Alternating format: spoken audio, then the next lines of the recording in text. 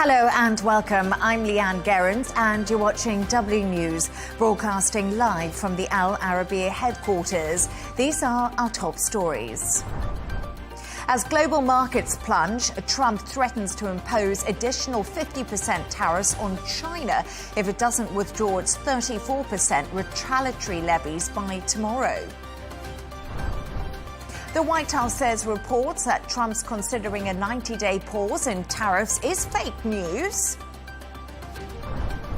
It comes as one of his biggest supporters, billionaire hedge fund manager Bill Ackman, warns him to pause tariffs or risk a self-induced economic nuclear winter. But on Truth Social, the president remains defiant, saying be strong and patient and don't be a panickin.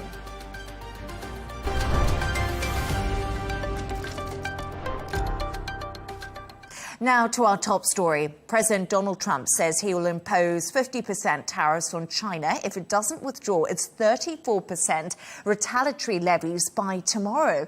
The White House also says reports that President Trump is considering a 90-day pause in tariffs is fake news. It comes as the president is facing a huge amount of backlash from around the world over his tariff strategy as global stock market plunge into chaos today. Even some of his supporters, including billionaire hedge fund manager Bill Ackman, has urged the president to pause them or risk a self-induced economic nuclear winter. Despite the warnings, the president remained defiant whilst posting on his Truth Social platform, insisting oil prices are down. Interest rates are down. Food prices are down. There is no inflation. He also said the US has a chance to do something that should have been done decades ago, and even called on people not to be weak or stupid whilst creating a new phrase, saying don't be a panickin. He concluded by saying be strong, courageous and patient, and greatness will be the result. For more on this, I'm joined by Al Arabiya senior correspondent Karen Camel. Karen, thank you for joining me so much. So the US markets opened sharply lower, then rallied briefly after Trump's advisors suggested he's considering a 90-day tariff pause. But how are the markets trading now, and how concerning is all of this volatility? It is extremely concerning, and some of the volatility indexes like the VIX that measures, in fact, the gyrations that we see on Wall Street are indeed at record highs.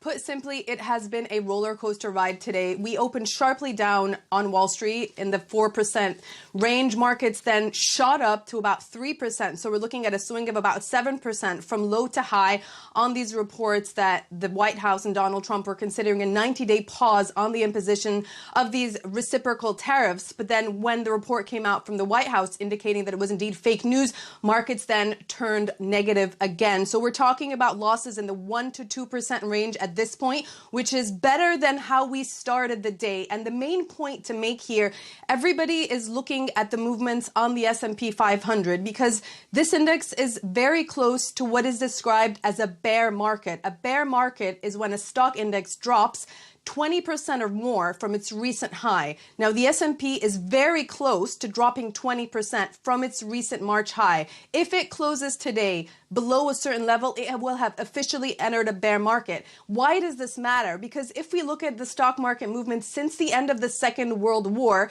9 out of 12 bear markets have brought with them a recession in the U.S. economy. And that is the thing that is essentially driving all these worries. Why are markets dropping so much?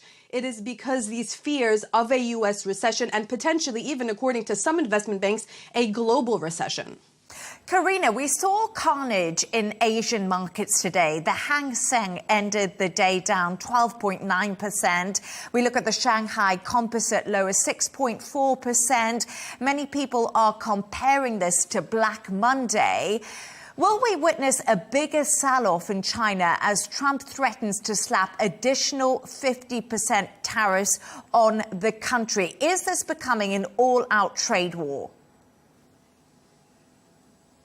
It could indeed, and the answer to your question depends greatly on how will other countries respond to this escalation or to the imposition of these reciprocal tariffs by Donald Trump. Already, just now, we've seen a strong reaction on the Chinese currency, the yuan, in response to the Truth Social post indicating an additional 50% of tariffs on China if it doesn't retaliate against the U.S.'s retaliatory tariffs. So we're in a kind of game of ping pong now, but the yuan is dropping, and we could see further drops in Asia. You mentioned the Hang Seng today, the lowest level since 1997. We've had severe drops in the Taiwanese market today as well, because Taiwan was actually closed on Thursday and Friday. So today was the first time for the market to react. And we're talking about companies like Taiwan Semiconductor and Foxconn. These companies matter to American companies. Many American corporate giants, especially in the tech industry like Apple, rely on these companies to manufacture their goods. That means that an iPhone produced in Taiwan will have much higher tariffs attached to it when it re-enters the American market. In China, we've seen it in terms of the reaction of each country. China is one of the countries that has very quickly retaliated and went towards an escalatory position. And they've imposed or said they will impose 34% tariffs. This is in response to the 54% tariffs that the U.S. is imposing on it. And today we hear from Donald Trump that actually it's going to be another 54%. So that would take us actually to even above 100% if we add all the tariffs together. So that's the Chinese position. But we've seen a very different position from other countries. Taiwan, for example, really dependent on those big American manufacturers in its country. They're actually saying we're going to provide a support package to our local manufacturing. And they very quickly offered zero tariffs to the United States. The European Union also could retaliate, but says it wants to negotiate. So to answer your question, are we headed for a trade war? It really does depend how many countries go towards escalation and retaliation and how many come to the negotiating table. The White House tells us 50 countries have already come knocking and saying they're willing to talk. So tariffs have shaken the global markets, as we were just discussing with each other. And you were saying to me, you know, if these countries decide to come to the table, then they can begin to negotiate. How worried should people be who don't invest in the markets? How does this impact everyday life for people? Well, do you know what impacts everyday life for everyday people all over the world? Because we are living in a globalized, interconnected world where the global supply chains are interconnected. They don't respect geographical borders. Just to give you one example, car manufacturing is one of the most complex supply chains anywhere in the world. One single vehicle could potentially cross a border 8 times before it reaches its final destination. We're talking about German companies like Volkswagen. They have a huge chunk of their manufacturing in Mexico, and the majority of what Volkswagen makes in Mexico is exported to the United States. So that just gives you a sense of how many countries are involved. And when we talk about global tariffs, there is no country that is spared from the baseline 10% tariffs. There are obviously much higher tariffs targeting specific countries based on what the U.S. sees as an unfair relationship with those specific countries. This is not good for anybody. The effect on the average person will inevitably be an increase in prices, an increase in inflation. What that also could mean further down the line, obviously goods will be more expensive. Somebody buying a toy at Walmart in the United States will be paying more for that. Somebody here in London will find that everyday items are more expensive. That will be across the board. Donald Trump said, and Scott Bessent, the Treasury Secretary, pushed back and said, actually, the oil price is down and that's good for American consumers. That may be the case, but the drop in oil price may not make up for the huge rises that people will see in other parts of their life. Something else that people will feel, maybe you don't invest in the stock market, but a lot of people have a pension. If people check their pension today, they will be pretty upset at what they see. Maybe pensions are invested on the long term, but if you're retiring pretty soon, it's not good news for you. And the final thing to say is that the global picture will change if you're thinking about taking out a mortgage or depositing money in the bank you're hoping will earn you interest, or indeed taking a loan. All of those transactions will be impacted by the interest rate that the central bank set. And we are talking about a change in market expectations as to how interest rates will head. The Federal Reserve, according to JP Morgan, could potentially cut interest rates this year by 125 basis points. I mean, that may be good if you're borrowing, but it's definitely not good if you're depositing money. So there's huge implications for the average person in many parts of their daily lives. And, you know, you spoke earlier to me about the S&P 500 could possibly enter a bear market. And I've also heard a lot of people talking about buying the dip. So if people are investing right now, where are they putting their money? This is such a good question because today the talk was, will we see a mild resurgence or recovery today, Monday versus Thursday, Friday? Are people going to buy the dip? We often see this. We may have seen it slightly, but it wasn't enough to boost markets to the point that people were hoping because there was nothing encouraging. There was no news that could boost market sentiment. So while absolutely there may be people who are buying the dip, it's not strong enough, that movement. Now, the other thing to say is that generally in times of geopolitical uncertainty or just uncertainty in general, we go to the safe havens. Those are the solid, reliable investments. So we've seen a lot of buying on the yen. It's always a safe haven and investors turn to it in times of trouble. We also have the Swiss franc. Now, these two currencies have seen an increase in value compared to the dollar, for example. The interesting thing is that we often see investors head towards gold or bullion. But the change that we've noticed lately is that actually gold prices have been down, and this is counterintuitive. It's not the usual case we've seen in the past. And some people are saying, and this sort of highlights the extent to which people have suffered losses over the past few days. Previously, and since Donald Trump came into office and the geopolitical tensions we've seen with the war in the Middle East and Ukraine, there has been heavy buying of gold. And investors had very large positions in gold to counter or hedge against the global geopolitics before the tariffs were even announced. But then due to the massive losses they suffered over Thursday and Friday, they were forced to liquidate their gold positions in order to cover their losses elsewhere. And some people are saying that explains why we've actually seen a drop in gold, which would be the opposite of what we'd normally expect to see in such circumstances. Karina Camel there in London for us. Thank you so much for joining me. I really appreciate your insights.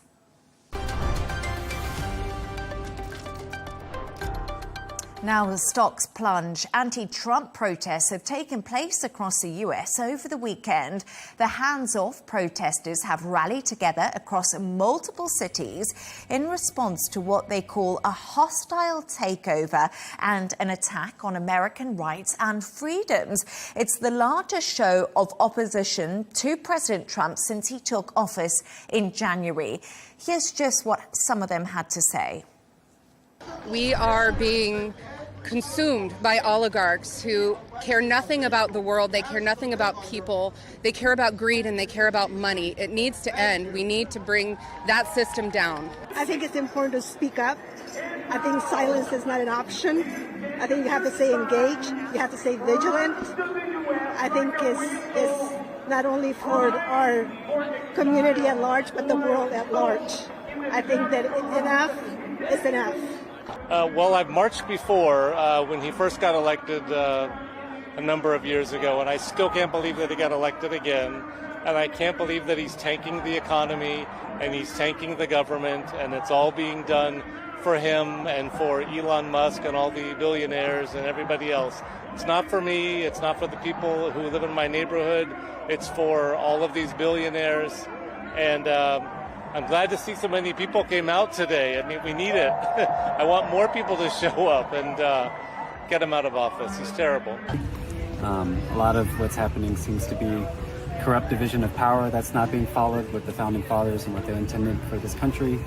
Doge running without any kind of oversight. There's been Senate hearing committees that have been action for all these potentially illegal activities that are happening. So I think that's why people are coming out. They want to make noise about it, protest and speak against it, and hopefully take action and make some change. I'm now joined by Republican strategist and former Nevada Republican state chairman, Amy Tarkanian. Amy, thank you so much for joining me. So we just heard a few voices from the rallies across America. The crowd really voicing their discontent over the administration's sweeping executive orders and the restructuring led by Elon Musk. Is this a reality of Trump's second term really sinking in for Americans? And how concerning is this discontent? Sure. Well, change is usually difficult for many of us. And this is something that the president actually campaigned on. He was very clear that he wanted to shake things up in a number of areas. And this, being the fact that the economy was at the top of that list, this is not a surprise. He actually won his second term quite handily, I might add. And so for a number of these folks to be out there protesting, they have every right to, and that's great. But there is a lot of misinformation, disinformation, because misinformation is accidental, right? And so disinformation is intentional. So there is some fear mongering being pushed, unfortunately. And, you depending on what you read, people are saying, oh, Trump's going to get rid of Social Security. No, he's not. Elon has just mentioned that he found that there were dead people that were still collecting Social Security, which obviously that's unacceptable. You hear people that are worried about women's reproductive rights, dealing with abortion. And all President Trump did was he didn't eliminate it, but he just sent it back to the power of the states to make the decision on what those laws should look like. And so, he is not removing things. He's actually just refining things and bringing them back to the power of the people. And who doesn't want to have government waste removed? I would think people would be thrilled to know that our hard-earned taxpayer dollars are not being wasted. Yes, Amy, as you said there, Donald Trump did really campaign on the economy and also on change. And this is why he is, of course, in power right now. But again, we just see him post on social media ahead of the US market open, asking people not to be weak and don't be stupid. He said this is basically people are panicking because of the tariffs, and we're seeing this huge sell-off. Do you think this is constructive advice from a president? And he's a businessman himself with loads of investments. Is he showing disregard for people's money? Well, he's not known for being the most eloquent, and he is known for being quite brash. And so it's not a shock. A lot of people actually like that in him. I particularly don't appreciate the tone. But I think if you look back historically, people are saying, are we in a bear market? Which would mean, that our stock market is taking a nosedive of more than 20%. And so we are very close to that, if not at that. But we do know that it usually lasts roughly around 5 months or so. And the last time it happened was in 2022, and we bounced back. So, this is something that I think if he were to say it by using better words, please be patient. This is something that has been a long time coming. This should have been done decades ago. And unfortunately, we've had presidents who've just been there to go along to get along, and it's just continued to spiral into, a huge mess. So yesterday, Trump defended tariffs, saying sometimes you have to take medicine to fix something. How long are Americans prepared to drink this medicine? And if these tariffs don't go well, we see the stock market and the economy completely sinking. What does this mean for midterms? Sure. I mean, it's going to be tough. And I think it will take a toll on the down ticket. There's no question. But the good sign is that you see he's claiming that there's upwards of 50 countries that are actually coming to the negotiation table. So hopefully they're able to have civil discourse, have, professional conversations on how to make sure that things are done properly, even though this change is going to be massive, not just for us, but for the entire world, as we're seeing. It's not just us that are concerned about making sure we can put food on the table, gas in our cars, so that way we can get to our jobs. It's worldwide at this point. And so I'm hoping that by him having the discussions with the upwards of 50 countries, it will go in the right direction. But it's not going to happen overnight, that's for sure. And so a number of people are going to struggle in the short term, but he's looking at the long term. Yes, and Donald Trump has alluded to that, hasn't he? He has said to people, yes, there's going to be some short-term discomfort. The White House claims that he's going to pause the tariffs for 90 days is fake news. We're kind of getting some contradicting messages coming out of the White House.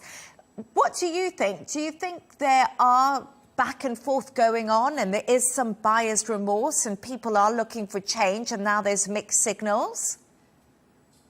Well, I think depending on which network television show you'd like to turn on, you will hear financial advisors and experts that will say just exactly what the president has been saying. We're going to be fine. It's going to hurt in the short term, but we're going to be fine. But then you'll hear others who will say he needs to stop. He needs to slow this down immediately. And so there is conflicting information being told to the general public. However, I don't believe that President Trump, he himself, is going to be changing his tone anytime soon. I think what he does, and we see this time and time again with him, is he'll make outlandish statements. He'll throw spaghetti at the wall, if you will, and see what sticks. And then when it's time to negotiate, then he'll see, okay, now he can work from the top down to the bottom and come to an agreement. Amy Tarkanian, thank you so much for your insights. Great to have you on the show. Thank you.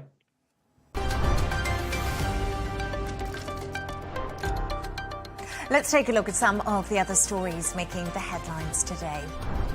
A second child with measles has died in Texas as an outbreak in the state continues to get worse.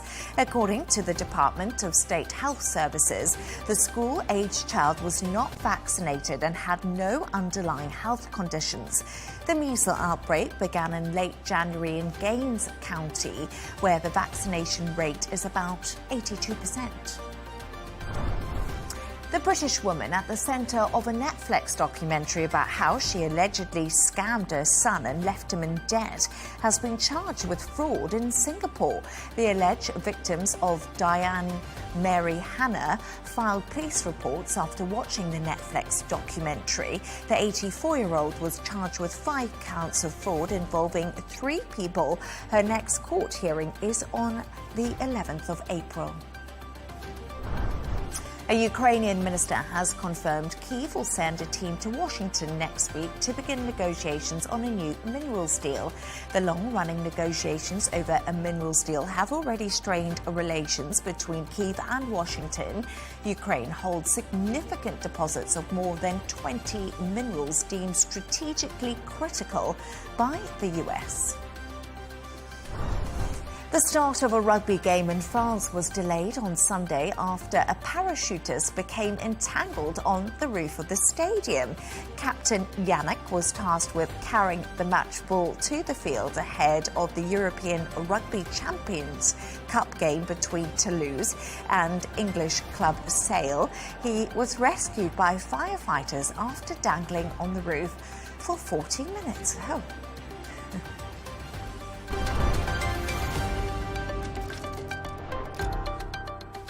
Israel's Prime Minister Benjamin Netanyahu has landed in Washington for talks with President Donald Trump. The meetings will largely focus on the ongoing war in the Gaza Strip, as well as his new tariff policy, which has imposed a 17% tariff on Israeli goods. Meanwhile, French President Emmanuel Macron has held talks in Cairo on the situation in Gaza with the Egyptian President Abdel Fattah al-Sisi and called for an immediate ceasefire. For more on this, I'm joined by our correspondent in Tel Aviv, and that is Trent Murray. Trent, thank you for joining me. OK, Benjamin Netanyahu, he's in Washington for a second meeting with President Trump. He's also the first leader to visit the White House since the tariff announcement. What else are they expected to discuss other than tariffs?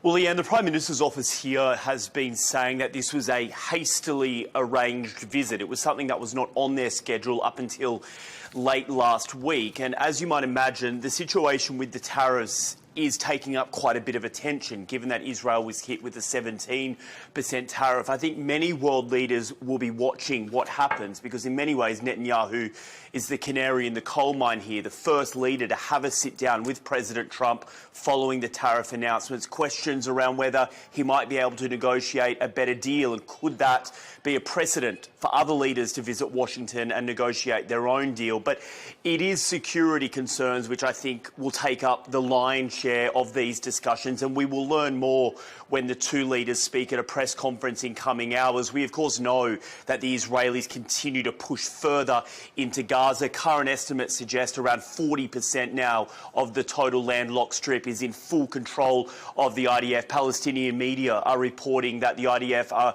putting new positions in, new watchtowers in some of those zones that they have seized, and are clearly showing signs that they are not about to be moving back anytime soon. And of course, then there is the broader regional situation. We've seen the US continue to increase its force posture across the Middle East, bringing in long-range bombers to its air force bases a couple of thousand kilometres from the coast of Iran, also bringing in additional air defence systems from as far away as South Korea. So undoubtedly a lot for the pair to be discussing right now, and ongoing questions around whether they might be working on some sort of joint military operation moving forward between the States and Israel. Trent, a lot on the agenda, but Emmanuel Macron is calling for an immediate ceasefire in Gaza. This is during his visit to Egypt today. What ceasefire proposals are on the table?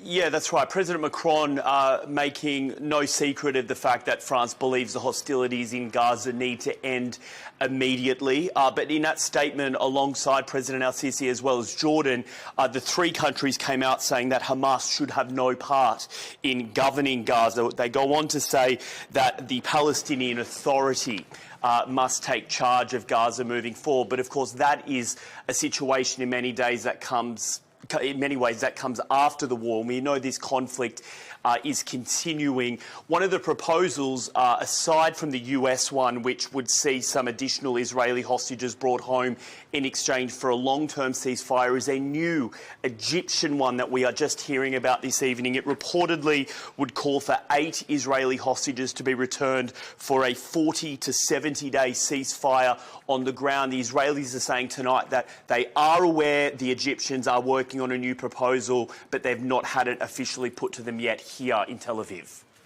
Trent, we talk about a ceasefire, but Israeli airstrikes are continuing to hit Gaza and have also hit a tent in Khan Yunis, which was being used as a base by a number of journalists. What more do we know about the latest attacks?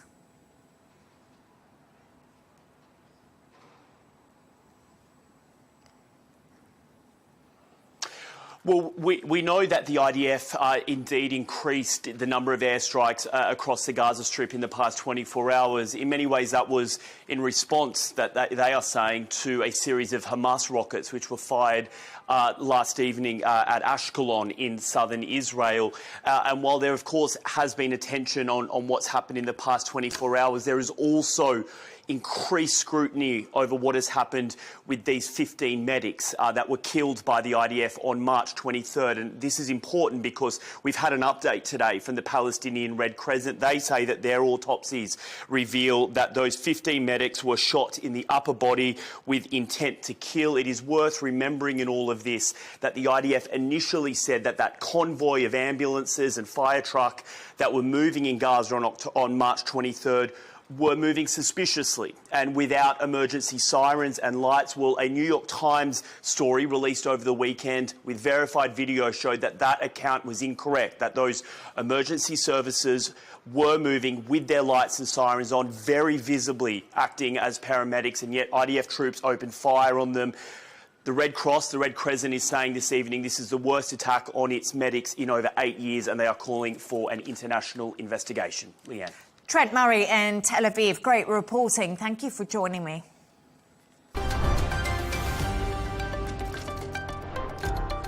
Let's take a look at some other stories making the headlines today.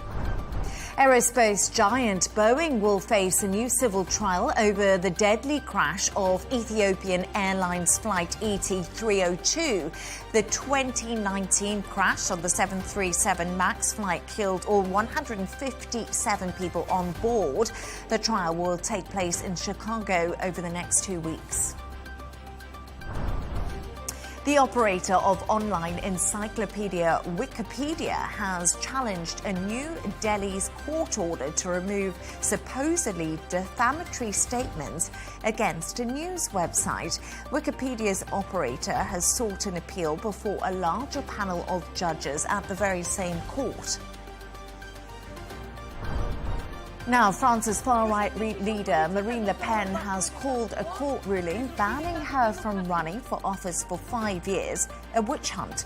It comes after Le Pen was found guilty of helping embezzle over $3 million of EU tariffs between 2004 and 2016 for use by her party. Le Pen has appealed and claimed the ruling was a political decision. And residents in India are being warned to take care in extreme temperatures during a heat wave. The Indian Weather Department says northern and central states can expect temperatures to reach 40 degrees Celsius. A yellow alert has been issued and people have been advised to avoid heat exposure and wear lightweight and breathable clothing.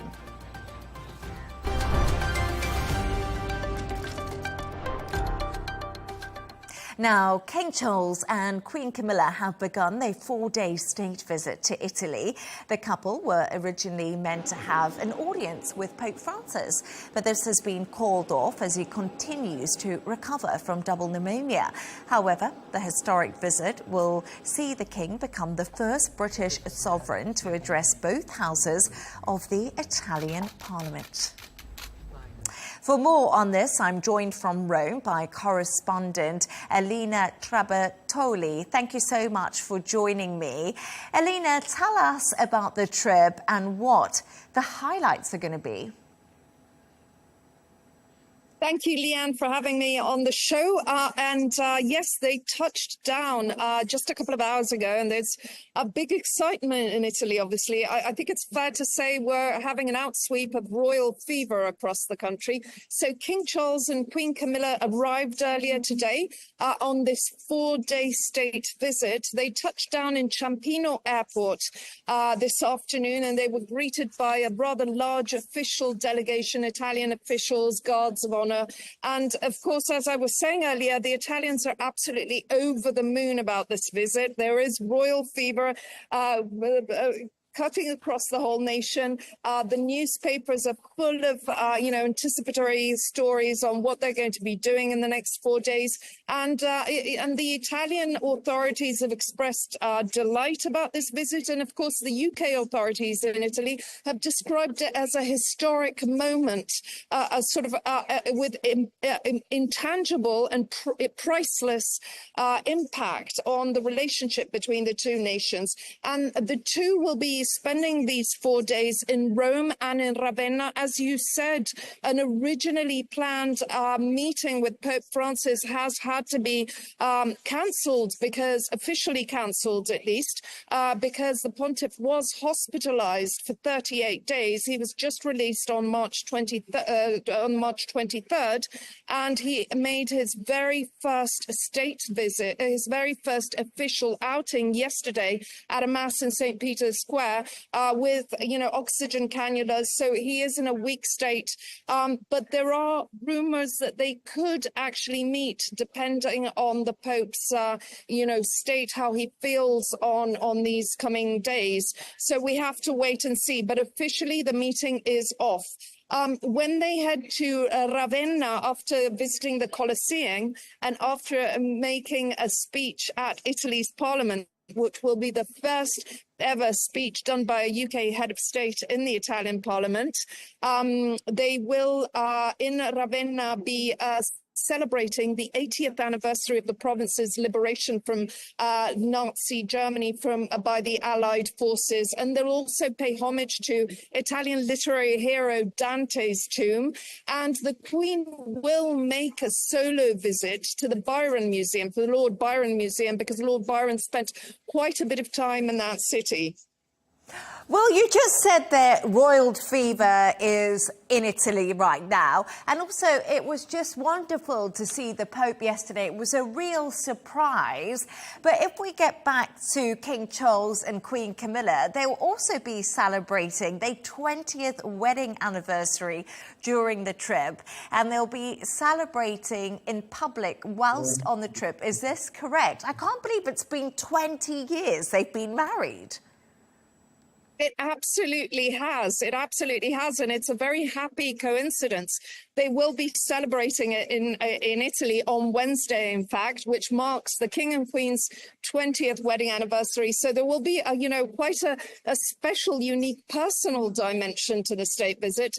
And the way they'll be celebrating it is by an official formal state banquet that's being organized by Italian President Sergio Mattarella at the Quirinale Palace, which is where, the official Italian president's abode is. And, looking back, as you say, it's 20 years and it's quite poignant, this moment in time, considering their relationship journey. I mean, who doesn't remember the very difficult reception they received in the 80s and the 90s? And now here they are, on an official state trip after many years of representing the UK officially together as King and Queen. And, as one correspondent I spoke to earlier noted, it's a far cry from the reception their relationship received in the earlier years.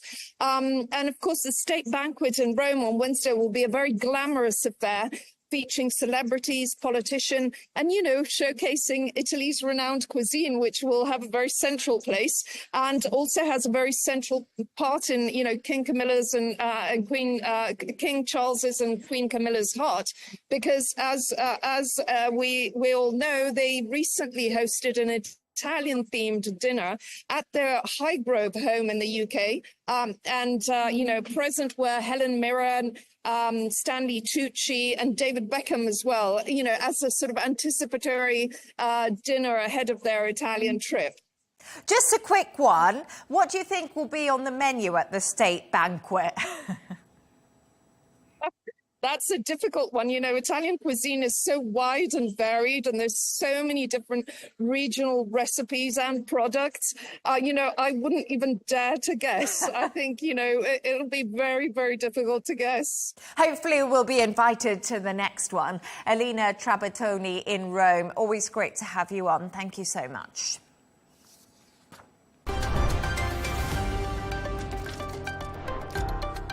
Let's take a look at the top business news now.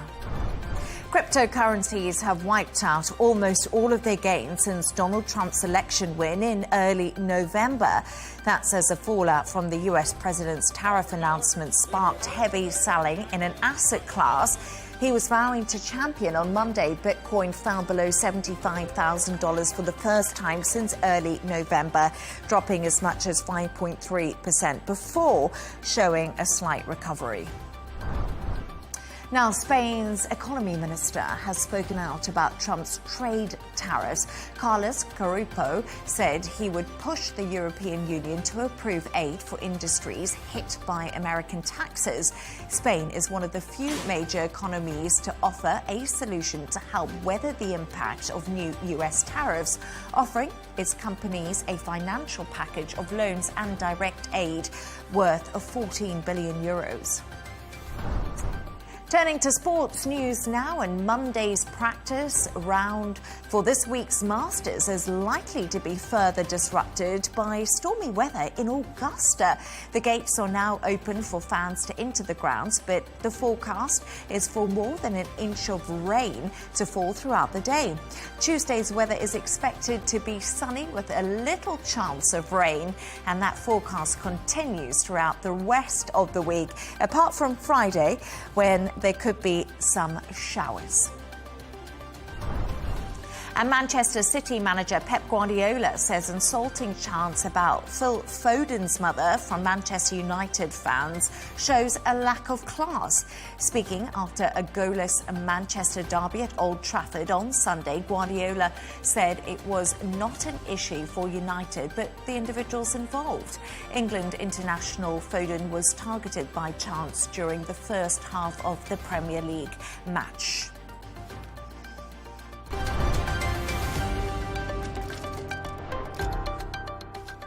Now, a reminder of today's top stories. As global markets plunge, Trump threatens to impose additional 50% tariffs on China if it doesn't withdraw its 34% retaliatory levies by tomorrow. The White House says reports that Trump's considering a 90-day pause in tariffs is fake news. It comes as one of the biggest supporters, billionaire hedge fund manager Bill Ackman, warns him to pause them or risk a self-induced economic nuclear winter. But on Truth Social, the president remains defiant, saying be strong and patient and don't be a panicking. And that's all from us on W News. Thank you so much for joining us. Counterpoints with Melinda Nucifora is coming up next. That's followed by Hadley Gamble's interview with Morgan Ortagus, Deputy US Special Envoy to the Middle East. Plus, we'll be back in just a couple of hours' time with W News Extra, so please join me there. Once again, thanks for joining us and goodbye.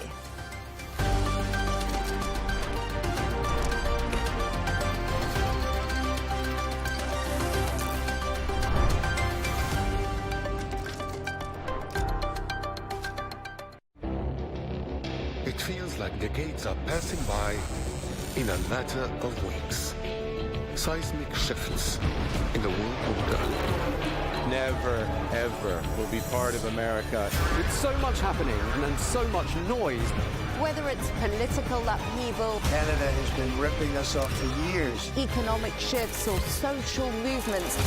And no one wins from tariffs. I think America can be more friendly to the rest of the world.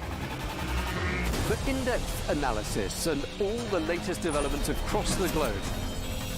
To have an inclusive policy together. The meetings with Hamas gave me some hope.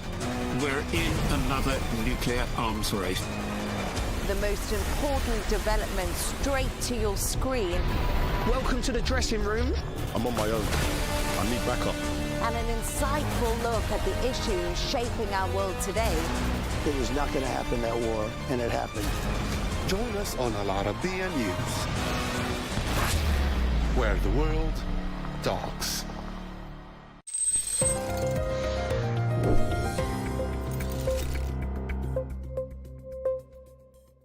What is it about Crimea that's got two countries fighting for years? I mean, it's just a diamond-shaped piece of land sticking out into the Black Sea, kind of easy to miss on the map, but this little peninsula has sparked wars, shaped empires, and now sits at the center of one of the most dangerous conflicts of our time. Russia and Ukraine both claim it, though Ukraine is the internationally recognized sovereign over Crimea. Regardless, neither side is backing down. So what makes Crimea so important? Why has it become one of the most contested pieces of land in the world? Let's take a closer look.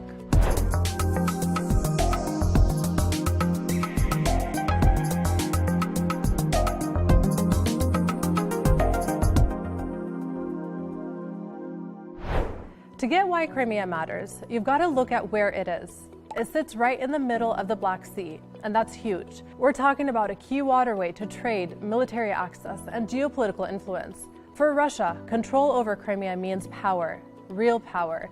It gives them direct access to the Mediterranean and beyond, something they fought for centuries. And then there's Sevastopol, a major port city on the southern tip of Crimea. It's home to Russia's Black Sea Fleet, and here's the kicker. It's a warm water port. That means it stays ice-free all year. For a country like Russia, where so many northern ports freeze over in the winter, that's a very big deal. But it's not just about ships and strategy. Did you know Crimea has also been a vacation hotspot? Back in the days of the Russian Empire, even the last Tsar, Nicholas II, used to spend his summers there. Later, during the Soviet times, the city of Yalta became a go-to resort, the kind of place where people dreamed of visiting. But beneath the sunshine and beaches, Crimea's past is heavy. The history of this place is filled with power struggles and painful memories. In the 1700s, the Russian Empire first annexed Crimea from the indigenous people of the peninsula. Then came one of the darkest chapters. In 1944, Soviet leader Joseph Stalin accused the people of the peninsula of working with Nazi Germany. His response? Deport nearly 200,000 of them to Central Asia. Nearly half didn't survive the journey. that trauma still shapes identity and politics in Crimea today. Fast forward to 1954, another turning point. Soviet leader Nikita Khrushchev transfers Crimea from Russia to Ukraine. That might sound like a huge deal, but at the time, both were still part of the Soviet Union. It was more like rearranging furniture within the same house. But when the Soviet Union collapsed in 1991, everything changed. Ukraine became independent, and with it, Crimea officially became Ukrainian territory. That set the stage for what we're seeing today. Then came 2014, the big shift. After mass protests in Ukraine ousted the country's pro-Russian president Viktor Yanukovych, the Kremlin saw a chance. Russian troops, wearing unmarked uniforms, suddenly appeared in Crimea and took control. A referendum followed. Russia claimed the people of Crimea voted to join the Russian Federation, but Ukraine and most of the world called it illegal. They said the vote happened under military occupation. So how could it possibly be fair? Still, for Russian President Vladimir Putin, this was a massive win. His popularity soared, and the phrase Krim Nash, or Crimea is ours, became a national rallying cry. But not everyone was cheering. The US and its allies hit Russia with sanctions, and relations between Russia and the West fell off a cliff, arguably the worst they've been since the Cold War. Fast forward again, 2022. Russia invades Ukraine on a full scale, and Crimea isn't just in the background anymore. It becomes a launch pad. Russian forces use it to attack southern Ukraine and move in fast. But Ukraine isn't just defending, it's hitting back. Over the past few years, Ukrainian forces have targeted key sites in Crimea, airfields, ammo depots, and even the Kerch Bridge, a giant symbol of Russia's control. At 19 kilometers long, the Kerch Bridge is the longest in Europe. Russia built it after annexing Crimea, not just for logistics, but as a literal concrete claim to the land. And Ukrainian President Volodymyr Zelensky, he's made it crystal clear. Ukraine will not stop until Crimea is back. So what now? Can Ukraine actually retake it? Will Russia give it up? Or is Crimea going to stay a geopolitical powder keg for years to come? What we do know is this: Crimea isn't just a piece of land. It's a symbol, a strategic stronghold, and a flashpoint in a war that's still far from over.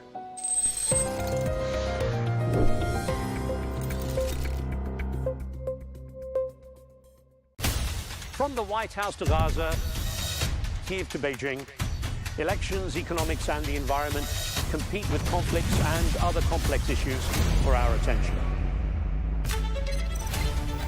In an age of fake news, deepfake, and artificial intelligence, they've got to have a vote and a say. It's important to look beyond the loudest voice to understand the truth. From newsmakers to groundbreakers, my campaign is going very well. Presidents, prime ministers, princes and peacemakers, and cultural tastemakers. As Arabs, as Middle Eastern, we're too emotional. Join me on the Riz Khan Show for empowering conversation. Is free trade the enemy of America? Donald Trump seems to think so. He says his tough, broad-brush tariffs will make America wealthy again.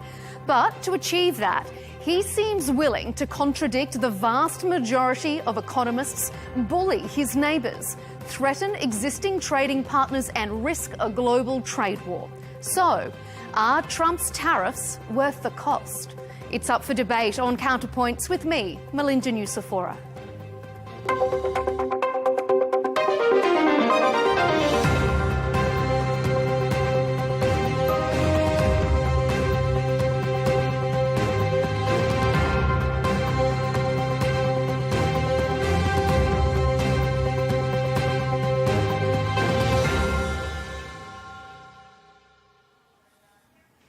Tariffs. Donald Trump says it's the most beautiful word in the dictionary.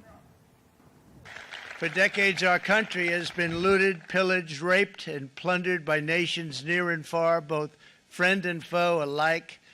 Our country and its taxpayers have been ripped off for more than 50 years, but it is not going to happen anymore. It's not going to happen.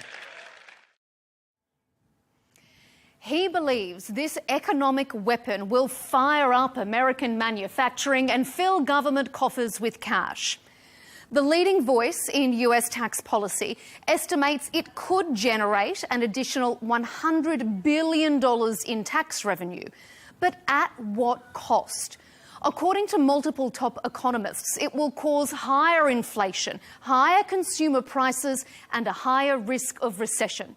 The geopolitical ramifications, though, are harder to quantify. The old relationship we had with the United States, based on deepening integration of our economies and tight security and military cooperation, is over. It's my solemn promise that when President Trump threatens us again, we will fight back. A global trade war is brewing. You know you're in turbulent times when communist China supports open markets more than capitalist America, who's pushing for protectionism. Old rivals are even looking to work together against the US. South Korea, China and Japan have held their first economic dialogue in 5 years. I'll ask my expert panel if tariffs can really make America wealthy again, whether Trump's economic bullying is just his latest negotiating tactic, and if the US is economically strong enough to weather a global trade war.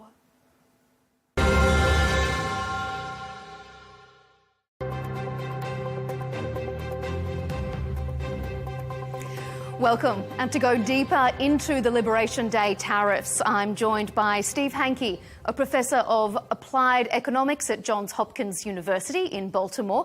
He was also a senior economist on President Ronald Reagan's Council of Economic Advisers. And we also have with us Thomas Phillipson, former member and chairman of the Council of Economic Advisers in the first Trump administration and current Daniel Levin Chair in Public Policy at the University of Chicago. Gentlemen, welcome to Counterpoints. Donald Trump says he has inherited what he calls a sick patient. He says the US economy was in a terrible state when his administration took over the White House, and that this early negative market reaction is to be expected. But he has no doubt that manufacturing will soon boom and all Americans will prosper. So, Thomas, I'd like to start with you. Will these tariffs make America wealthy again? I want to start with the background, which is that the U.S. is really the victim versus the criminal before this started, essentially, in international trade policy. We documented that in an annual report that came out of the Council of Economic Advisers 2018, how much worse we're treated abroad. Our companies are treated abroad and we treat their companies at home. So obviously, that's the impetus for all this, to try to change that imbalance. And when you do have a change in that imbalance, you're necessarily going to generate uncertainty. The market is not going to fully understand where the change is going. And I don't think anyone knows where the change is going. But what the April 2nd announcement does, part of it does, the reciprocity, is basically put people now put them under pressure to start negotiating down. That's what I like about the reciprocity of the agreement. I'm not so much in favor of the floor of 20 or 10% floor that they have on the tariff, but the reciprocity basically puts pressure on these countries now to start coming down. They've been talking about we could have just come down without this, but they haven't done that for decades. So that's just sort of what economists call cheap talk. Now, this is really an opportunity for them to benefit from coming down. And that's why this leverage was essentially put up. So for me, it's all about what happens going forward here. We don't know that. The market doesn't know that. And market obviously hate uncertainty. But we will have Israel, Vietnam, India, and Switzerland have already started to come down. And the question is how many other countries will follow in that path. All right, Steve, what's your take? Well, my take is that I don't think we've been victimized in the United States. The trade deficit results from a very fundamental identity in economics. It's a savings investment identity. And the deficits in the United States aren't caused by foreigners ripping us off and giving us a bad deal. They're homegrown. The savings in the United States are deficient relative to the investment, and that deficiency, that gap, is filled in with trade. It's just a simple identity in economics. So the idea that somehow foreigners cause this is just incorrect. It's just absolute nonsense. Deficits or surpluses, whatever the imbalances are in the international accounts, they're created domestically, not by foreigners. Why does China have a huge surplus? Because they have a surplus of savings relative to investments. Switzerland, exactly the same thing. Any country with a surplus has a surplus of savings relative to investment. Any country that is witnessing a deficit has a deficiency of savings relative to investment. Now, it turns out the deficits in the United States, Trump thinks foreigners cause them. Well, he's wrong about that. We create them ourselves, and we primarily, by the way, create them. That savings deficiency is caused by the fact that the U.S. runs a fiscal deficit in almost every year. So as a result, since 1975, we've always had trade deficits in the United States, and they're good for the United States. They're a good deal for the Americans because we have very thick capital markets. We have the international currency.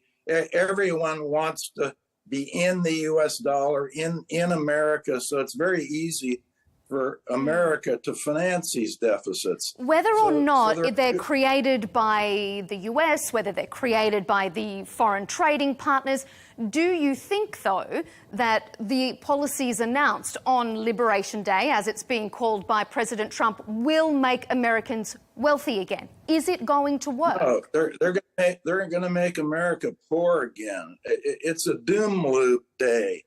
It's probably the stupidest economic policy we've had now for almost 100 years, because you have to go back to 1930, March of 1930. That's when the Smoot-Hawley Tariff was put in, something similar or akin to what's going on now.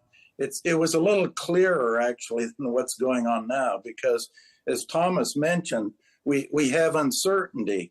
Now, let me just make a remark about that. It isn't just plain old-fashioned uncertainty that we have with Trump. We have what's called regime uncertainty. That is, the whole regime is changing. All kinds of things are changing. It's exactly like the New Deal. Remember the propaganda around the New Deal when Franklin Delano Roosevelt came in? Happy days are here again. Well, that was just propaganda. It was a disaster because when the New Deal started, there were so many changes going on in Washington, D.C., that something called regime uncertainty reared its ugly head. And when regime uncertainty rears its ugly head, investors hunker down and don't invest. So we went from 1929 to the end of World War II. There was virtually no investment in the United States because people didn't know what was going on. Remember, Roosevelt made it illegal for Americans to hold gold. And he did a huge devaluation, by the way, and Thomas, took away what do you think about Steve's comments there? Is this the stupidest decision since the 1930s? Well, I agree with Steve fully. I think most economists agree with Steve that trade deficits is not a measure of something where someone is a victim versus a criminal. Obviously, I have a trade deficit with my grocery store. I only buy from them. I don't sell anything to them. Presumably, that's a good relationship. So that's not the issue. The issue is the policies, and that's what we documented in 2018. No one can disagree with that. China, for example, requires, they own our companies to enter there sometimes. They rip off our IP, etc. No one can disagree with that. Europeans have higher tariff policies. Forget what the trade deficits is resulting from that, but that we are treated worse in terms of trade policies. That gets reflected, obviously, with it's not only consumption and investment, but also how easy it is to get into those markets that do determine trade deficits. And that is the issue at hand. I think the White House is a little bit too focused on the trade deficit as a measure of that, particularly on the April 2nd when they came up with the reciprocity and tariffs. Steve says that this is going to make Americans poorer. Do you agree with that? I think if we open up foreign markets, like I said, India, Israel, Switzerland, and others are now opening up their markets more towards the U.S. And if we respond by opening up our markets to them, then presumably, if you believe in free trade, that's a good thing. And if that's the result of this, this is a good thing. I'm not so sure that these floors are a good thing if they're not going to be negotiated down. I'm all for setting up leverage to generate more free trade. And that's initially what this was about. It was setting up leverage to get more free trade. Let's look at manufacturing, because that's one of the big things that President... Go ahead, Professor. Just one thing to follow up on what Thomas said. The idea that opening up foreign markets somehow is going to change the trade balance is not correct. As I said, the trade balance is determined by the gap between savings and investment, period. It's domestically produced. It's created domestically. That's why we have the imbalance that we have. And it happens, it's a very good thing to have in the United States because it's very easy to finance. We have no problem financing it. And it allows Americans to do what? To consume way more than they produce. It's a good deal. Well, if we're talking about consuming more than US producers, if we look at manufacturing, 40% as an estimate from what some industry sectors are saying, 40% of US imports are what they call inputs, meaning they're the components that US manufacturers need to produce products on US soil. So if even those inputs are going to cost more, doesn't that just mean manufacturing is going to cost more? How does President Trump think all of a sudden manufacturing is going to be cheap in the US? Thomas, why don't you take us? Language. Go ahead, Steve. Go ahead, Thomas. I think his language is that manufacturing will be moved into the U.S. That's the way he portrays this will become cheaper, because there's a conditional tariff rate only if you produce abroad, as opposed to you have a zero tariff rate when you come here, and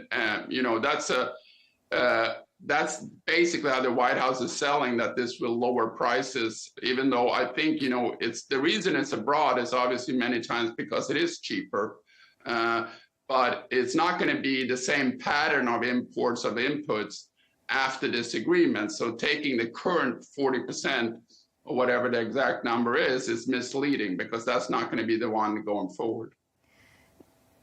Steve? Well, I think the important thing is to get back to kind of the basics a little bit. And what are tariffs? Tariffs are a tax on international transactions. So if you tax something, you're going to get less of it. And if you get less international trade, particularly given the benefits that exist from international trade, why do you think we have international trade? Because a buyer thinks they're getting a good deal by trading with some foreigner, and the foreigner thinks they're getting a good deal by selling it to somebody in America.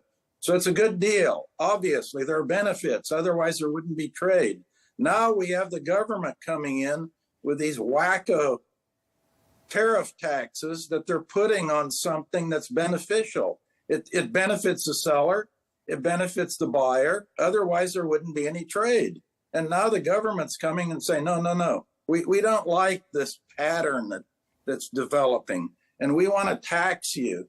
This is just supply side economics 101. It's the same as any other kind of tax, only it is on international transactions. Now, if we go back, by the way, and the market, what's going on in the market, it does relate to something I mentioned earlier. In March of 1930, it was announced that we were going to have the Smoot-Hawley tariff imposed in the United States, and it's something akin to what's going on now, because what was the environment in 1930? The money supply was contracting. That caused a slowdown in the start of the Great Depression.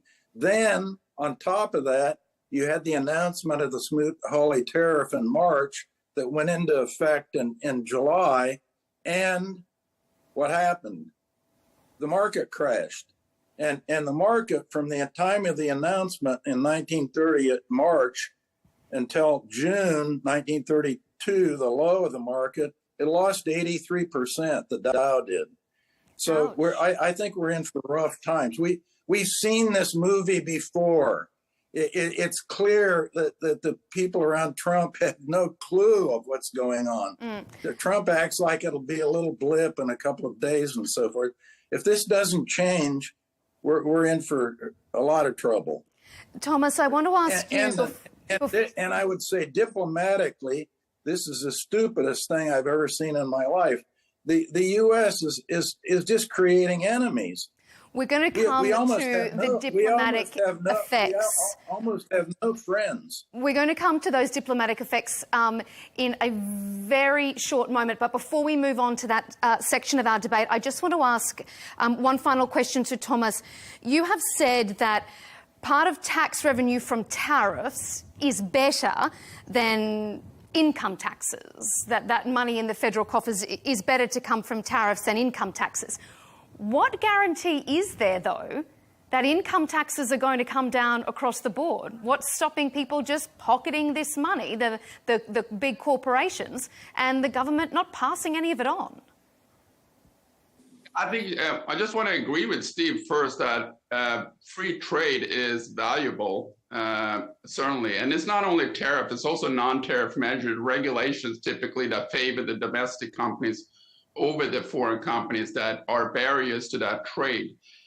My hope is that if you have now pressure on these, so other countries have prohibited, or not prohibited, but have raised more barriers to free trade than we have, them coming into us. So if other countries followed the countries I mentioned, such as Israel and China or India and others, and are reducing that barrier to free trade in response to this, if they want to negotiate down, that's why I like the reciprocity. If that puts pressure to them to open up for more free trade, I like that. I don't like the floor so much, regardless of what you do.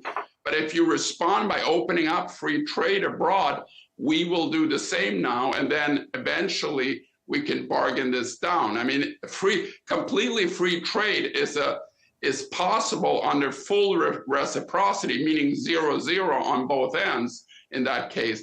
That would be, I think Steve and I would both agree, that would be a good outcome if that was actually the case. And I don't know where this will go. Maybe some countries will respond upwards, some countries will respond downward, like we have seen already.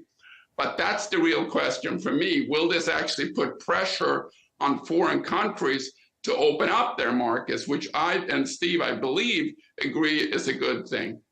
Steve, do you want to respond to that before we move on? I think Thomas is engaging in a little bit of wishful thinking.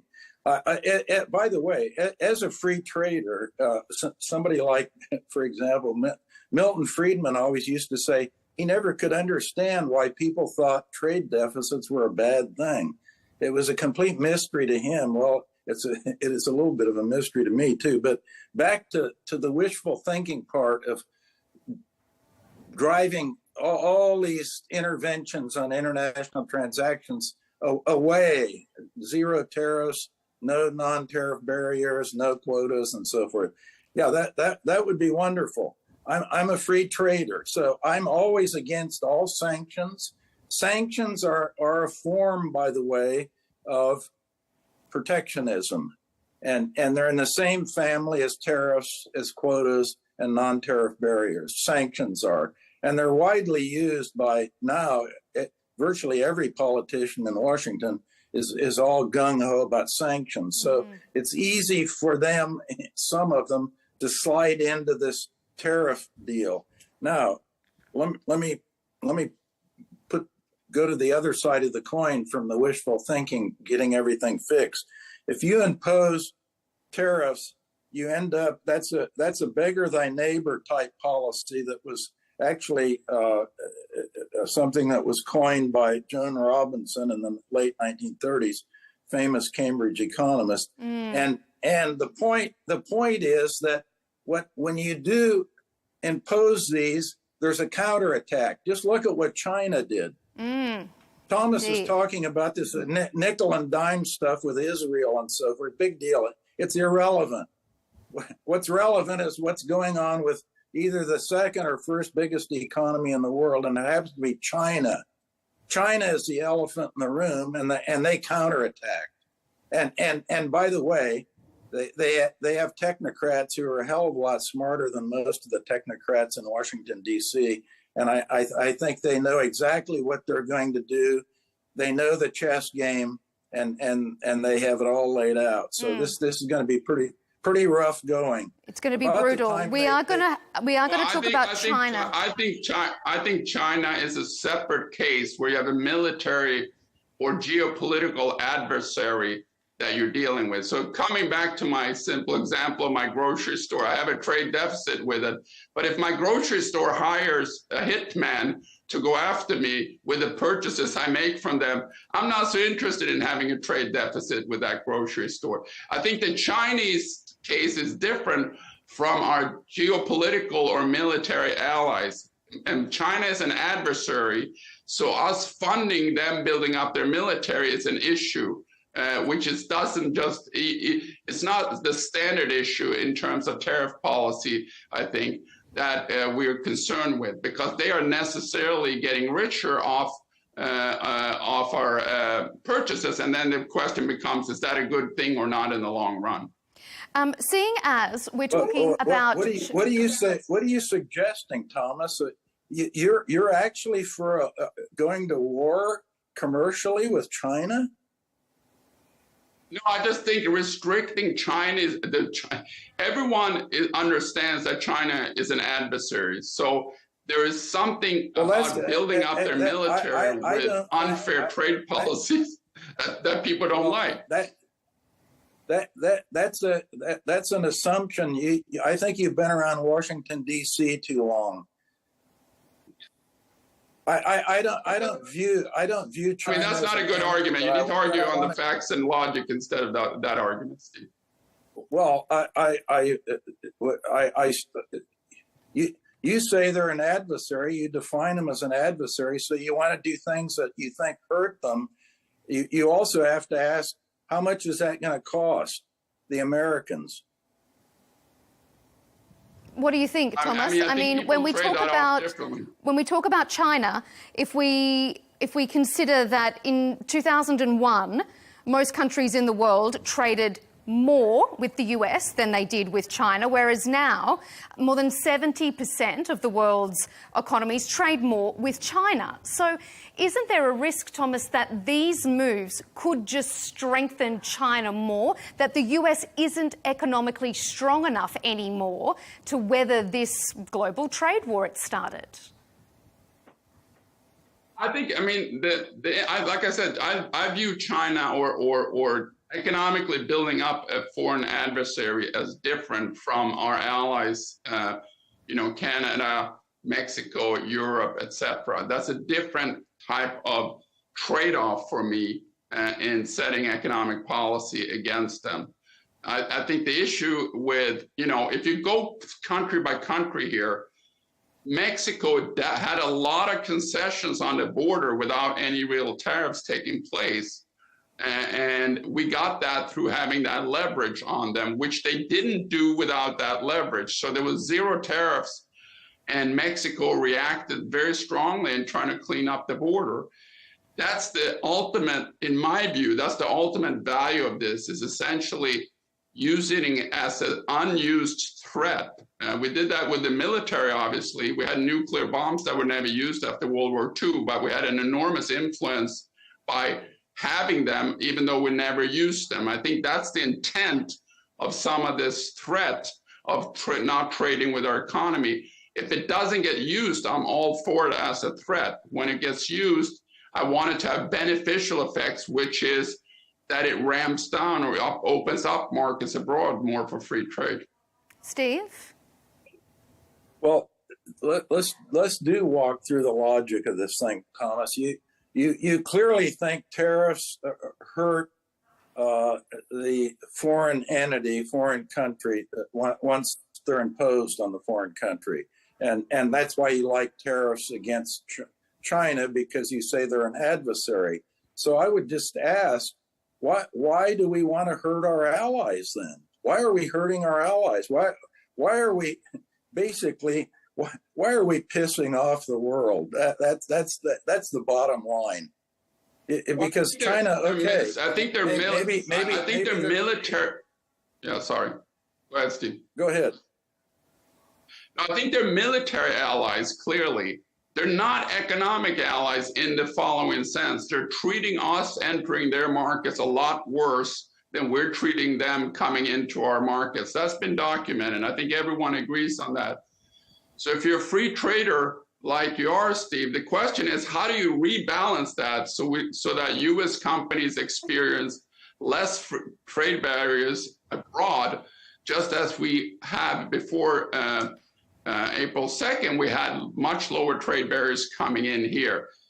That's the negotiation that's been going on for, decades, and no, it hasn't moved. They're still treating us worse. So what do? You just sit there and accept it, or you try to fix it, which this is an attempt doing.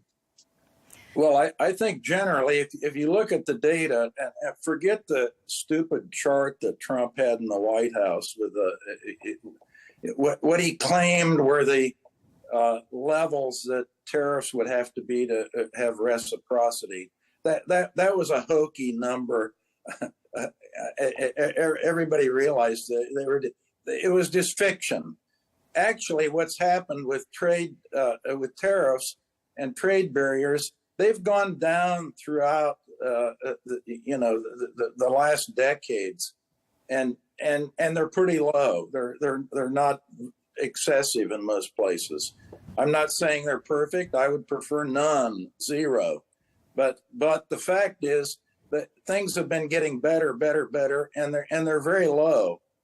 Tariffs amongst our allies are extremely low, and tariffs prior to, shall we say, maybe going back to Trump 1, they were pretty low in the United States too, quite low.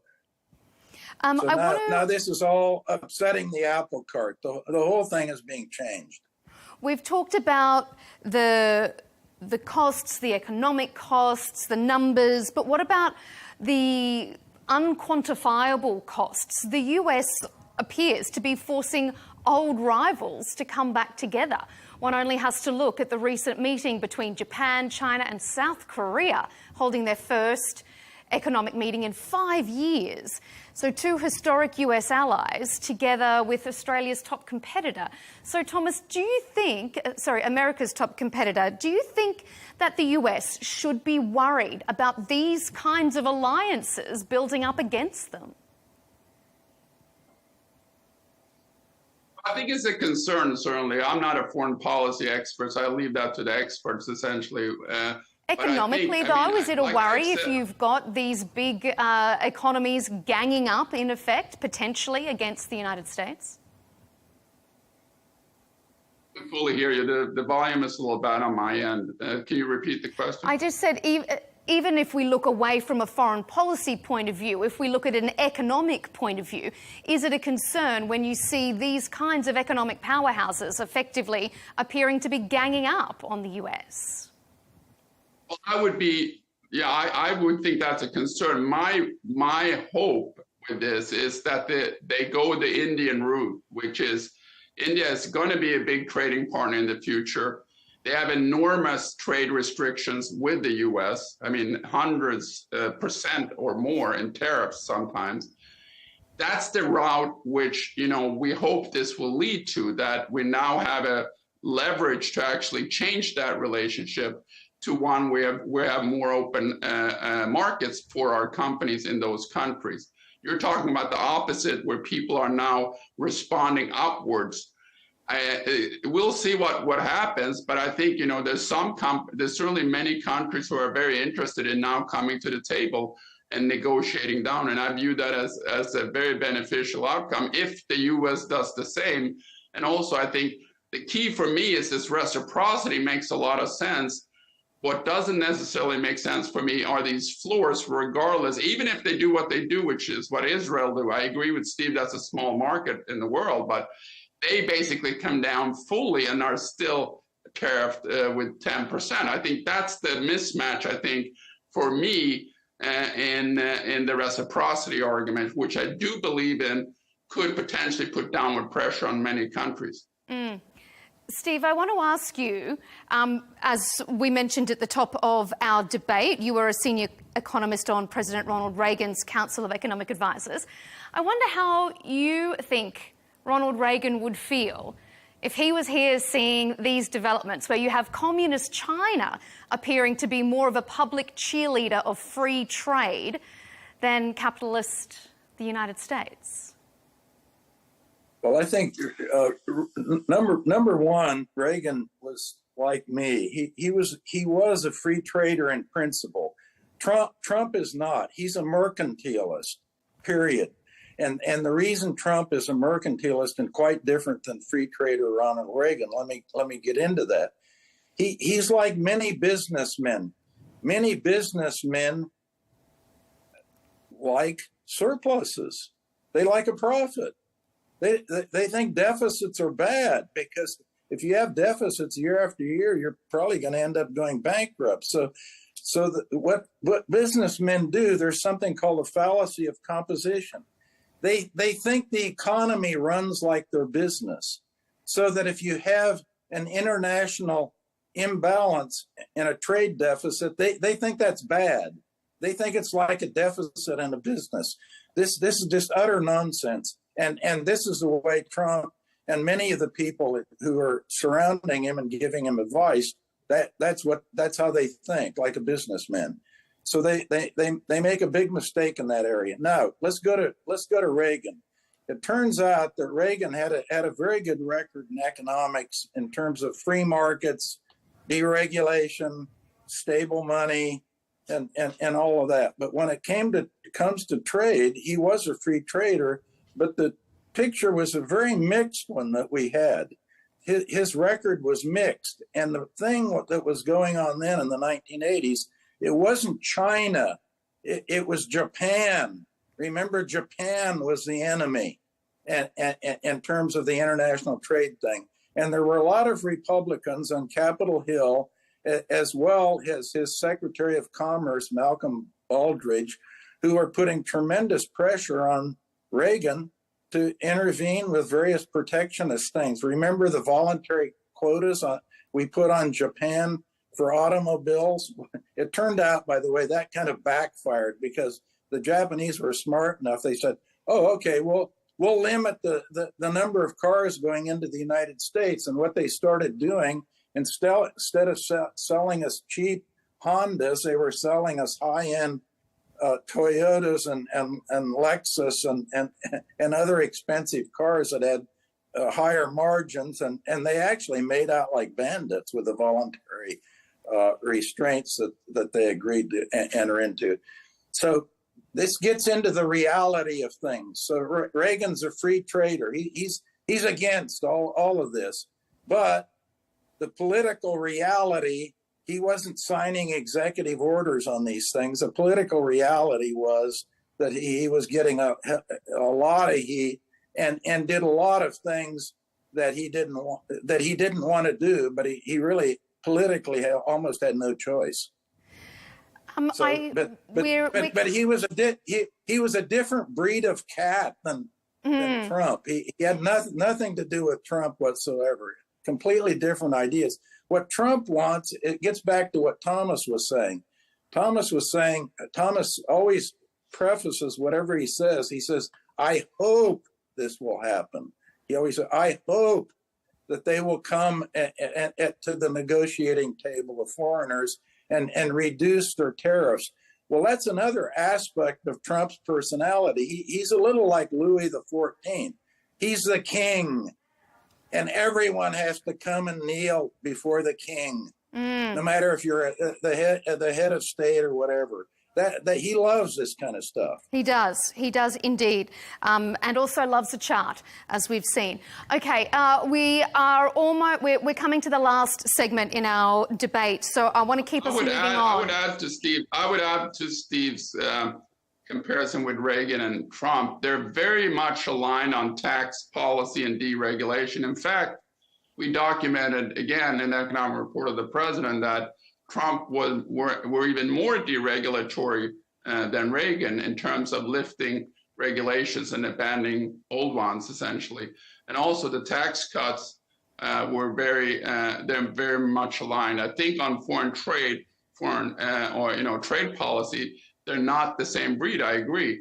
But on tax policy and deregulation, which is much more important for our economy because our domestic economy is, we trade a lot more within our country with ourselves than other countries do. We have lower import and export quotas ratios than other countries do. So the tax cuts and deregulations are much more important for reducing prices than tariffs are for raising them. Right. I don't want to get bogged down too much in the history. Let's look to the future. So I'm going to move us on. In the weeks leading up to Liberation Day, there was a lot of uncertainty about how the tariffs would be implemented, how far Trump would go. And he has ended up targeting both friend and foe, but accusing friends sometimes of being worse than the US's enemies. So, Thomas, I'll ask you first about trust. Is the US still a reliable and trusted trading partner?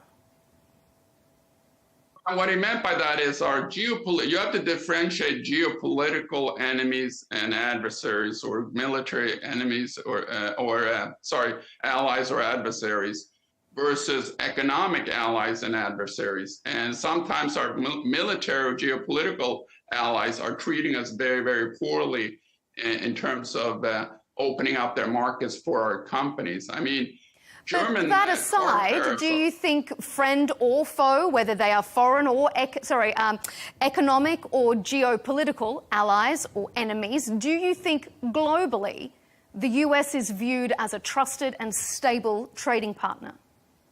Well, I come back to this, that US is the victim, not the criminal before this started. So they're trying to change that in terms of opening up markets for other countries. We're trying to change that, and the international press and the U.S. press want to paint us as being the bully when we are responding to being unfavorably treated. I think that's not necessarily an accurate representation of what this is all about. Steve? Well, I think Thomas is framing the thing as Trump is framing it. We have all these foreign criminals, that are ripping us off. And this gets back to the fundamental thing that I'm certain Thomas would agree with, because it's basic economics. You even teach us at the University of Chicago, or at least you used to in the old days when Chicago was Chicago, which it isn't anymore. But at any rate, the bottom line is trade imbalances are created locally. They are due to the savings investment identity. End of story. Forget the foreign criminals and we're being treated badly and all this other stuff. I'm not saying we measure this with trade deficit, Steve. I'm not saying we measure it. I'm not saying trade deficit is the measure of what's going on. You put that in my mouth. That's not my argument. My argument is that we're treating differently in policy. That's Trump's argument. That's Trump's argument. I'm not putting anything in your mouth. I'm just telling you that Trump views trade deficits as something that's bad, and they are created by who? By foreigners.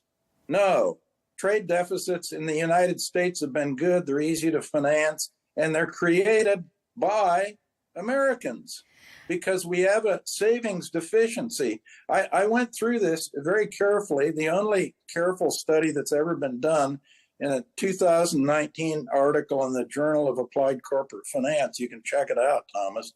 Ed, Leigh, and I worked, we have all the numbers and everything in there. And as it turns out, by the way, if you disaggregate the savings and investment pattern, the private sector in the United States actually generates a surplus. So you'd say, oh, well, that's savings greater than investment. That's the private sector. The public sector swamps it by having state and local governments plus the federal government. They have a savings deficiency, savings less than investment. If you add them both together, the aggregate is a deficiency in savings, and that deficiency is, as we would expect, given an identity in economics, it's exactly filled in by the trade deficit. If we move on from trade deficit, Steve, I want to ask you, if we look at many of the countries on President Trump's list, showed that they had much higher tariffs than the US was imposing. So is there any way you can see some sense, some justification in what the president has done in order to get those countries to lower their tariffs? No, because you indicated what you were reading off that board that Trump had. That board was utter rubbish. Any economist, even a freshman taking economics 101, could rip that thing into shreds. It's a joke. It's an embarrassing joke that he put up, and anyone should be ashamed of being associated with that kind of rubbish. Thomas, I want to ask you then, when we talk about those charts, you've been talking a lot about reciprocity in your responses, but economists on both sides, for and against, have been, in their analysis, very confused and baffled by the White House's equation for reciprocity.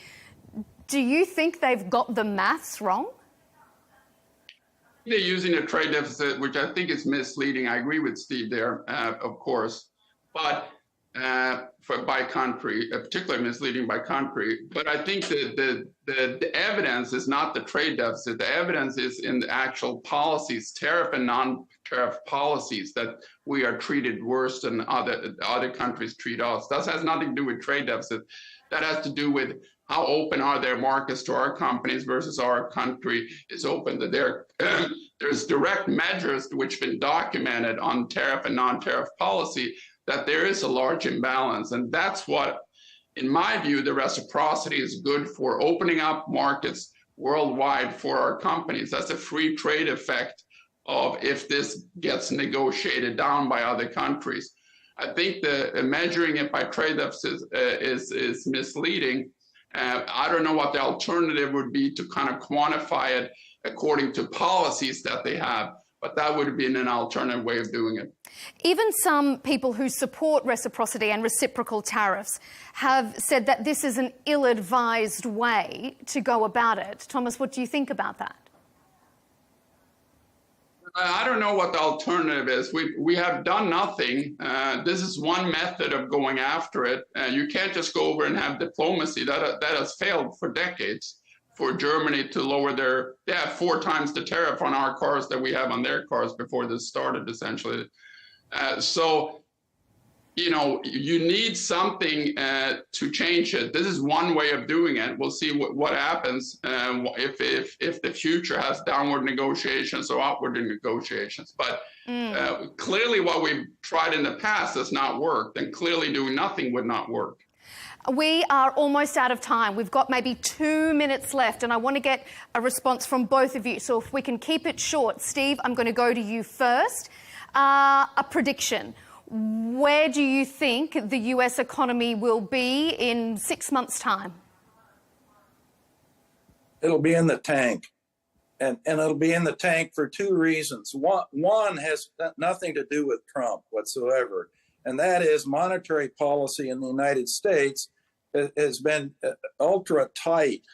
And since the summer of 2022, the stock of money is actually lower now than it was back in the summer of 2022. So once you have a contraction in the money supply, you eventually, with a lag, we'll end up with a slowing economy. We've only had a contraction in the money supply 4 times since the Fed was founded in 1913. Every one ended up in a recession. So that's kind of baked in the cake, even before Trump comes in. And that was like the Great Depression, by the way. Same thing. Now Trump comes in with probably one of the worst, I think the worst economic policy with these tariffs that we've had in 100 years. And that's going to be put on top of what naturally will be a slowing economy. So that's why I say we're going to be in the tank. And by the way, the stock market will be in the tank because we have a tax being put on international transactions. And that means that after-tax profits will be less than they were before. And if after-tax profits are less, right, stock prices go down. Stock prices go down. Thomas, what do you think? In about one minute, if you can wrap it up, in 6 months' time, what's your forecast for the economy? Well, it depends a little bit what happens with Congress as well. I think the tax cuts that are on the table now are going to be very, very beneficial for us. I think the deregulation that they're doing is going to be very, very beneficial for the U.S., particularly in the energy sector. I think those are more important forces for the U.S. economy than 15% of imports being affected potentially by tariffs. I think I'm more optimistic on downward negotiation, obviously, of opening up markets abroad than Steve is.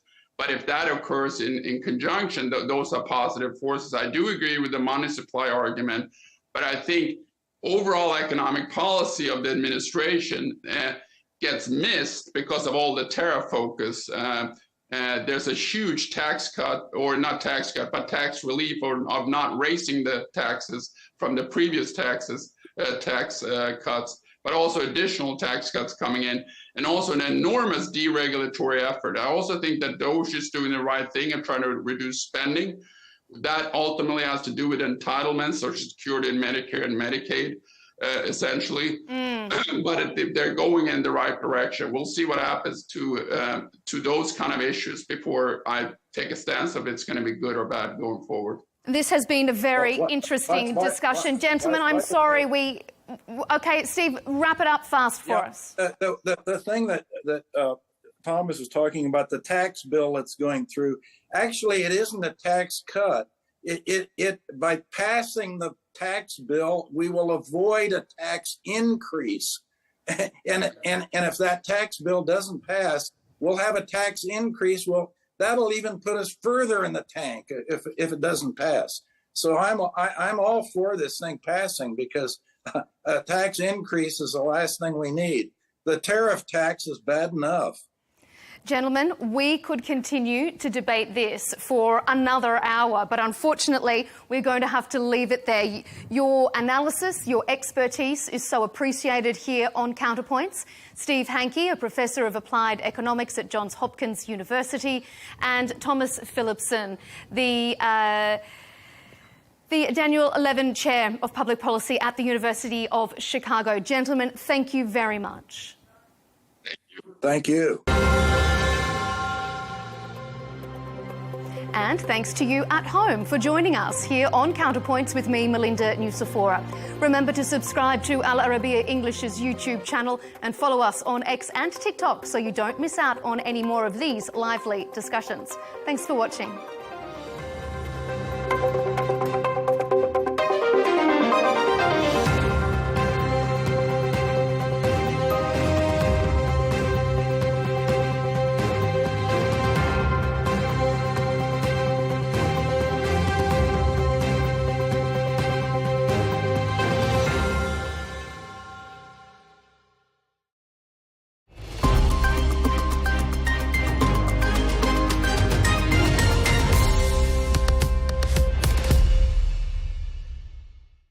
Hello and welcome. I'm Rawiya Alami, and this is the Dailies, where we take a look at important news stories, reports, analysis, and articles published in newspapers and media outlets across the world.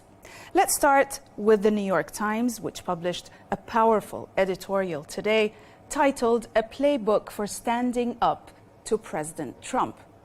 The newspaper urges major American institutions to stand firm against President Trump's intensified use of executive power. The article highlights Trump's recent actions targeting law firms, universities, and other organizations. His executive orders have imposed severe penalties on these entities, from barring lawyers from federal buildings to threatening university funding. However, the piece argues that these institutions are not powerless. Some law firms have successfully challenged Trump's orders in court, creating a playbook for resistance. The editorial warns that capitulation only invites further demands. The call to action is clear. Courage and solidarity are essential to defending democracy and the rule of law. To the Wall Street Journal now, which published an opinion article today by Paul Strasik. The article criticizes President Trump's use of the International Emergency Economic Powers Act, IEPA, or IEEPA, to impose high tariffs, claiming it oversteps the president's constitutional authority. The law was originally designed for emergencies like foreign aggression, not to implement broad domestic policies like tariffs. The author argues that Trump's use of IEPA to impose tariffs on both allies and adversaries without congressional approval undermines the separation of powers, setting a dangerous precedent for executive overreach.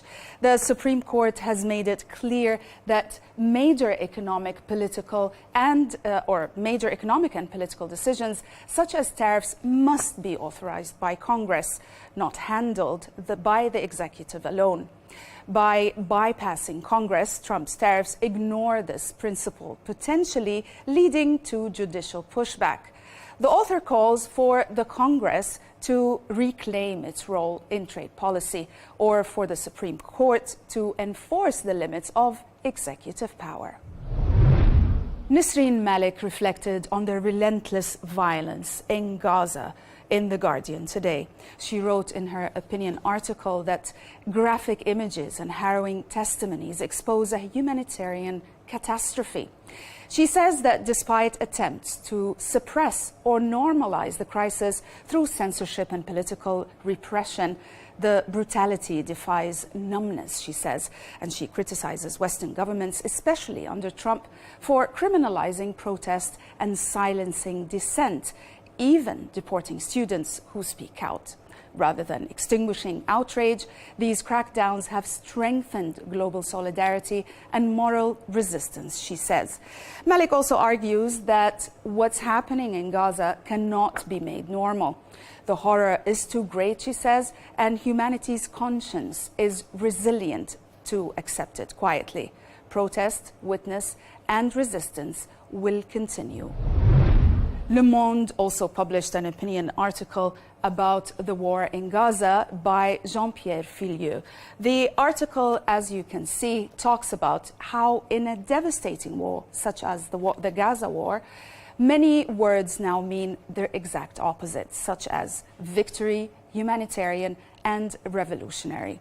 He titled his article, "In Gaza, an Orwellian inversion of language and meaning." In his article, the author explores how language is being distorted in the Gaza Strip, where words like victory, humanitarian, and revolutionary have become empty and even inverted. Israeli leaders, including Prime Minister Netanyahu, declared a total victory over Hamas after October 7th as one of his major objectives of this war. However, as the author puts it, the reality is that Gaza's devastation has not weakened Hamas. In fact, it has allowed the group to recruit more militants, while the people of Gaza long for peace. The term humanitarian is also twisted, as Israel continues to bomb so-called humanitarian zones, killing hundreds, yet still claims to uphold humanitarian obligations. Lastly, the concept of revolutionary is used by leaders like Netanyahu to justify drastic, harmful changes to Gaza's future. The article highlights how these linguistic distortions reflect the broader, moral crisis in the conflict, drawing a parallel to George Orwell's concept of newspeak in 1984. And now to the Washington Post, which warned in its editorial that President Trump's administration is threatening America's right to data privacy. As you can see here in this opinion article, immigration officials, the article says, want the IRS to hand over personal information of people suspected to be in the U.S. illegally. A former IRS commissioner said no, calling it unlawful. But now new talks are happening, and that worries privacy advocates. The article explains how privacy laws were created after Nixon abused IRS files for political revenge. It reminds readers that even prosecutors need a court order to access IRS data. So immigration officials should too. Meanwhile, Trump is also cutting IRS staff, which could hurt tax revenue.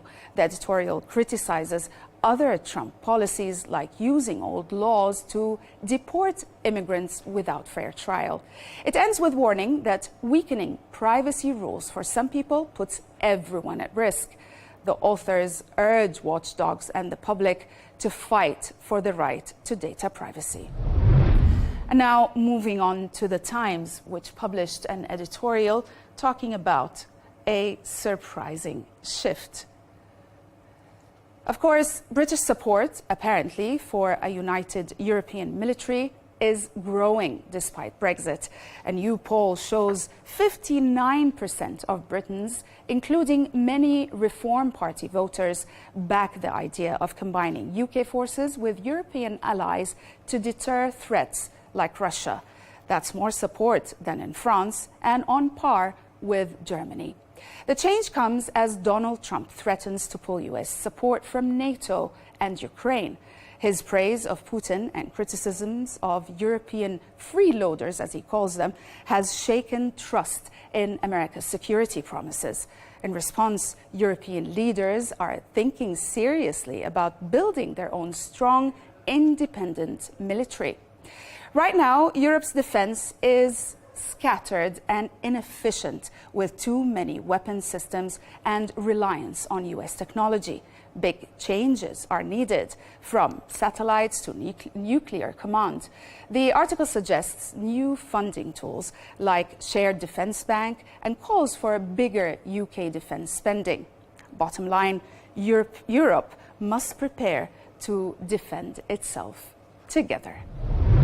Rana Furuhar wrote an opinion article in the Financial Times criticizing Donald Trump's approach to U.S. higher education. Specifically, his attacks on top universities. It argues, as you can see in her opinion article, that while American universities face real issues like excessive bureaucracy and also rising costs and an overemphasis on degrees, Trump's solution of cutting funding and targeting students is not effective. Universities today spend more on administrative services and luxury offerings, which drive up tuition, making it harder for regular families to afford college. The article suggests alternatives, such as combining high school and college years to reduce costs, or focusing more on real-world job experiences. These changes could make higher education more affordable and better connected to the job market. Additionally, addressing toxic credentialism, as it's called, where university degrees are seen as the only path to success, could help level the playing field. In short, the article calls for thoughtful reforms to ensure more Americans, regardless of their background, can access and benefit from higher education.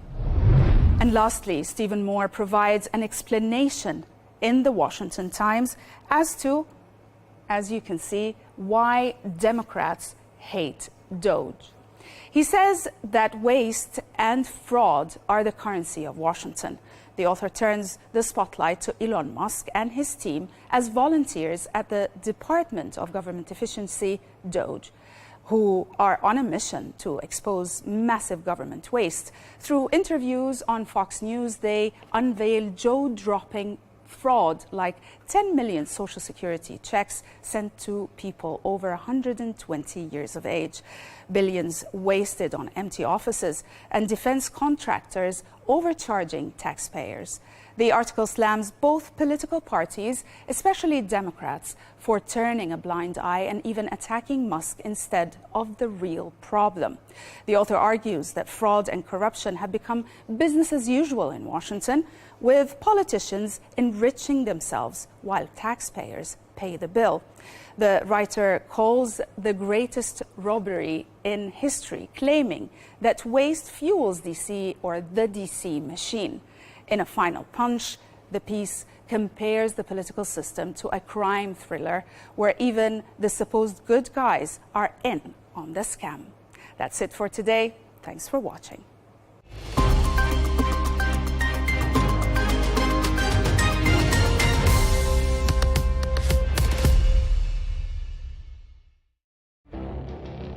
It feels like decades are passing by in a matter of weeks. Seismic shifts in the world order. Never, ever will be part of America with so much happening and so much noise. Whether it's political upheaval, Canada has been ripping us off for years. economic shifts or social movements, No one wins from tariffs. I think America can be more friendly to the rest of the world. For in-depth analysis and all the latest developments across the globe. To have an inclusive policy together. The meetings with Hamas gave me some hope. We're in another nuclear arms race. the most important development straight to your screen. Welcome to the dressing room. I'm on my own. I need backup. And an insightful look at the issues shaping our world today. It was not going to happen, that war, and it happened. Join us on Arabiya News, where the world talks.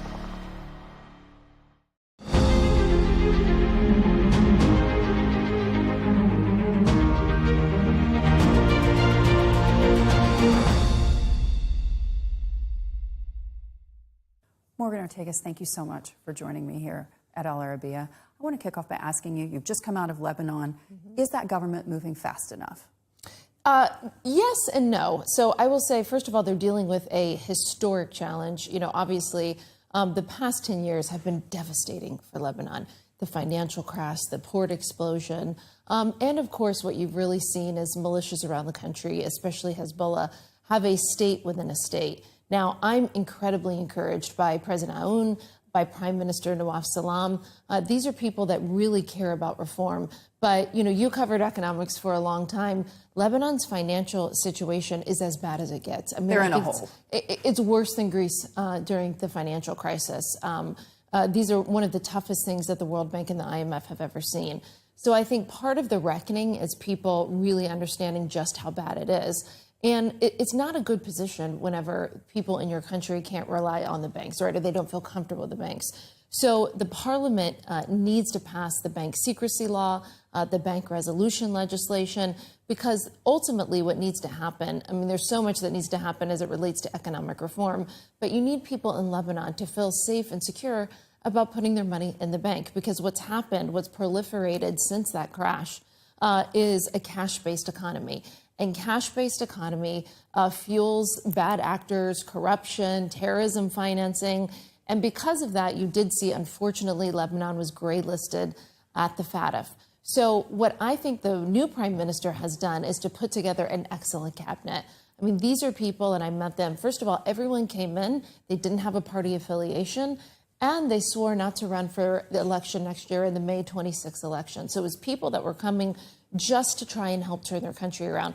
You're talking about Blackstone executives, HSBC, JP Morgan. I mean, these are Lebanese diaspora from around the world that said, I'm in a really lucrative career, but I'm going to put that career on hold to come back and try and save my country. So all of this is incredibly important. The government is working very quickly on these reforms. We've got IMF, World Bank spring meetings coming up where I know Lebanon wants to make the case. But what I said to their leaders, you can't make the case at the IMF Bank, World Bank spring meetings if you haven't passed the legislation in Parliament to show that you're serious about these reforms, that it's not just talk. So I'm really encouraged. I met probably 9 different cabinet members, a new central bank governor, while I was in Lebanon, in addition to the president and the prime minister, who I have a great relationship with. On the security side, we have something there called the U.S. mechanism, where we, as we have for decades, are supporting the LAF and trying to strengthen them to take on Hezbollah. You know, anytime you are trying to do something different, people get used to a certain way and it becomes the status quo. And shaking off the status quo is always a really difficult and challenging thing to do. There obviously has to be national buy-in into this.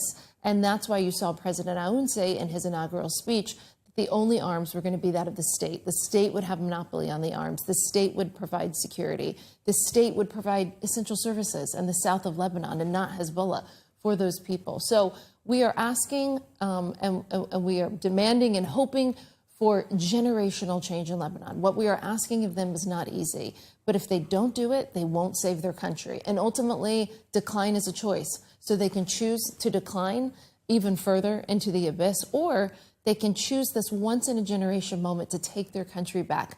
I think President Aoun can do it. I think Nawaf Salam can do it. They will have U.S. support if they make the tough and hard decisions, and they're on that road to do so. There are concerns that disarming Hezbollah quickly could lead to a civil war. What is the U.S. response to that fear? We've been hearing that for 20 years. When you have cancer, you don't treat part of the cancer in your body and let the rest of it grow and fester. When you have cancer and you want to be a whole patient, you cut the cancer out.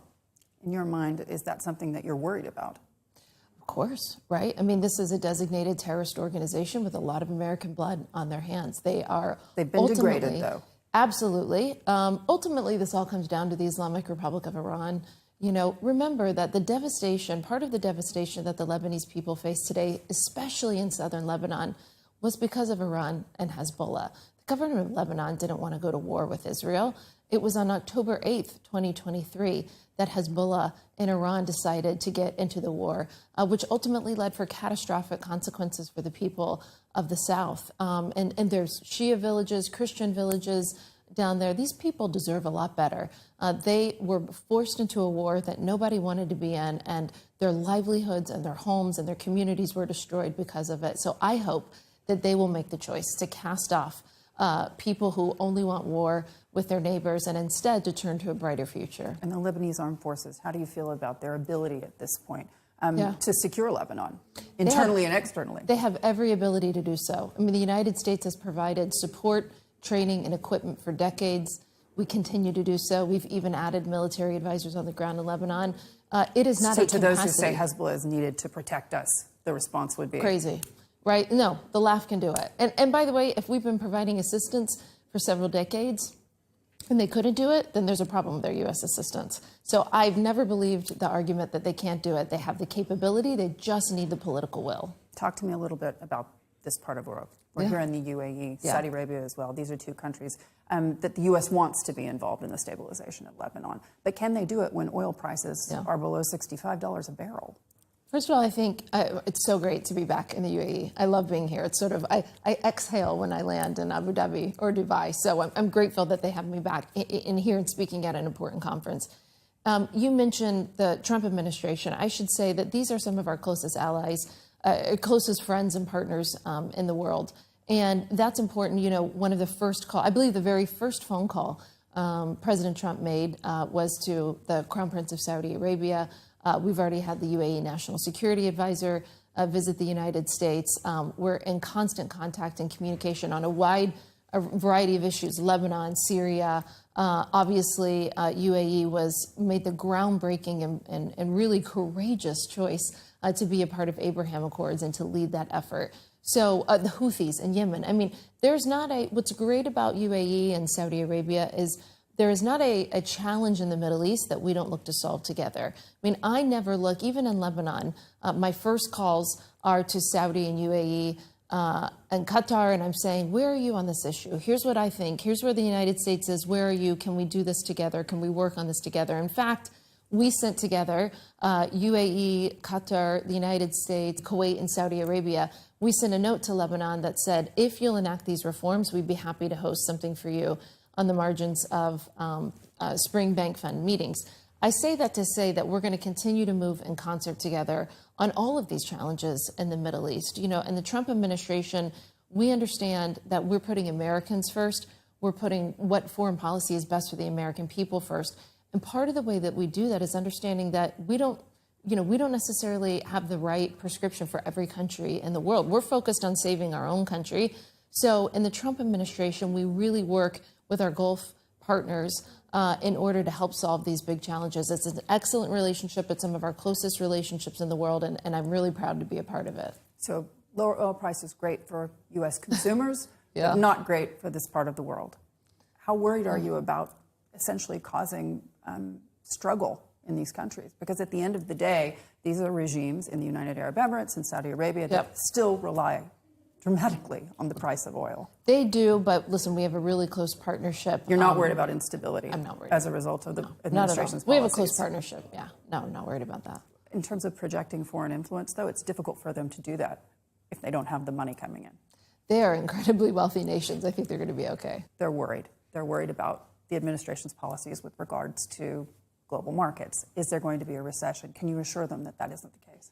Listen, President Trump won basically on the economy, on promising that he was going to bring a better life to Americans. But what he and the administration have said as it relates to tariffs and to the economic policy is that they need to bring manufacturing back to America.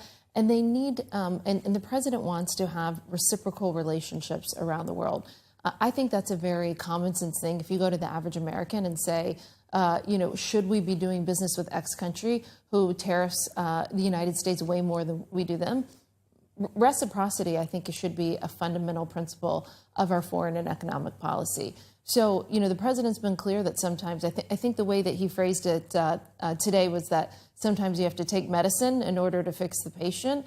And that's what the president's economic team feels like they're doing right now. But there's a lot of fear, for example, in Saudi Arabia, Vision 2030, that costs a heck of a lot of money. Lower oil prices, they've already had to tighten their belts and scale back some of those major projects.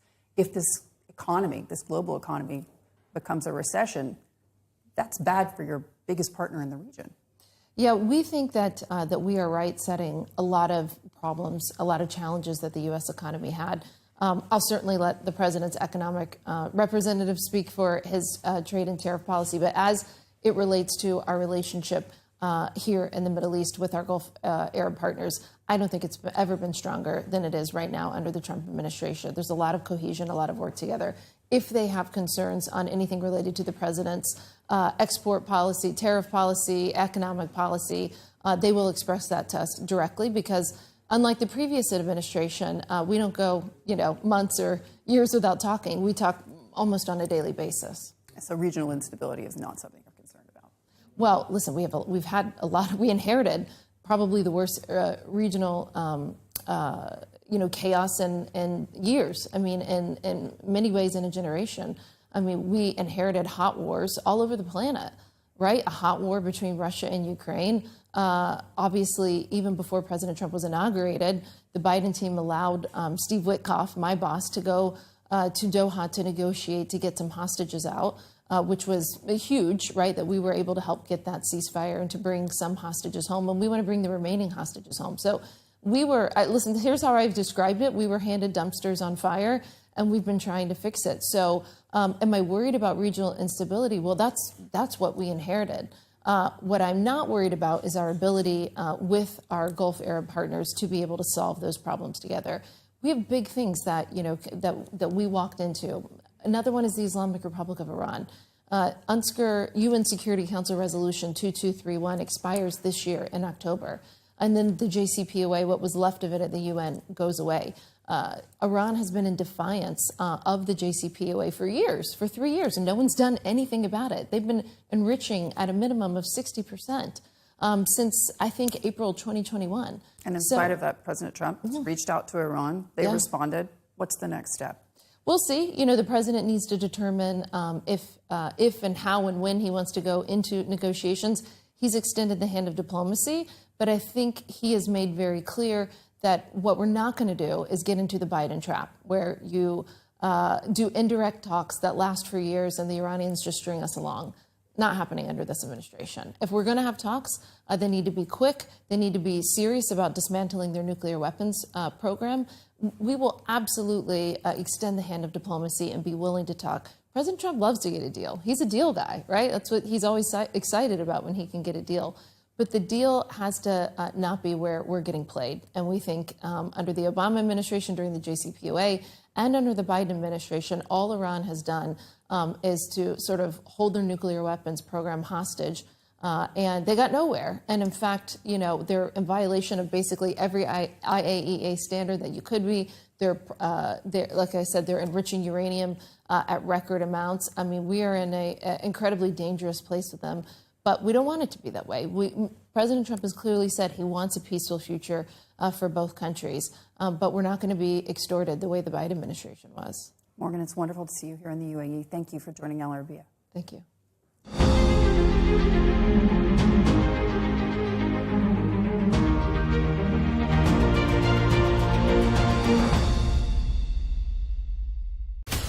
From the White House to Gaza, Kyiv to Beijing, elections, economics, and the environment compete with conflicts and other complex issues for our attention. In an age of fake news, deepfake, and artificial intelligence, they've got to have a vote and a say. It's important to look beyond the loudest voice to understand the truth. From newsmakers to groundbreakers, My campaign is going very well. Presidents, prime ministers, princes and peacemakers, and cultural tastemakers. As Arabs, as Middle Eastern, we're too emotional. Join me on the Riz Khan Show for empowering conversation.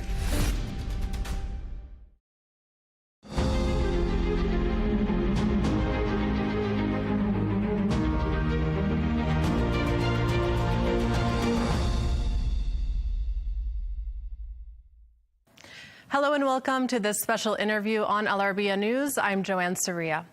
Artificial intelligence is changing the way we live, work, and even think. From self-driving cars to chatbots that can hold human-like conversations, AI is no longer science fiction. It's our reality. But what does this mean for the lives we're living now and for our future? Can it take over our lives, or is it simply a tool to make our lives better? To get more insights on this, I'm joined by Manolis Kellis, professor of Artificial Intelligence and Computer Science at MIT. Professor, thank you so much for joining us today. Joanna, it's a pleasure to be here. Thanks for having me. Thank you. To start, how would you describe artificial intelligence as it is today? Artificial intelligence has really come a long way. It used to be faking intelligence. In other words, the humans will program every type of behavior and just simply pull the right behavior based on the circumstance, making the system seem intelligent when the system was not actually understanding anything. This changed dramatically with generative AI, with foundation models, with deep learning, and with multimodal understanding of the world. And I would say that AI has really come an enormous amount in terms of its progress. And it is surpassing human capabilities in many, many tasks already. Tasks that we once thought as intelligent have been completely wiped out by AI, pushing the boundary of what we call intelligent to more and more human-specific tasks. And therefore, the definition of artificial intelligence has changed to match the growing capabilities of these computer neuronal systems. And I would say that today, artificial intelligence has met every standard that we have set in the past and surpassed it. So we have narrowed down the definition to things that are more inherently human. But the challenge with this changing definition is that those things are also found in some of our animal relatives. For example, the emotional warmth, the care, the family values, and so on, are found in many of our animal relatives, thereby diminishing the uniqueness, if you wish, of human capabilities to this general ability to reason in a multimodal way, this common sense, this grounding, which I would say is really the last frontier of artificial and general intelligence at this point. Should we worry that reliance on on AI, artificial intelligence, might diminish human interaction? I would say on the contrary. Right now, humans are spending an enormous amount dealing with mundane tasks, dealing with paperwork, dealing with minutes from meetings, dealing with, filling out tasks that are quite mundane. By having AI agents and avatars being able to take care of those tasks, of the more professional, the more mundane, the more, systematic and brutal and repetitive, you can now free up human creativity for more challenging tasks that really require this general intelligence that we still are unique in having. But at the same time, it can free up people to spend perhaps a little bit more time with their families, a little bit more time taking care of the elderly, taking care of their children, spending time with their loved ones. So I think that by automating a lot of the needs of our time at our work and in other sort of more mundane tasks, we can actually free up more of our time for more human interactions. And therefore, it can be a net positive thing. Now, the question is, when I meet with my students, what matters more? Does it matter more that I give them solid advice about their own work and their research? Or does it matter more that it's the physical me?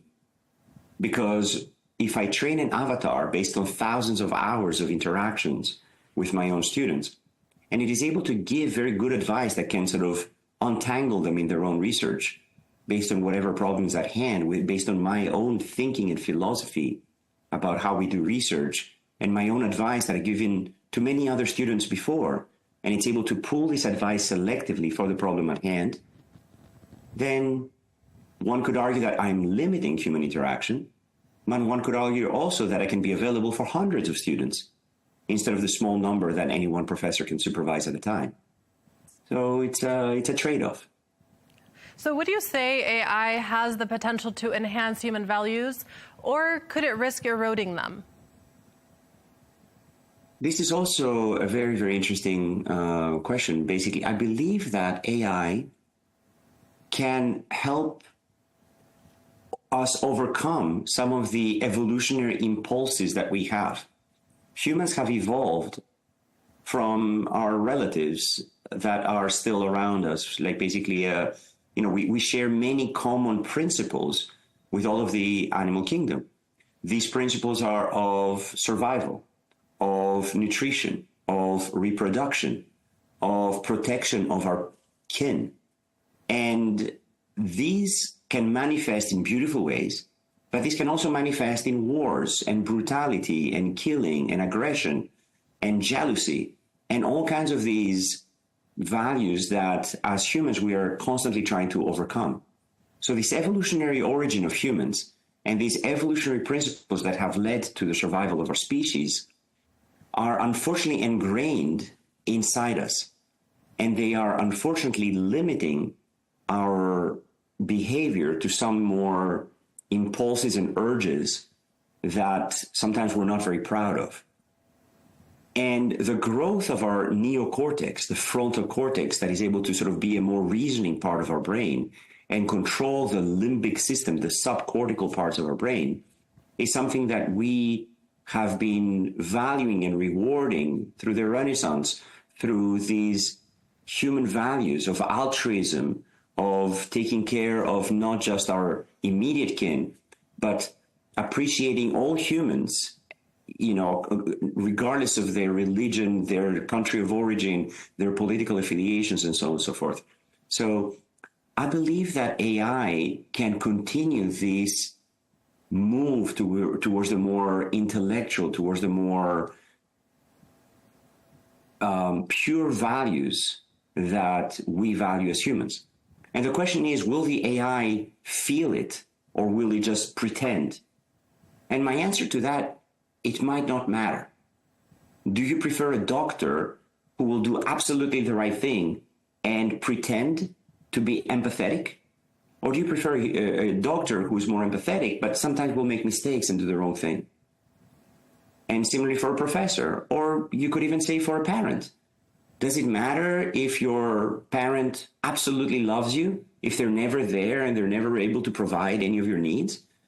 And does it matter if the parent doesn't really love you, but does everything as if they are the best parent in the world? And is able to fake this empathy and this warmth that every child needs. So if AI is able to meet all of these needs and is able to sort of help us achieve a higher standard for ourselves, for what it means to be warm and empathetic and generous and altruistic and caring for all human beings, then I believe AI can truly lift humanity past these more animal-like urges of competition and aggressivity towards the more humane values of warmth, empathy, and generosity. So you touched on this a bit in your previous answer. In your opinion, what is the impact of AI on our collective evolution as a species? So I would say that there has been a continuity in the evolution of humanity. If you look at nearly every metric of poverty, of crime, of nutrition, of health, of lifespan, of health span, of child survival rate, every single one of these metrics has been improving throughout the world. We still have a lot of work to do. There are still many places in the world where a child is not guaranteed to have an education, is not guaranteed to have, shelter, sufficient healthy nutrition, a future, a long lifespan. And we still have a lot of work to do. But if you compare to any previous time in the history of humanity, things have been getting better for hundreds and hundreds of years. And I think that this move towards a wealthier, healthier, calmer future is getting closer. And I think that these capabilities of AI can help us overcome many of the challenges that we're facing today. Many of these challenges are due to scarce resources. They're due to limited wealth. They're due to limited time. They're due to limited capabilities.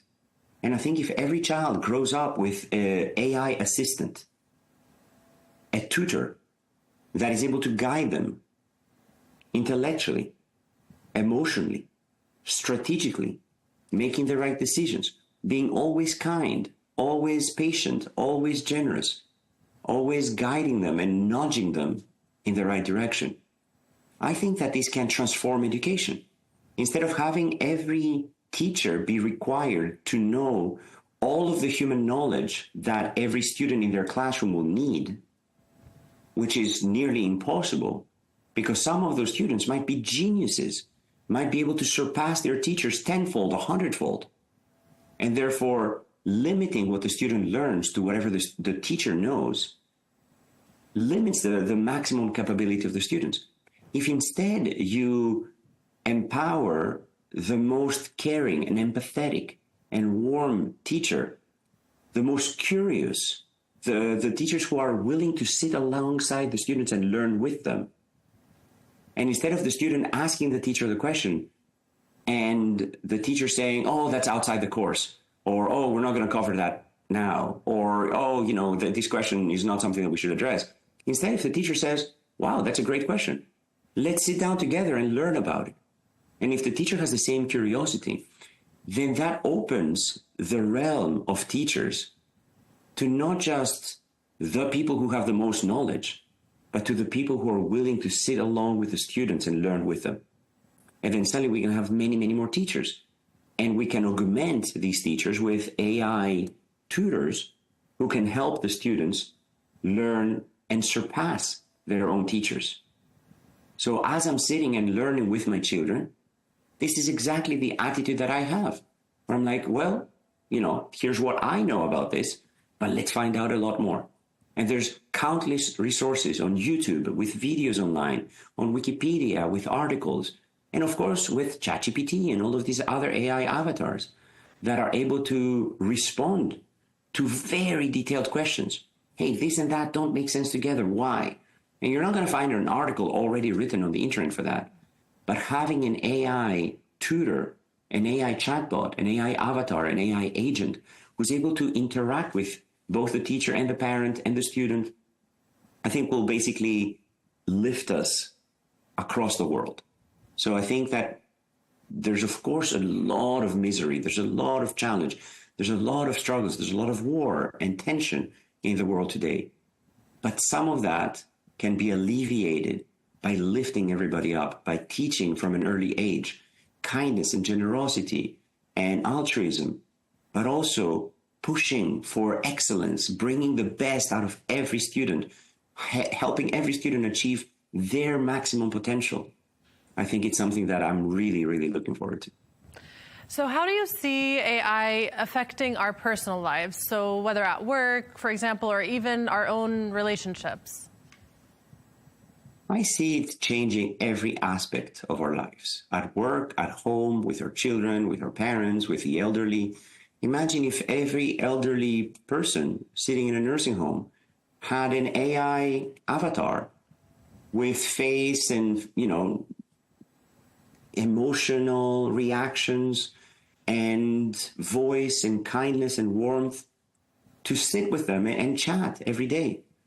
Imagine if we have every child similarly in their home, in their room, having an AI agent that is able to say, listen, you have 5 minutes to play that video game, but after that, let's get back to your homework, okay?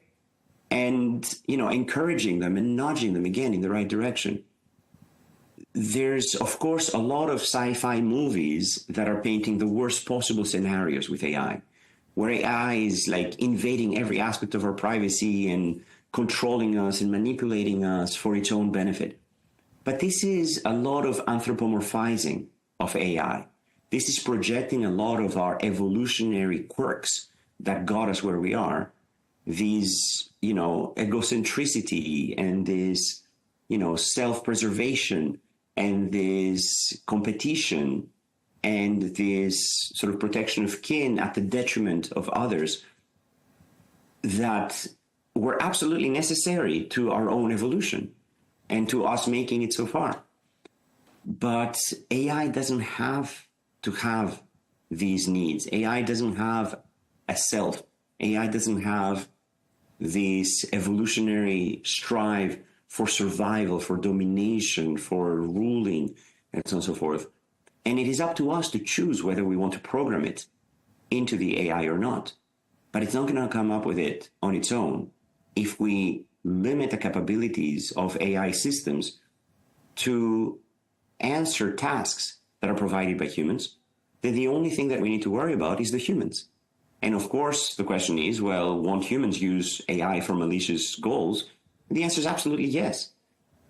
This is part of human nature. There are people who will have nefarious goals and who will use AI for either evil or for something that they think is good, but others will perceive as evil. And to that, I say, well, it comes back to the presence of any type of tool. In other words, being able to have more and more powerful computers, more and more powerful, nuclear power, more and more powerful, mobility and vehicles and so on and so forth. All of that is part of the technological progress. And a knife can be extremely helpful in, everything, in using, cutting your food, in, opening boxes and all kinds of other stuff. But it can also be a very dangerous weapon in the hands of the wrong person. And a knife can kill a person, but that doesn't mean we should outlaw knives. What we should do is provide protection against people who will want to use them for harm. And it's the same thing with AI. We need to have some barriers that will prevent the AI from, carrying out malicious, tasks. And we need to also have multiple types of AI and multiple AI systems that will basically, serve as shields against each other. But I think and of course the ethical question becomes, what do you call harm? Is harm for one side of a conflict, the definition, is it up to the other side of the conflict to define what harm means? And I think that's something that, we together as a species and as a community and as a society, as a global society, I should say, should come to define these limits of someone's freedom, which, as the French would say, my freedom ends where your freedom begins. So you can't have infinite freedom for every person. You have to sort of have boundaries for any of that. So what fields do you think have benefited the most from AI so far? The list is countless. It's extraordinary. I think every aspect of science is extraordinarily benefiting from AI right now. So we're able to understand the language of DNA. We're able to understand the language of protein folding, of chemistry, of patient states and patient trajectories. We're able to understand medicine and healthcare interventions at a level unprecedented in the history of science. And in my daily work, we're using AI to bring together all of these different facets of biological function, of medical intervention, of disease manifestation, progression, and onset, and of treatment, again, design, production, and administration, to be able to advance human health at a level that is unprecedented. And I see AI's impact on human health and on the human condition as one of the longest lasting impacts of AI, and perhaps one of the greatest changes that our species will undergo, to be able to take care of the human body, of the human mind, of the human brain, of the human physiology, human immune system, and so on and so forth, at levels that are unprecedented and unimaginable right now. So we're able to uncover the pathways and the mechanisms underlying every aspect of human disease, understand interventions that can modulate each of these processes to restore health and sometimes surpass what we call healthy now with super health and super longevity and so on and so forth. And I think that this will be extraordinary. Beyond just medicine, health, biology, chemistry, there are, manufacturing, architecture, climate, food production, animal welfare, and all of these things are areas that AI can and is truly having an enormous impact. So I think that every aspect of science, engineering, manufacturing, design is absolutely touched and reshaped by AI. I want to talk to you a little bit about AI in education. Some students are using AI tools in an ethical manner. You did mention this earlier, to learn more, to see more information that's not available in the classroom, for example. But some have been using AI to do their own assignments or even write research papers for them. How is AI affecting education in that way and the future of graduates and even professionals in various fields? This is an enormous concern. And one possibility is that the types of assignments that we give to students are so complex that using AI is part of the only way to solve them. Namely, being able to use critical thinking, being able to sort of reason your thoughts, being able to use this, use all of these capabilities to go far beyond what any student their age would be able to do. There's another approach to education, which is goal-oriented. Namely, I'm currently working with about 40 high school students across the world, including the Middle East, where we are designing the next generation of AI systems. And those students are programming at the level of engineer with 20 years of experience. And every one of these students meets with me multiple times a week. And they work together as a team to advance the state of the art of data science and medicine and AI. And of course, I tell them, use ChatGPT for everything. And they're able to, of course, use ChatGPT, but it takes a huge amount of human reasoning to figure out what exactly I should ask the AI to help me with. And those students are 16 years old and achieving things that a 40-year-old engineer would be very proud of achieving week after week after week. So if we change education to be more goal-oriented and project-driven, where they have a goal, they have a mission, and they're doing their learning on the way to that mission, then AI becomes a friend, not a cheating tool. AI becomes a necessary ally, not the easy way out. Now, there's another aspect, of course, where they have to learn some basic foundational tools. You can teach them in the classroom with traditional approaches and an essay that they go off and read, and write at home, or you could make the AI part of that solution. You could basically say, hey, what are the top 3 thoughts that come to mind? Bang, bang, bang. Listen, like 1 and 3 are very reasonable, but 2 is a little off topic. Can you think of a couple more? And then the student will sort of interact with AI and say, yeah, you're kind of right. What about this and that? They're like, yeah, that's good, but can you combine them perhaps in a more interesting thing? Okay, now let's structure your essay. Remember, the first thing that you need to do is come up with an outline. Can you come up with an outline? And then you do that. And then the AI becomes the tutor working with the student at home rather than the cheating tool. Oh, can you please write this essay for me?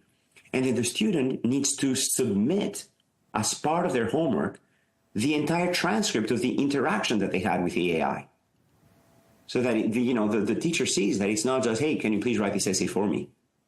And then suddenly you're able to augment the student experience to go beyond what was previously possible. And you have this tutoring happening throughout. And of course, there are ways to monitor the interactions of a student with the AI system. And, the parents have to sign off on this, and you have to, have certain controls on the computer, on the account, etc. But faking all of that for the student, yes, it's possible, but the act of faking it will have the end result of still learning that process of writing an essay, writing a paper, solving a challenge, and so forth. And I think that we need to also prepare students not for a world before AI. We need to prepare students for the world today. In other words, instead of asking the students to multiply 2 very large numbers, which is frankly useless, in any foreseeable future world, you ask the students to solve much more interesting questions. So I think that part of the disconnect is that we have an educational system that was designed 150 years ago with techniques that are literally from the future. And preparing the students for today's world requires the rethinking the type of education, the type of skills, the type of jobs that these students will have. And perhaps respecting them a little bit more as adults and giving them tasks that sometimes the teacher thinks are impossible, which is, I have to admit, something that I do with my high school students that I work with. I will make suggestions about things that I think will take months, and they'll come back in days and say, yeah, I tried this, and I found this new tool, and I found this new capability, and, I have it. And I am constantly blown away, not just for what a 16-year-old can achieve, but for what anyone of any age can achieve in such a small amount of time. So how close are we, would you say, to achieving sentient AI or superintelligence? So could we see AI that possesses self-awareness, emotions, or even consciousness? And what kind of impact will this have on humans if that happens? The question is, A, whether we want that or not. And I want to distinguish different types of AGI. I mean, like a lot of people are thinking of superintelligence as necessarily sentient intelligence. And it doesn't need to be that way. Superintelligence can simply be surpassing humans in any one task. And then for many, many tasks, we have superintelligence already. Computers are able to play chess way better than we can. They're able to play Go way better than we can. They're able to solve equations and sometimes math problems way, way better than we can. So for those tasks, I would argue that AI is already super intelligent. It surpasses the vast majority of humans. I would say 99% of humans, it can already surpass in countless tasks. So that is super intelligence. The second one is general super intelligence. In other words, being able to surpass humans in the totality of human cognitive tasks. And I would say that we're still not there. I think that the ability of humans to reason, to be grounded, to bring together information from different places, to extrapolate, sometimes from their own physical experience, to think about creative solutions that are beyond what has been done before in any realm. I think that's something that's uniquely human still. So artificial general intelligence, we're still not there. As for this sentient intelligence of having a self-awareness, having a concept of oneself, this becomes a tricky situation. First of all, I'm not sure we want that. I'm not sure we need that. I think we can achieve so much with AI just being a non-sentient, super intelligent companion. And, you know, we could agree not to push the frontiers of sentience. The second aspect, however, is, and there's a lot of philosophical debate for hundreds of years on this, what does it mean to be sentient? Does it mean that you know why you're doing something? Does it mean that you know how you're thinking and you can reason about your own thinking? Number one, in that realm, AI is already able to do that, or at least to fake that, to the level that humans can. You can ask AI, hey, why were you thinking that? And it will reason about its own reasoning, similar to how humans reason about their own reason. But now the question is it faking it? But to that I will answer, are we faking it? And there's a lot of evidence that we are faking it. There are cases of humans with a severed corpus callosum, which is the part that connects the two hemispheres of the brain.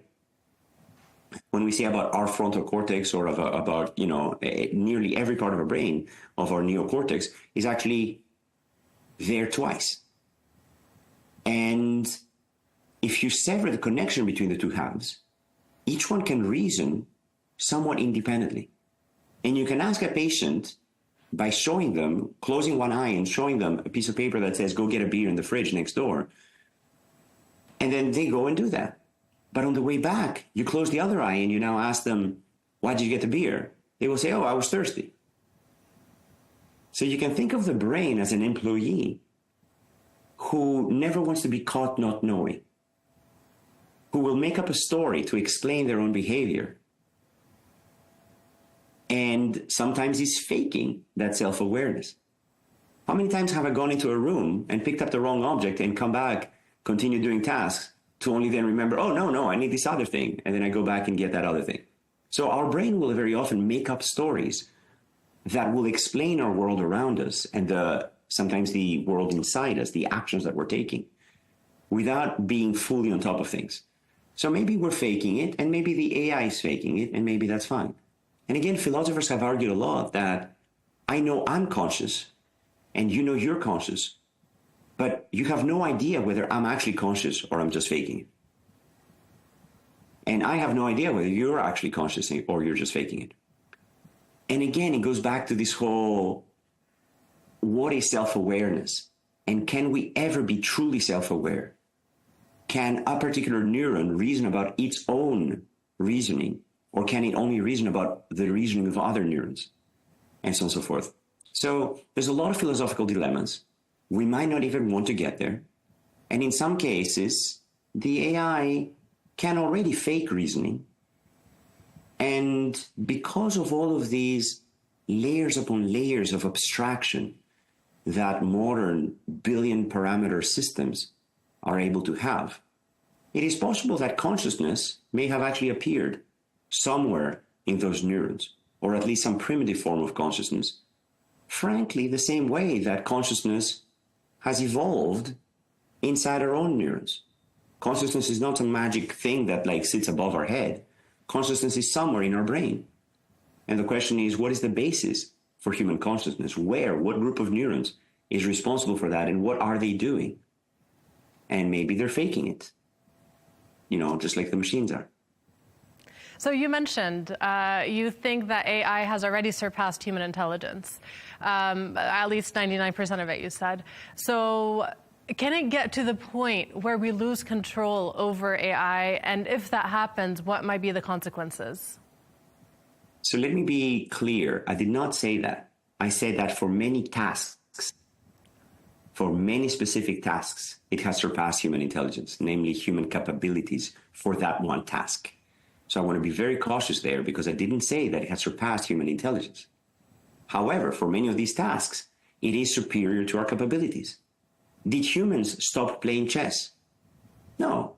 Chess is now more popular than it has ever been in the history of chess. More humans are playing chess than ever before. Does it bother us that we'll never surpass the machine? Not at all. So you can think of chess as one of those activities that is training the human mind for strategy, for reasoning, for long-term planning, short-term gains, making a mental model of the opponent, of what they're thinking, of how they're attacking, of being able to distribute resources, being able to sort of have multiple goals, short-term and long-term goals, being able to sort of have distractions and so on and so forth, which frankly train young children to achieve many of the things that they will need as adults. So does that change the relationship that we have with, intelligence?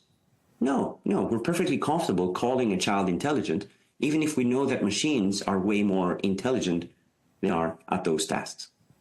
Now, your question is also, when AI surpasses human, perhaps general intelligence, will it want to take over? Will the Skynet of the Terminator series become self-aware and want to destroy us? And again, the question is, number one, do we want to encode this type of self-awareness? Do we want to program it to achieve self-awareness, which I'm not sure is a necessarily needed goal? And number two, will it have the same desires and impulses as we evolved species have to want to take over? And the answer is not necessarily, unless we program it to want that. So what I would say is that, yes, it's absolutely a risk that malicious goals can be achieved with the help of AI, but that there's always a human in the loop. It's possible that AI will surpass us in many, many individual tasks. It is possible that AI will also surpass us in general intelligence. And in terms of self-awareness and wanting to, eliminate and destroy humans, I would perhaps refer you to the Matrix trilogy of keeping humans around because they're kind of interesting and they can think outside the box and they can, maybe surprise us sometimes.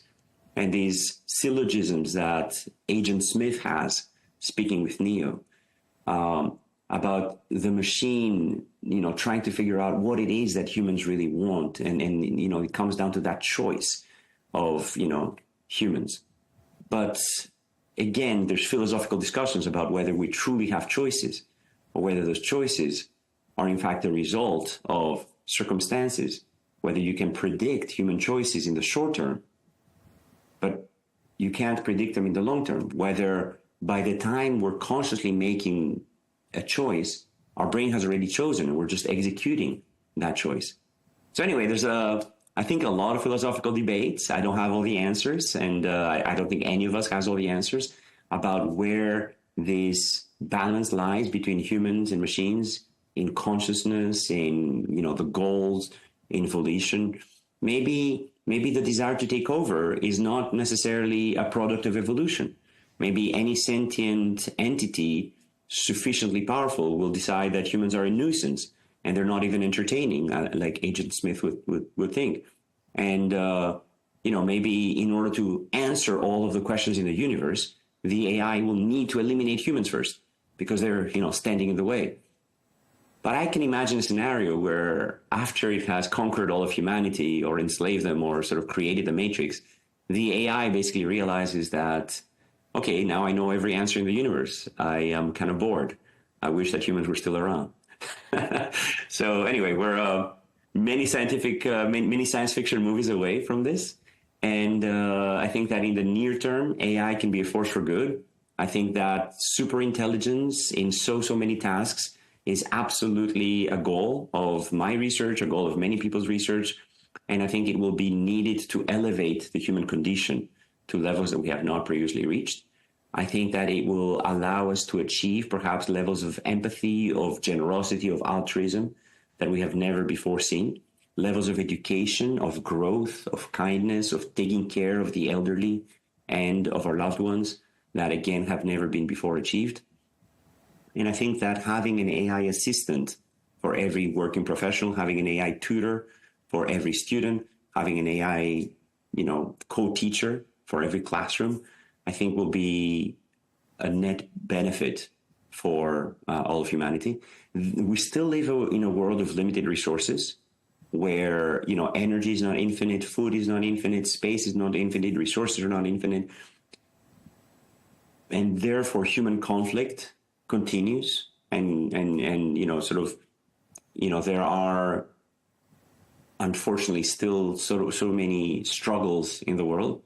But I believe AI can be a force for lifting everyone from, the top student in the class to achieve levels unimagined before, to every student in the class to achieve what would traditionally not have been possible in terms of career, in terms of, creativity, in terms of self-fulfillment and self-instantiation. So I'm an optimist. I think that we can truly achieve a lot with the help of AI, improve the path of humanity to levels never before seen, and that we need to be very cautious about the self-consciousness part of AI, because that's the place where some of these unexpected behaviors can sometimes arise. And I would argue that perhaps we don't need self-consciousness. Maybe next time we can have AI avatar conducting an interview. Let me call the real Manolis and see what he thinks about that. Professor Manolis Kellis, thank you so much for your time and your insights. Joanna, thank you so much for the great conversation. Really enjoyed it. Bye-bye.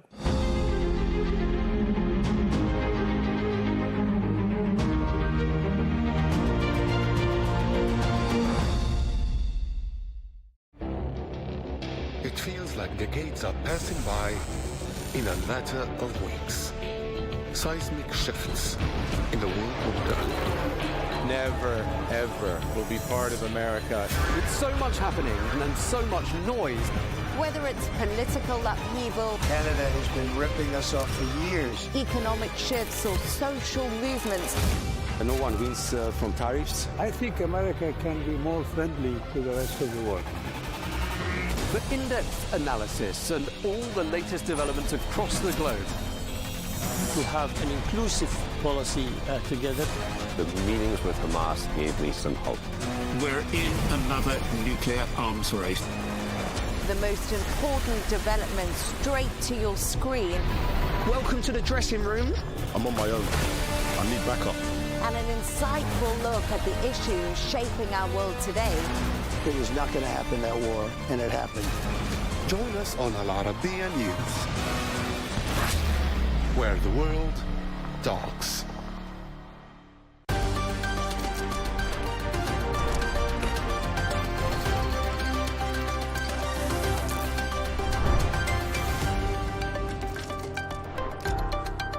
Hello and welcome. I'm Leigh Ann Gerrans and you're watching W News Extra, broadcasting live from the Al Arabiya headquarters. These are our top stories. As global markets continue to wobble, President Trump threatens China with an extra 50% tariff. Israel's Prime Minister arrives at the White House to talk tariffs, Gaza and Iran. And the family of a Venezuelan singer taken to an El Salvador prison speaks out to protest his innocence.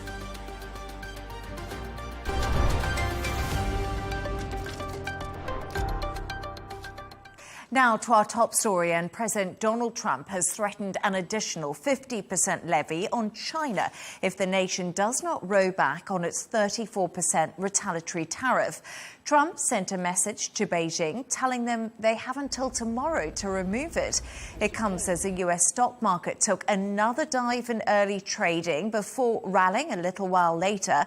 Meanwhile, the Asian and European markets continued to plunge. Earlier, I spoke to Al Arabiya's Karen Camel, who told me how the market fluctuations could affect people in their daily lives.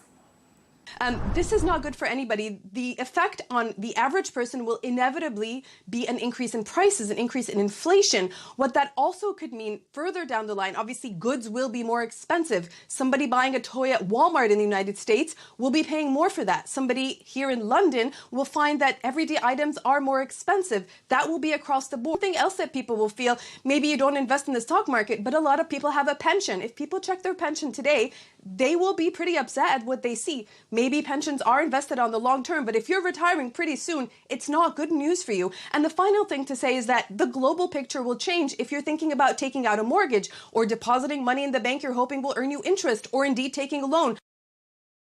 To discuss this and all of today's stories, I'm joined by media strategist and former editor-in-chief Michael Jabri Pickett and Al Arabiya editor Wissam Kairouz. Thank you so much for both joining me. So, first of all, Michael, we've seen, unhappy people in the US, but Trump loyalists say wait it out.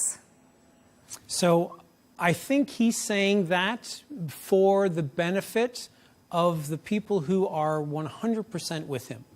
But I think he also has to be a little bit more aware that he is president of the American people. So that's the people who vote for you as well as the people who don't vote for you. And Wissam, Trump has now sent a message to Beijing regarding their retaliatory tariffs. Tell us a little bit more about this. Well, Trump was hoping that the tariffs he announced will not begin some sort of retaliatory dynamic all over the world. He basically wanted to make a point, and then he was pushing for people, do not retaliate, because if you retaliate, I will retaliate. And then gradually he is making his tone higher and higher with China specifically. And then China, as we all know, they retaliated with the same amount of percentage. And now he is giving them 24 hours to remove the 34%. Otherwise, he will announce 50% more on any goods coming from China. We see that Trump has been using this tactic a lot recently. I give you 24 hours, I give you 1 week, I give you 2 months, and we are yet to see when any of those deadlines will bear fruits. I mean, I don't really think China will back down.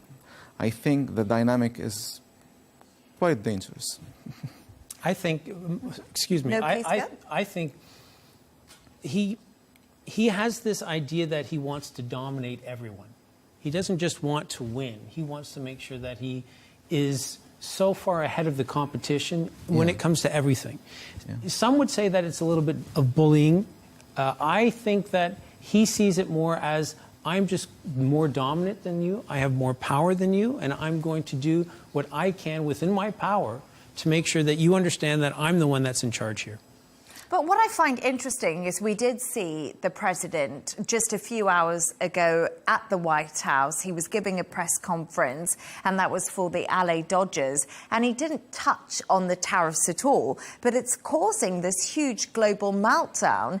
And I wonder, he says this is a medicine that people have to take. But how long are the American people willing to bear the brunt, or the global economy, of the effect of these tariffs we're seeing coming in? So I think the people that vote for him believe that he is the one that has the answer. And I think it's more than just believing in his policies. I think it's believing in the man. And I think he will always have that segment of his voter base in support of what he does.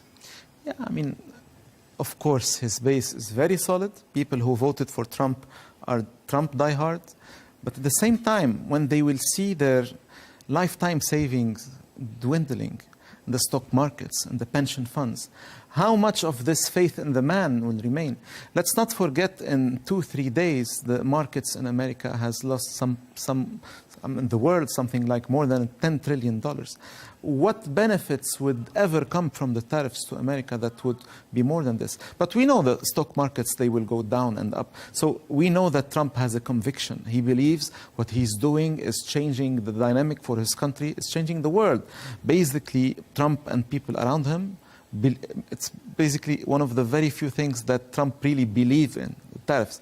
But what he wants to do and what he thinks he is doing is that he's changing a system that has been set by America itself, what we call globalization. Now, globalization has been the tool for American dominance in the economy for the last 50 years.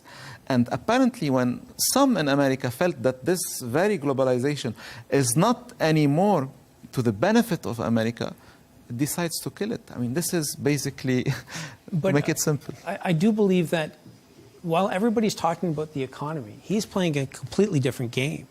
His focus is on politics, and it's about domination, and it's about trying to make sure that he comes out on top.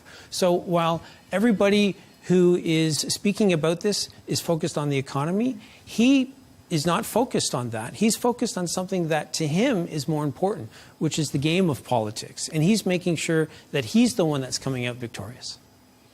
Very interesting point. Yes, so we'll have to wait to see who comes out victorious. Just stay there for a moment.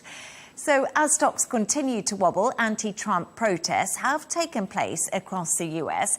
The hands-off protesters rallied together across multiple cities in the largest show of opposition to the president since he returned to office. Earlier, I spoke to Republican strategist Amy Tarkanian, who said Trump is improving things for Americans. Very clear that he wanted to shake things up in a number of areas. People are saying, oh, Trump's going to get rid of Social Security. No, he's not. Elon has just mentioned that he found that there were dead people that were still collecting Social Security, which obviously that's unacceptable. You hear people that are worried about women's reproductive rights dealing with abortion. And all President Trump did was he didn't eliminate it, but he just sent it back to the power of the states to make the decision on what those laws should look like.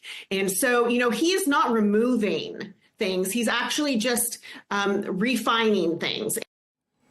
So, Wisdom, we see Amy there, had a chat with her earlier. She's really towing the party line. However, I did also say to her, if we continue to see the stock market fall out and people are going to be paying more for their goods, how are they going to feel about Donald Trump? And also the fact that he came out and said on Truth Social, don't be stupid, stop panicking over the markets.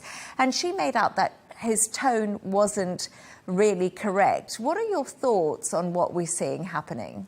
I think she is one of the panicants, like he described them.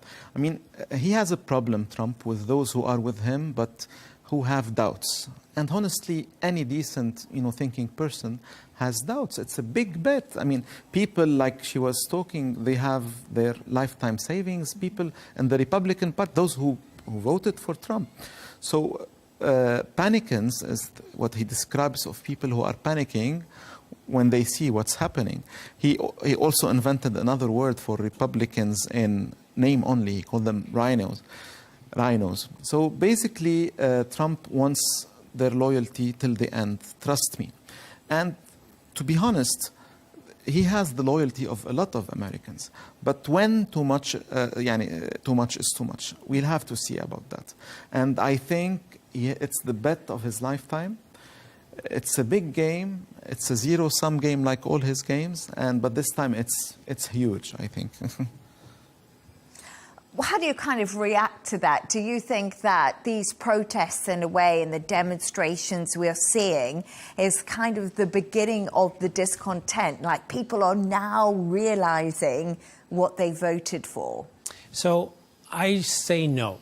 And the reason I think that is the people who were interviewed, the people who attended these rallies, I think they would never have voted for Donald Trump in the first place. Absolutely. I think it is not his base. My concern would be when people with Make America Great Again hats show up.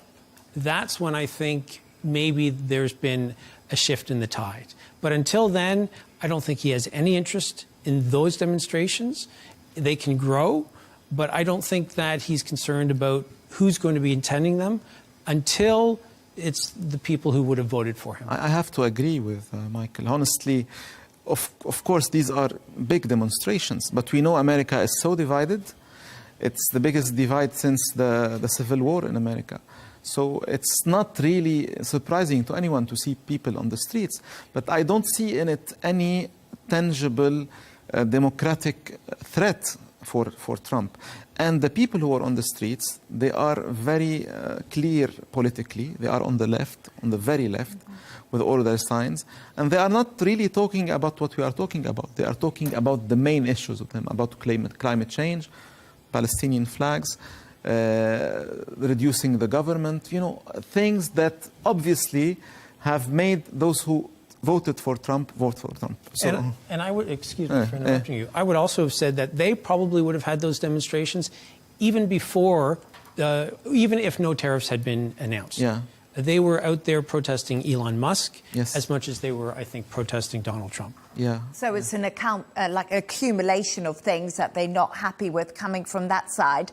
But I just want to say that since Donald Trump came into power, it hasn't even been 100 days yet, I must note that. He's been dominating all the global headlines. It's been something that's been difficult for us in the media to keep up with. I'm sure difficult for people. But it's keeping us busy, huh? It's good. It's keeping us busy, keeping us at a job, I guess. Yeah, you're absolutely right. But what do you make of this? Do you think Donald Trump is... You said he's not focused on tariffs. He's got political interests. What do you think? Do you think Trump's focused on one thing, or do you think he's just trying to sort of put everything out there and see what sticks? Well, he is doing exactly what he said he will do, first. Second, I mean, from a media person perspective, we do struggle to see how he could ever keep a focus on one subject and take it to the end. I mean, take the last 6-7 weeks. We started with Gaza and making a Riviera-style town in Gaza and taking people outside. I mean, it was a huge story. Everyone was talking about it. Now, barely no one is talking about it. And we don't have a ceasefire. War has started again. We don't. He promised hell. They have hell, but there is no issue in this, first. Second, we saw the Russia-Ukraine breakthrough happening. First, we saw the Russia-America breakthrough happening in Riyadh. It was a big moment. And then now, war is continuing in Russia.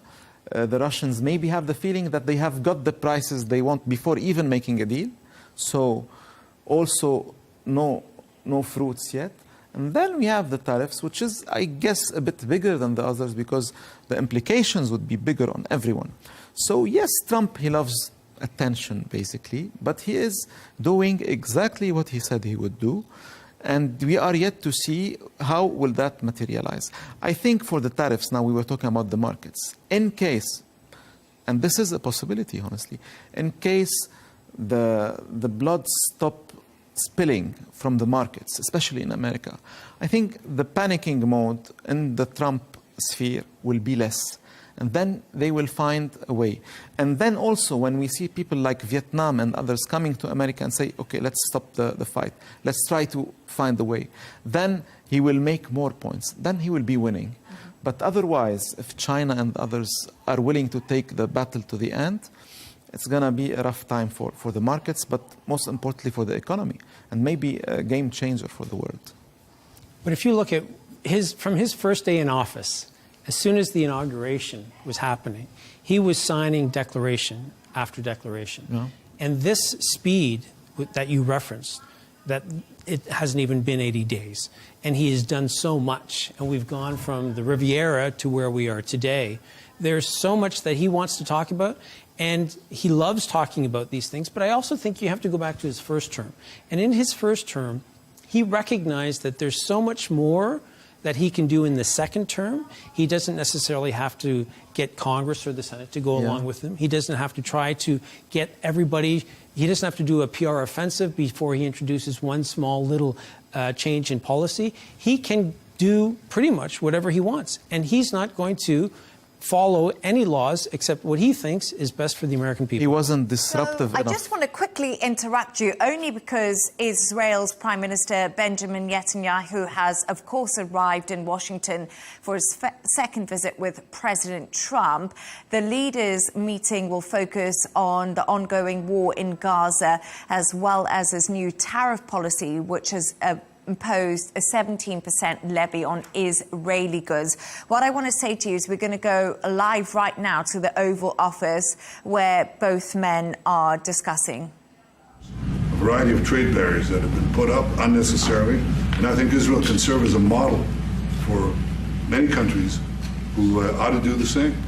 I recognize the position of the United States. It says, you know, we're allowing other countries to put tariffs on us, but we don't put tariffs on them. And, you know, I'm a free trade champion, and free trade has to be fair trade.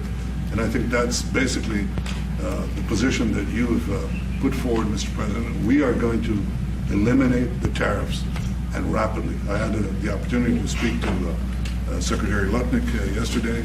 We talked about how we could effect this quickly, and I hope to bring the solution very quickly. We're not talking about intentions. We're not talking about, you know, just words. We're talking about results. And those results are going to come. That's the first. Thank you very much. It's very nice. Thank you. Thank you. Mr. President, what about the hostages deal? Well, Let him finish. I didn't finish. I'm going to begin. We spoke about not only the hostages, but about Gaza. The hostages obviously is a human story of just unbearable agony. I speak to the families. I spoke to them yesterday. Spoke to another one when I was in Hungary before I came here. I speak to them every day. They're in agony. The hostages are in agony, and we want to get them all out. Steve Witkoff, President Trump's very able representative, helped us get a deal that got 25 out. We're working now on another deal that we hope will succeed. And we're committed to getting all the hostages out, but also eliminating the evil tyranny of Hamas in Gaza and enabling the people of Gaza to freely make a choice to go wherever they want. I mean, they should have that choice. And the president put forward a vision, a bold vision, which we discussed as well, including the countries that might be amenable and are amenable to accepting Palestinians of their free choice if they choose to go there. And I think that's the second thing that we discussed. But the hostages came right on top. We also discussed the situation in Syria. We've had neighborly relations with Turkey that have deteriorated, and we don't want to see Syria being used by anyone, including Turkey, as a base for attack in Israel. Turkey is a country that has a great relationship with the United States. The president has a relationship with the leader of Turkey.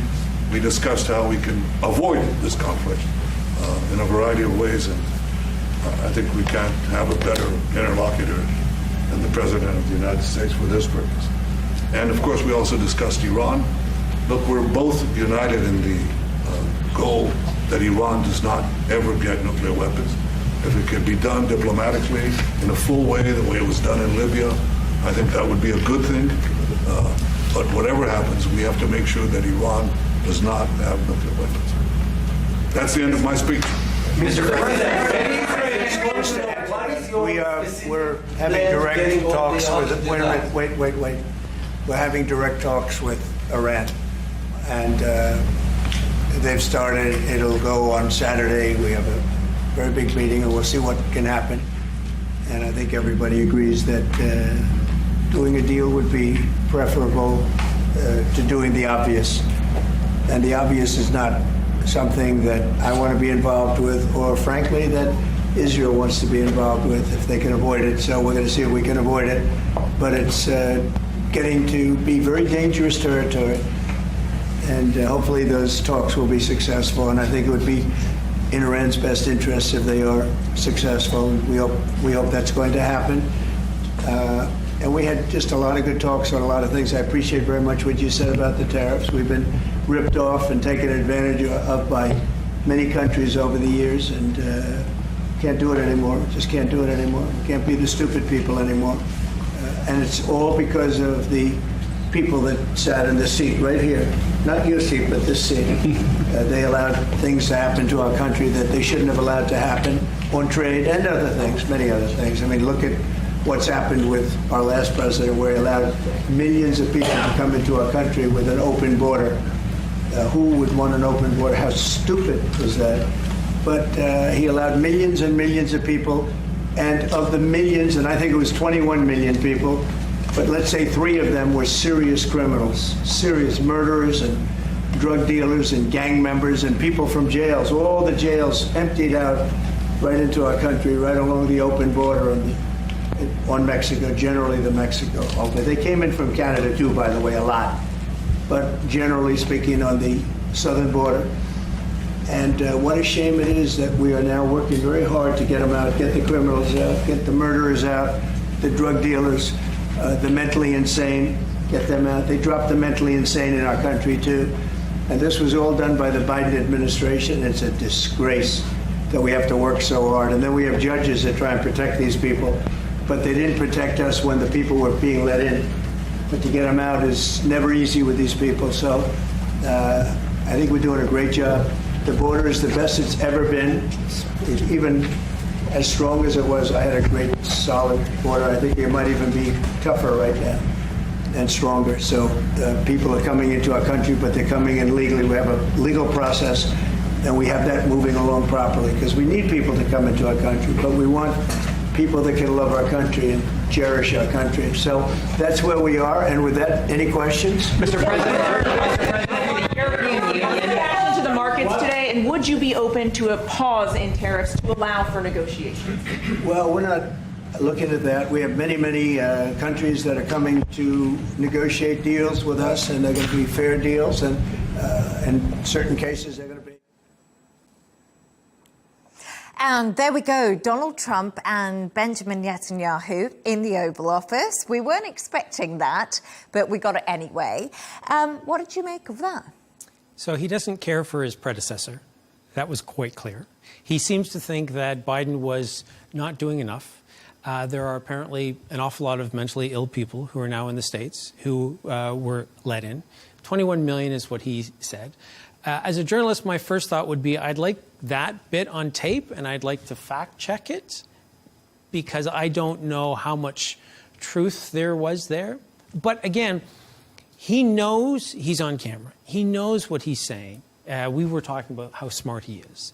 He knows exactly the audience he needs to play to, and he does it so incredibly well. So you have to give him the full marks for doing what he does so well. But there is, the journalist within me, a little bit of uncomfortableness listening to all of that. Well, we definitely uncomfortableness, but at the same time, he is Trump. I mean, we are kind of, expecting and using and used to this. But at the same time, I mean, 3 major things he was speaking about, talking about Iran. I think this is where we have to be listening very carefully. He's saying we are in direct talks with them. I mean, this is very interesting. And he says we are entering a very critical phase and things, he doesn't seem to be very optimistic, okay? So he is kind of saying that the prospects of hitting Iran is more plausible now. When he talks about the tariffs, and this is very interesting because the journalist asked him about whether the 90 days or what any kind of moratorium on imposing is on the table, he said many countries are coming to talk to us, so we don't need it. So basically, it's also a very clear sign that this is what he wants, that he is hitting hard and he is expecting, I mean, this is his deal maker brain, this is how it works. He's expecting the other side to come and negotiate. But I would say, so based on what he said, I would agree a little bit with you, but I would also say until he actually cuts a deal with one of those countries, I would say I'm not convinced that that's what he wants. You are not convinced that he wants deals? He wants to go ahead with it? Yes, I'm convinced that he wants the tariffs as he announced. I don't know, honestly. I'm not convinced either or, because there is a lot that tells us Trump believes in this, okay? He wants to change the system.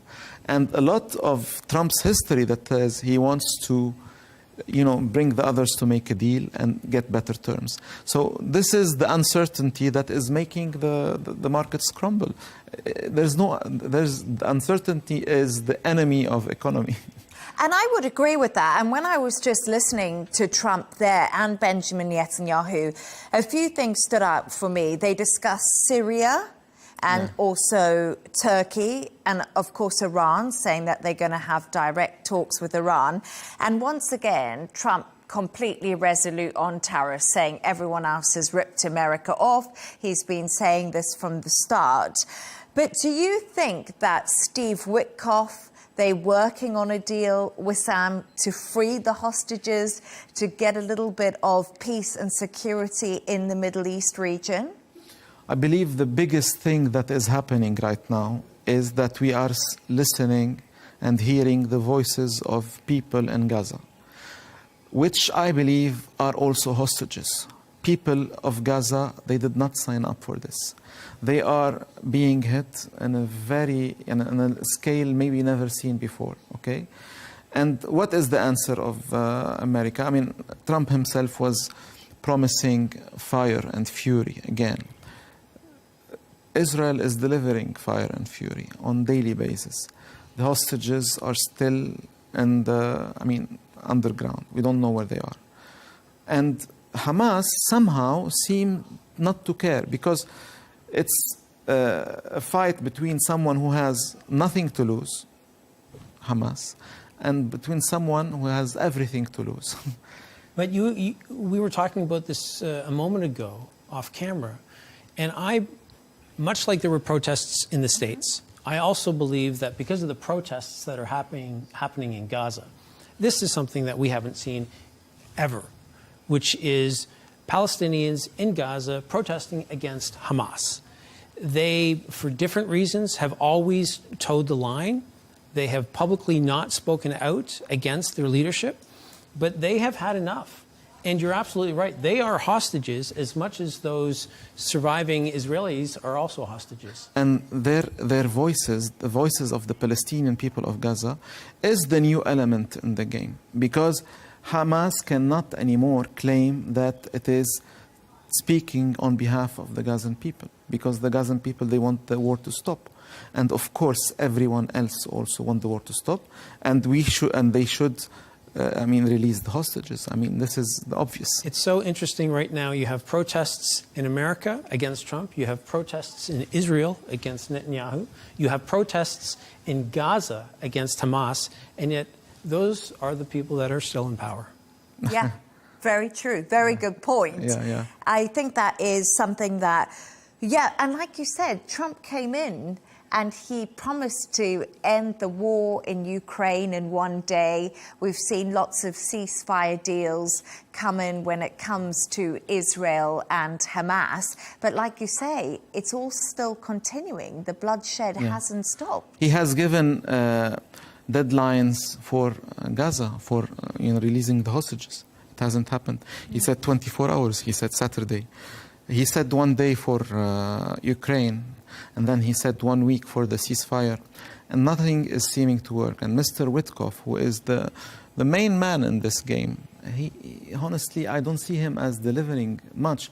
Maybe one of the main rules of negotiations, if we are to believe Trump is a great negotiator, is to under-promise and overachieve, which is not happening at all.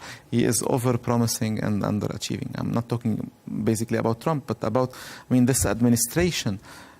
On Russia, and imagine, we are coming somewhere in the world very close to a global economic meltdown, and it's happening while the world is on a brink of a potential nuclear war somewhere on the brinks of Europe, and it's happening when the Middle East is very fragile, with Gaza an open hell and Syria open to all possibilities.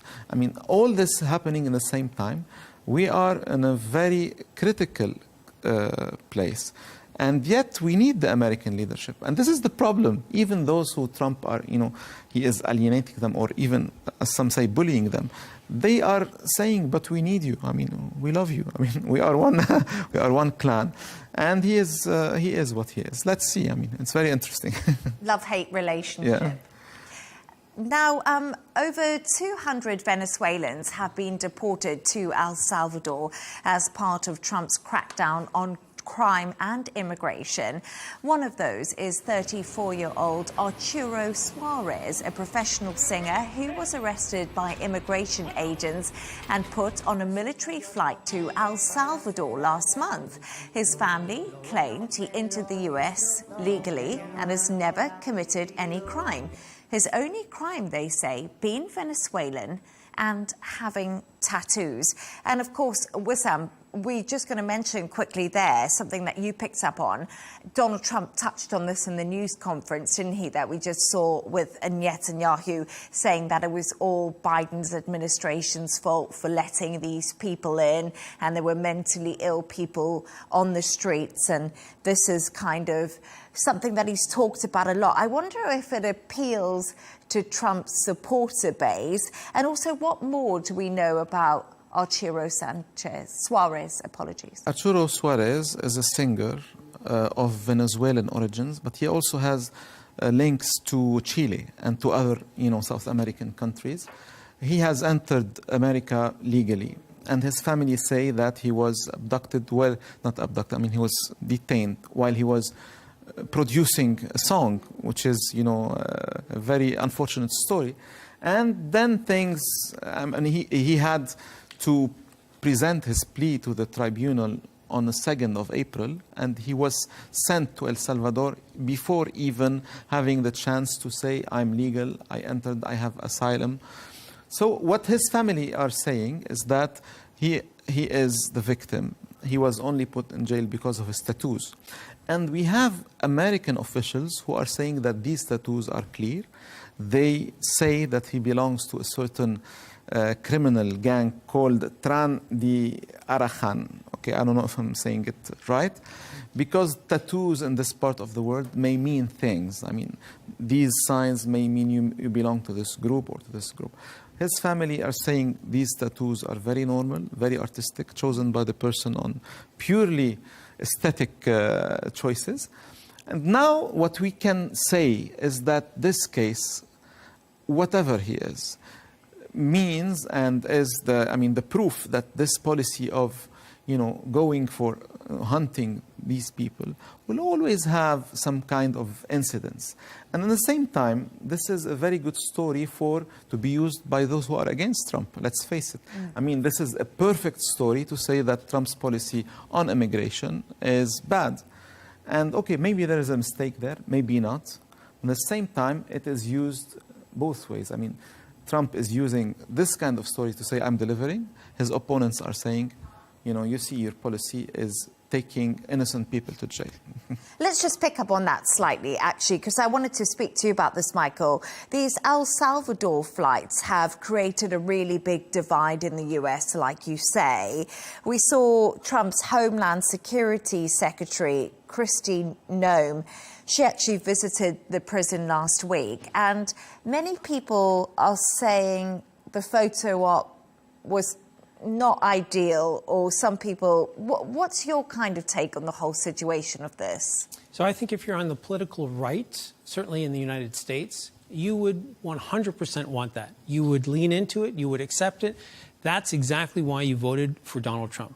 You wanted someone who is going to be strong and stand up for your nationalistic rights. Someone who's going to be front and center and say, we're proud of who we are, and if you come into our country, you're going to pay the price. If you come into our country illegally, you're going to pay the price. Now, this is also something that he said is a national emergency.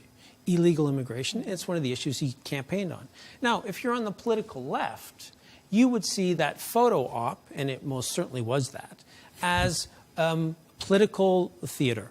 You saw somebody wearing a $50,000 Rolex Daytona, and she was using those men as political pawns. Yeah. And for some on the left, they would say that's not how you conduct geopolitics. Yeah, I'm glad you spoke about the watch, because it's an impressive, even more than $50,000 watch. And she goes and she poses with men, I mean, prisoners, in the background. I mean, it's clear. I mean, the image is, is the theater, like the left would say. And we saw a lot of tattoos. And you see, the people were having tattoos.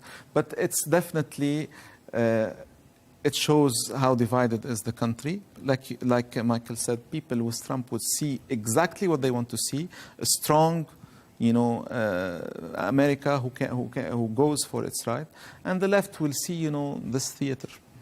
But still a sad situation for the family of Arturo Suarez, who are claiming that he's innocent. And now it's that difficult transition of when are they going to see their families again, and are people being deported fairly? So I guess we'll probably talk about this again. The prison itself is a story.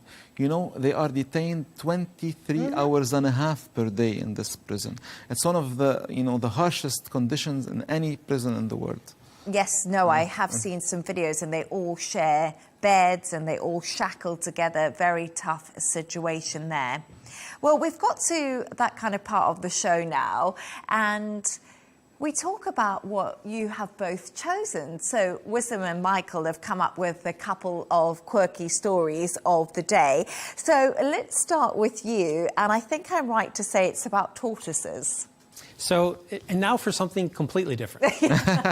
So, Galapagos tortoises. And what I like, well, there's many things I like about this story, but for the first time in their lives, these 100-year-old tortoises have become the parents of 4 hatchlings. You're never too old. You're never too old. And as you and I know, people who weigh their food, yes, these hatchlings, the 4 of them, are anywhere from 70 to 80 grams. That's how much they weigh. I also think it's so interesting that they came to this zoo in Philadelphia in 1932. So imagine how the world has changed in that time period. And I was thinking about that, the fashion, because, people would come and visit them, and obviously the fashion would have changed over the years. I wonder if they noticed, the change of smartphones. I want to tell you something. Because obviously, we all had landlines back in 1930. Talking about tortoise, there is a huge Galapagos tortoise who died in Egypt a couple of years ago, who was brought to Cairo by Napoleon. Wow. Do you imagine this? I mean, if these creatures can somehow save the memory of, our time. I mean, if somehow we can use some of Elon Musk's Neuralinks to their brains to keep some kind of track for what we will not see and they will see. I have a tortoise. What's your tortoise's name? Magic. It's my daughter who called it Magic.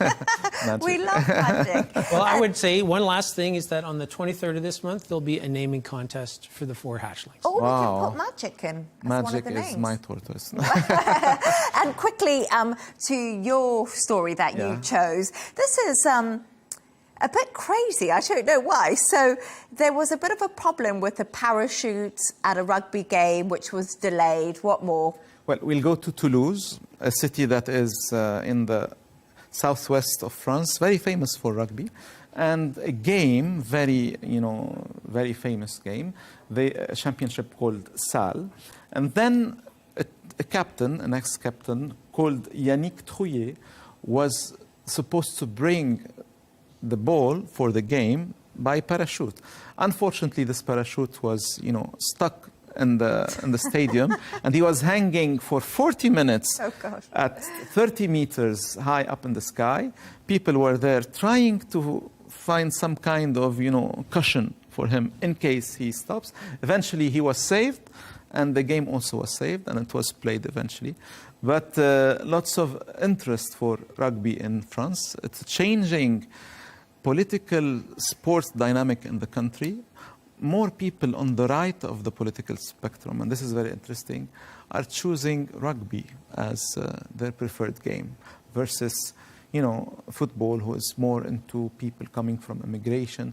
It's very interesting, actually, because how the sports divide is also a political divide. It has always been the case in many other places, but it's new to France. But they always say that you shouldn't mix politics and sport, don't they, when you hear from any of the big bodies? But that is such an interesting... I actually had to laugh at the footage. I felt quite bad for the parachute, but... He survived and all was well and the game went underway. I'm not sure that I would ever agree to do anything like that, but good for him. Good for him. Yeah, thank you both for that. And that's all from us on W News Extra. Thanks to today's guests, media strategist and former editor-in-chief Michael Jabri Pickett and Al Arabiya editor Wissam K. Roos.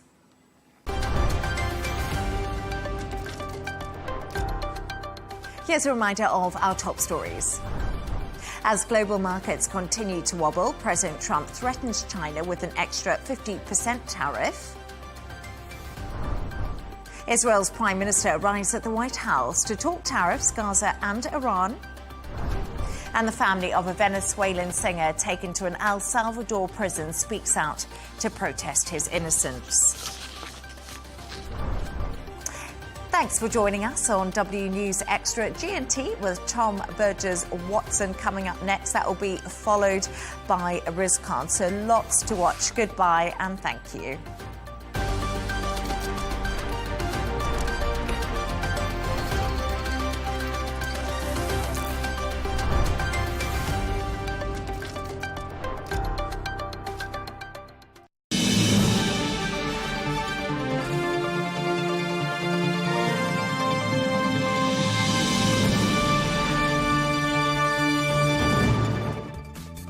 Hello and welcome to Global News Today, bringing you exclusive interviews with leading experts every weekday here on Al Arabiya News. I'm Tom Burges Watson. Coming up on today's programme, with trillions of dollars wiped off the value of stocks across the globe, the Trump administration stands firm on the tariffs policy that triggered the market turmoil, saying they're not kidding and they're not going to reconsider. As the roller coaster continues for world markets, we speak to Pascal Lamy, who headed up the World Trade Organization for 8 years. We'll ask him, are the tariffs in any way justified, and could they end up backfiring on the United States? And 3 days of mourning in Ukraine are underway for the 11 adults and 9 children killed in a Russian attack on the city of Kryvyi Rih. Coming up, we ask the former commander of the US forces in Europe, Lieutenant General Ben Hodges, for his take on the US efforts to broker a ceasefire with Moscow.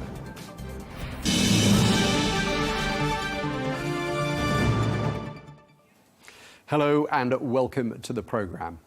As global stock markets continue to tumble, the US President Donald Trump is insisting that he won't back down on tariffs. That is, unless, he says, countries balance their trade with the United States. Well, President Trump is acknowledging the market sell-off, but he's also saying that, quote, sometimes you have to take medicine to fix something.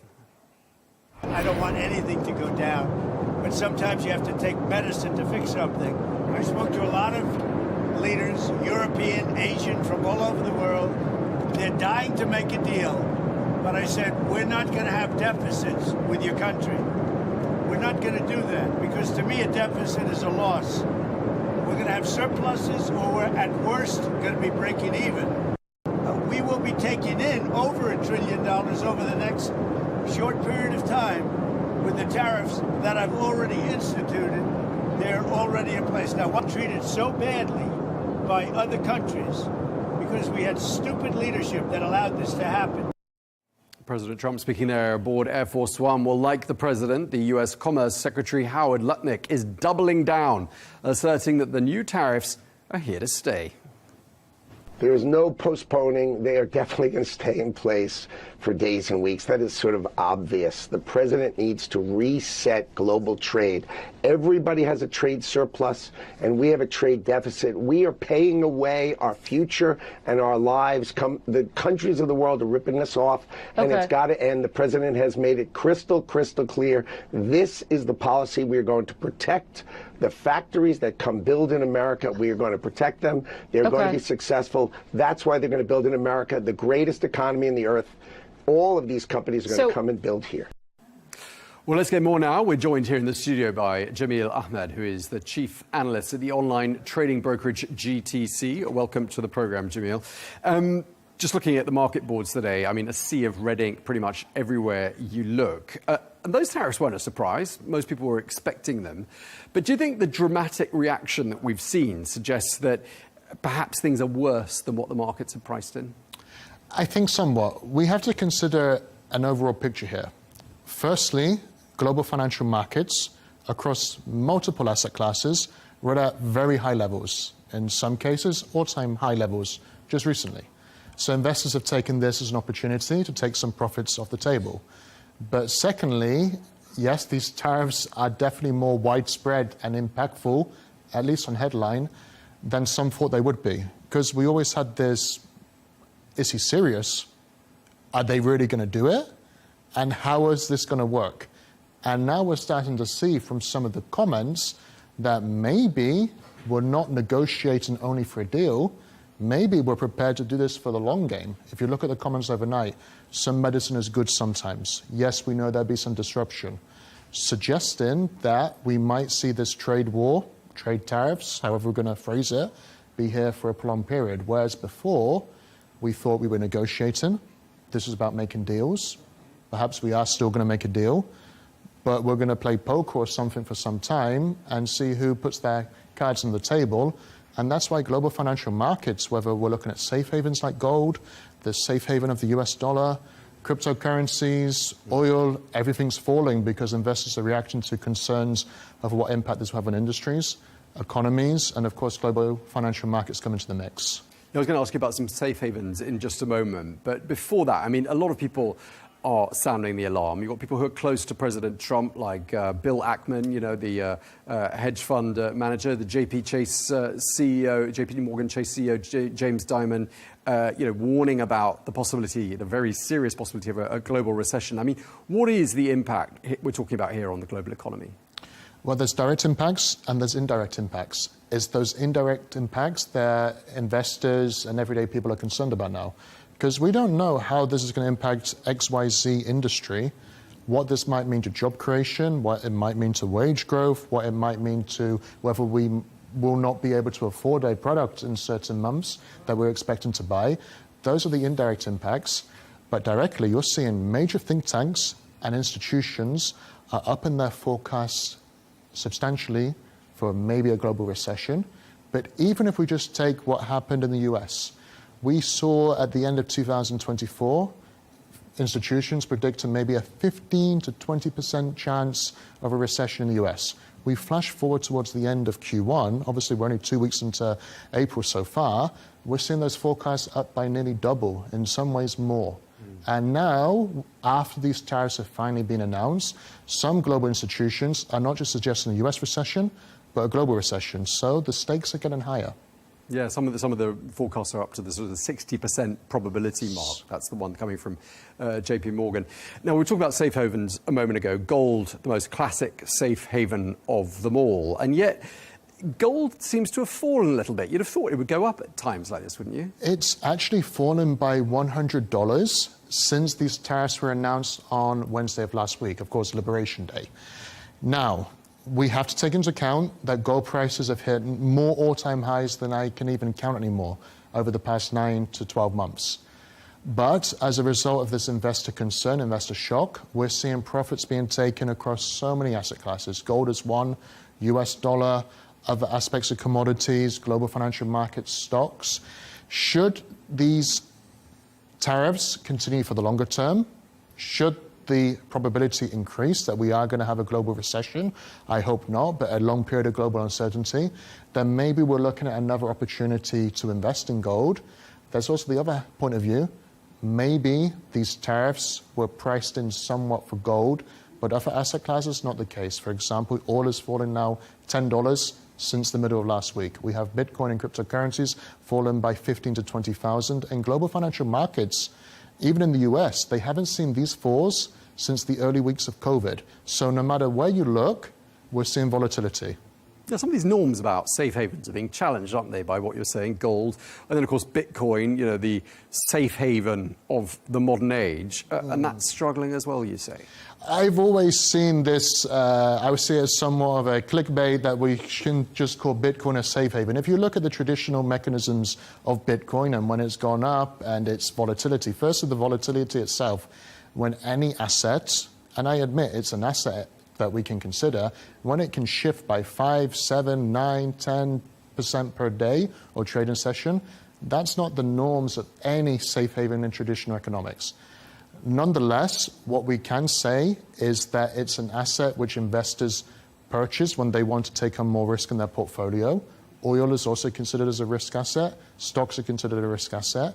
At the moment, we're taking risk off the table, which is why some of those alternative assets, such as Bitcoin, cryptocurrencies, are also falling. And they're falling steeply like everything else. OK, and just to wrap it up, give us some positive news. Are there any rays of light out there? Are there any asset classes or stocks that are bucking this rather negative set of trends? There's always opportunities in financial markets. We also look at the opportunity now in the Japanese yen. One, because it is considered as a safe haven currency. And secondly, if we look at the historical context, when there's periods of uncertainty, investors are loyal to the Japanese currency. We're seeing this again in recent sessions. Secondly, the Japanese yen has been historically now undervalued for a number of years. So investors are jumping on the opportunity there. They're also looking at the Swiss franc. Let's see how this plays out. This is like a big movie now, these trade tariffs. How is this movie going to play out? How much popcorn are we going to need? And then we'll see whether this is a good movie or is a bad movie. Maybe it's going to be over in a matter of days. We never know. Well, I like the fact you've managed to bring us into some more positive ways of describing all of this towards the end. We're going to leave it there. Thank you very much indeed, Jamil Ahmed, Chief Analyst at the online trading brokerage GTC. Thanks for your time. Thank you.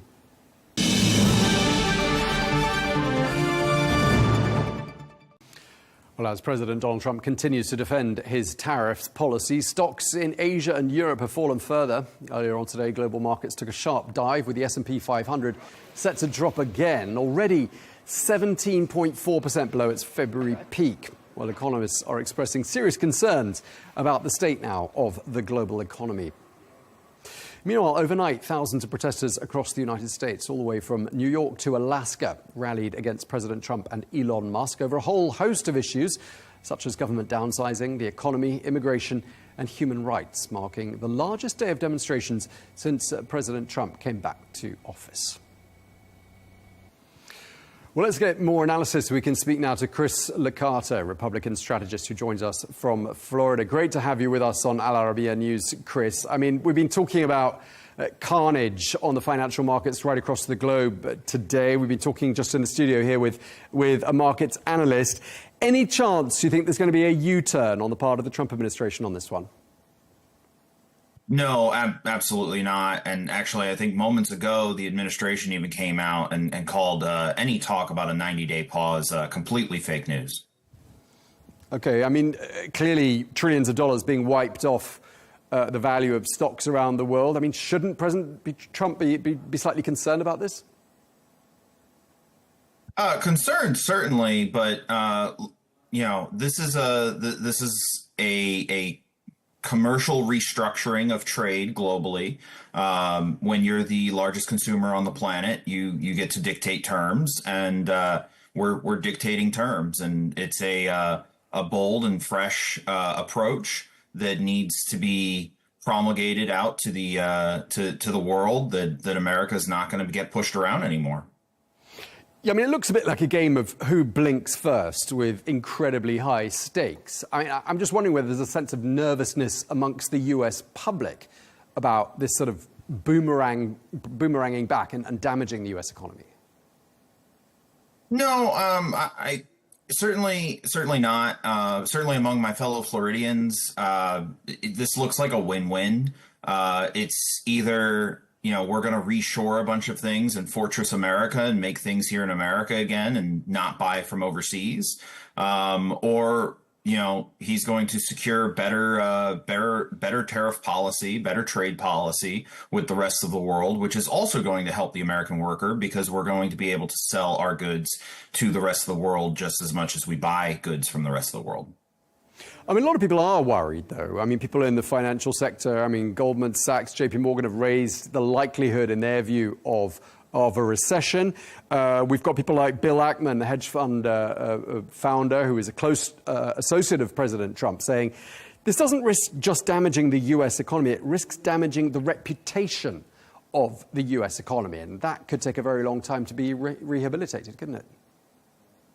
Yeah, and to that, I would just echo the words of the Treasury Secretary. 50% of Americans don't own anything in the market. They have mortgages to pay. They have credit cards to pay, and they're the ones who need relief. They're the ones who are championing the president's moves here, and so there's definitely a lot of room between Main Street and Wall Street, I think, in the rhetoric. Main Street's excited. Main Street is, they see this as a win-win.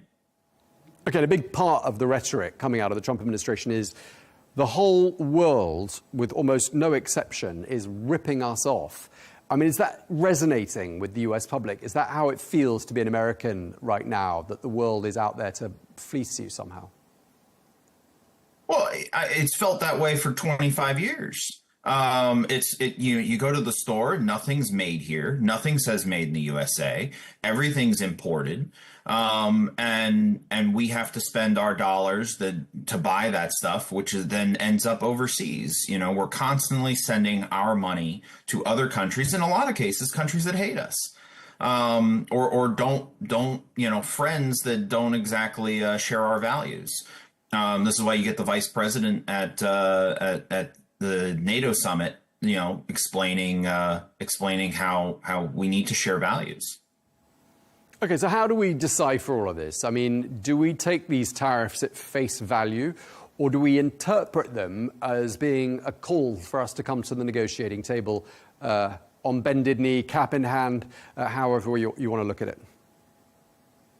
That's for the rest of the world to decide. I would hope the rest of the world understands that the buyer's always right, the consumer's always right, and the United States is the world's largest consumer, and that means we're right. If you want to sell to us, come cap in hand, and let's strike a deal so that we can trade with you and you can trade with us, and everyone will be happy. Otherwise, the United States is prepared to go its own way, and I don't think that that's the necessarily policy goal of the administration, but that's not our chess move to make.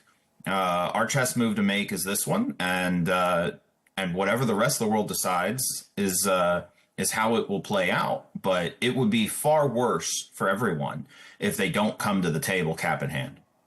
Yeah, and we've got a little indicator of that because President Trump is threatening China with a further 50% in tariffs. That is, if Beijing doesn't withdraw that 34% retaliatory tariff on Washington. I mean, it looks like things could really escalate into uncharted territory from here, doesn't it? Absolutely, yeah. We're going to find out who our friends are and who our not friends are, and who our not friends are. We will probably not be trading with in 6 months' time at all, and they will not be trading with us. They will lose access to our markets, and who does that hurt? There's this line out there by the president's detractors that somehow hurts the president and hurts Americans. That doesn't hurt Americans. Americans are a steely-eyed missile men with their eyes on a far horizon. We will be just fine. We will reshore our industry. We will make our jobs here. We will make our stuff here, and life will continue. And it won't be terribly more expensive or anything, because fundamentally, when it comes to tariffs, if you tariff Chinese products and now Chinese products cost more than American-made products, then yes, overall the cost might be slightly higher to Americans because they have to buy American now, but it's not going to be extraordinarily higher prices, and we're still going to have the same goods and services here in the United States, and the money will stay here, won't go offshore.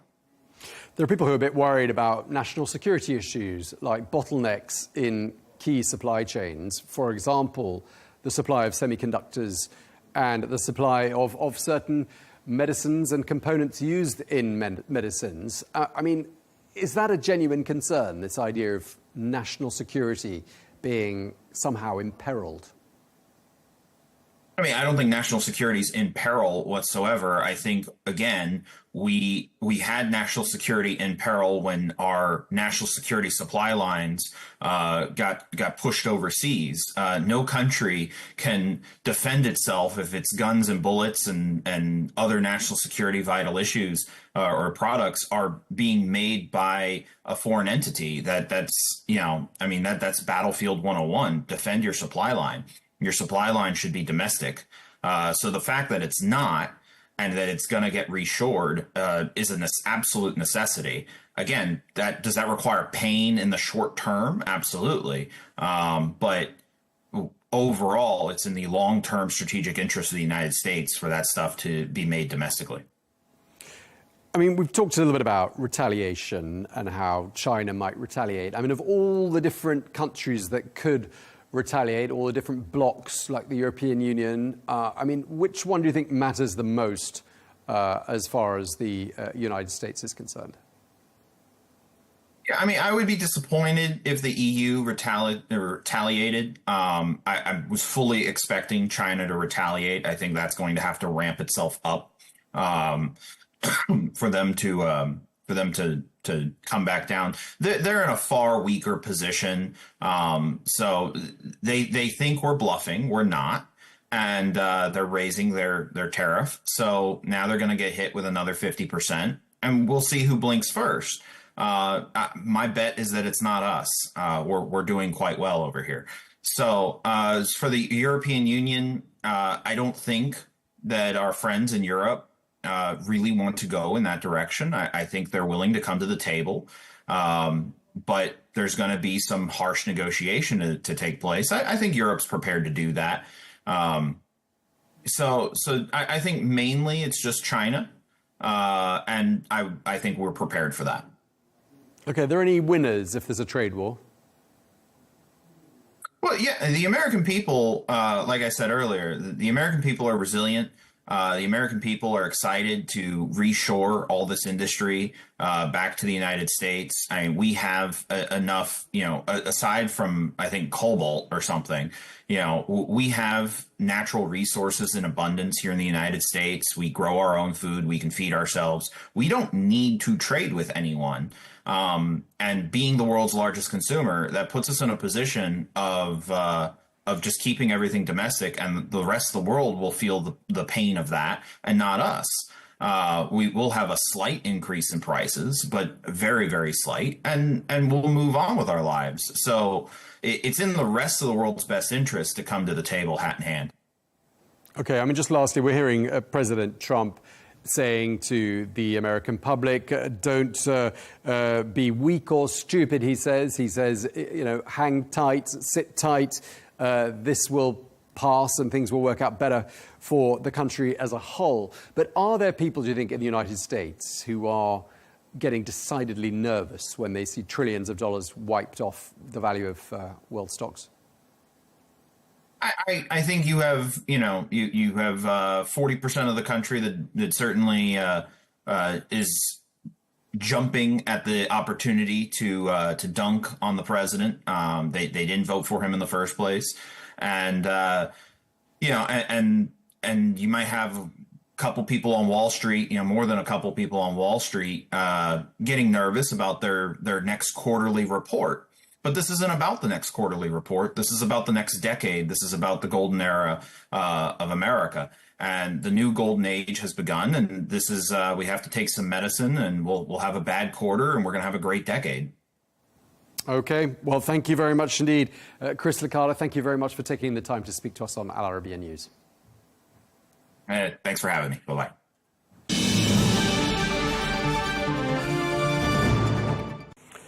Now, it has been a roller coaster few days for world leaders and world markets after President Trump unveiled sweeping new tariffs, ranging from 10% to 49%.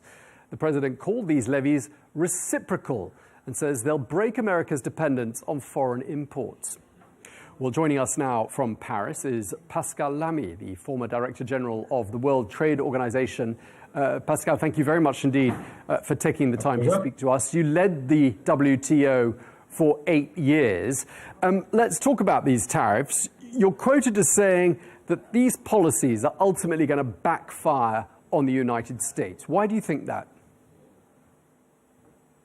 Well, I say that because I believe it. If the U.S. Surround themselves with a fence of 25% import tariffs, this will raise costs, prices in the U.S., given how much they import of what they consume. They have a trade deficit, which stems from the fact that the U.S. consume more than what they produce. And by the way, this is not a problem because they can finance it easily with the dollar. But given the import content of U.S. consumption, these 25% tariffs will raise prices, costs, fuel inflation. Probably at the end of the day, interest rates will slow down the U.S. economy. So this is bad for the U.S.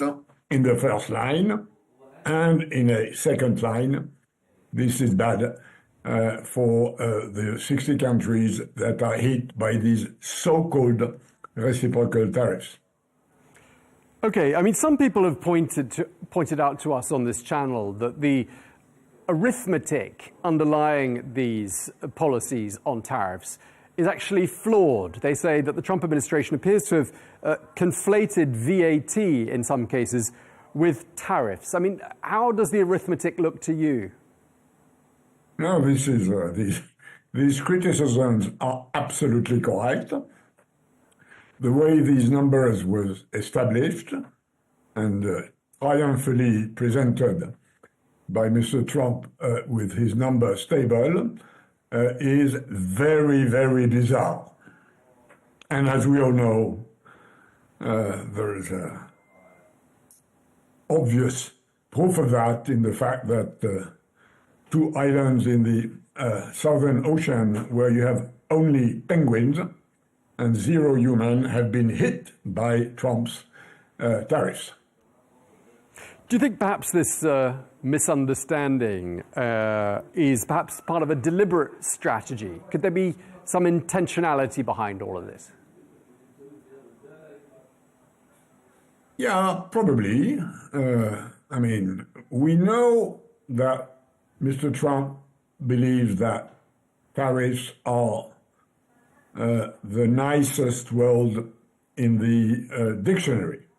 He loves tariffs. He believes that tariffs is a Swiss knife with which he can fix the problems he sees with the U.S. economy.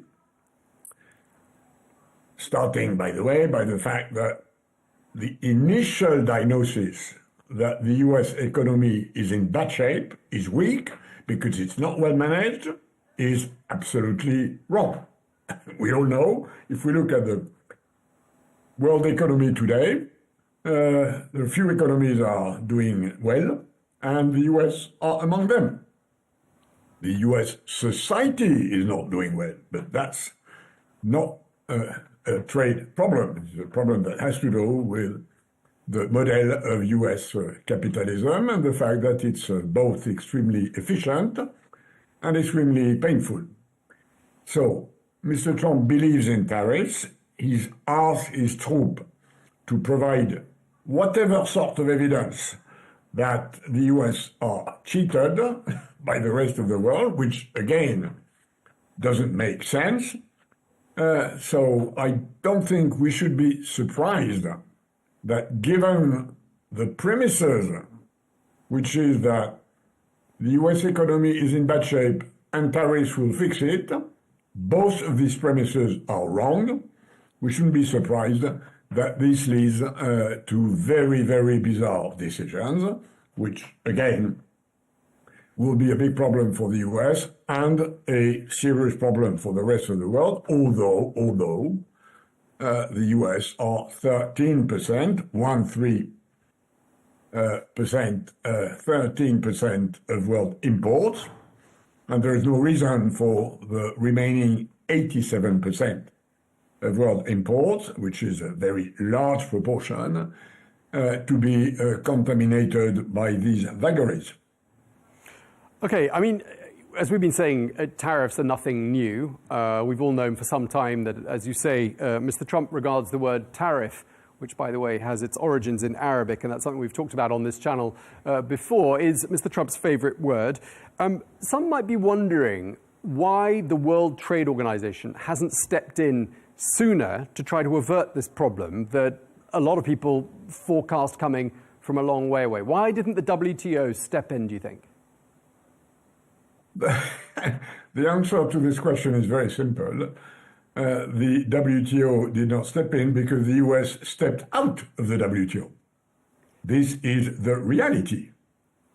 In doing what he does, in doing what his predecessors have done, Mr. Biden and Mr. Obama, by the way, and what he did in his first mandate, the US, which were one of the big pillars of the WTO 20 years ago, have progressively stepped out of the World Trade Organization. They don't believe anymore they should be bound by the commitments they have taken, and that's it. And the WTO members have to learn how the WTO can live without the US. Now, the DG of WTO yesterday said, look, guys, there's a table here where you can talk, if necessary, negotiate.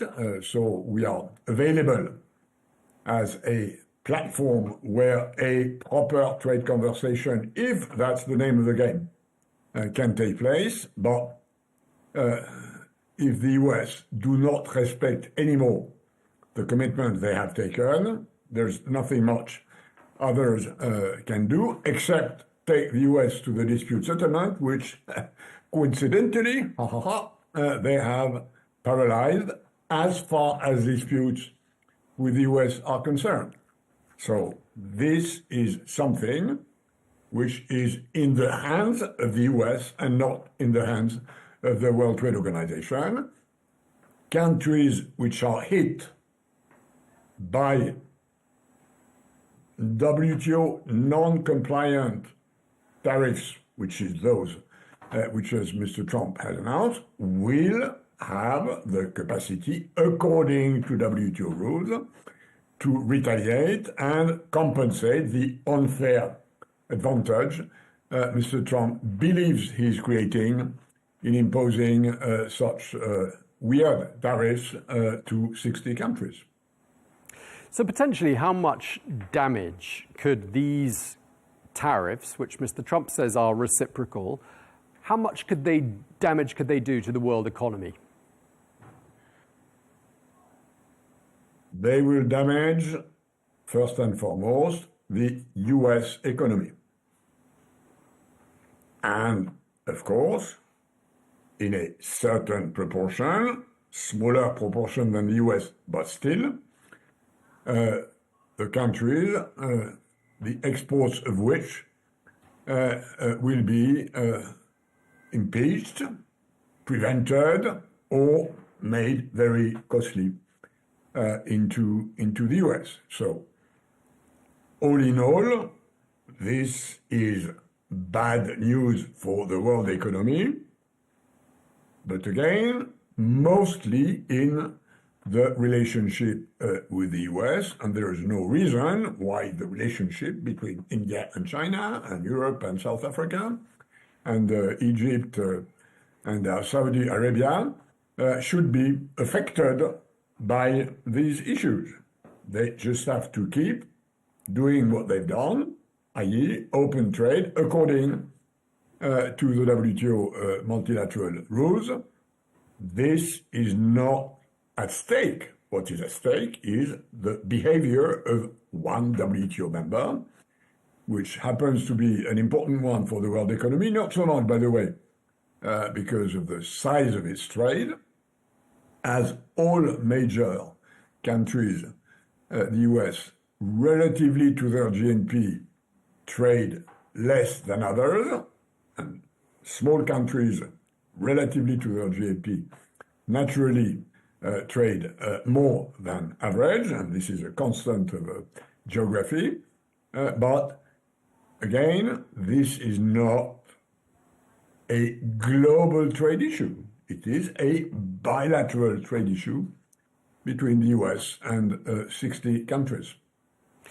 So how would you advise countries to bring this unpleasant chapter to an end? Would you advise negotiation or retaliation? Depends on your retaliation capacity.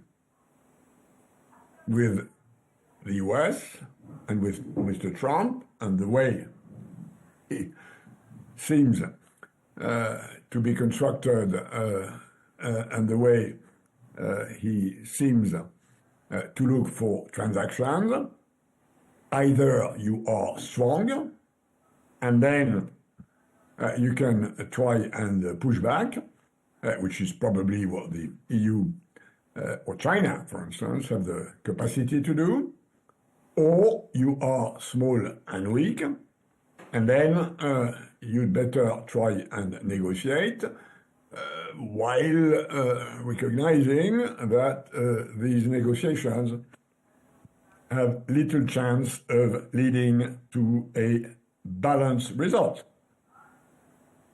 Normally, if you and me negotiate a trade deal, I will open my market to things you do better than I do, and you will open your market to things I do better than you do. We both will be happy to benefit from the comparative advantage we have. This will be a balanced deal. I don't think this is what Mr. Trump has in mind.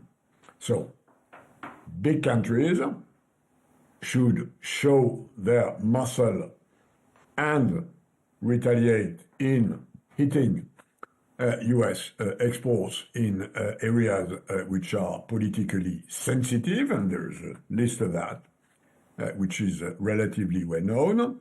Others should try to negotiate if the price is modest, and anyhow, everybody has to look to other markets than the EU market.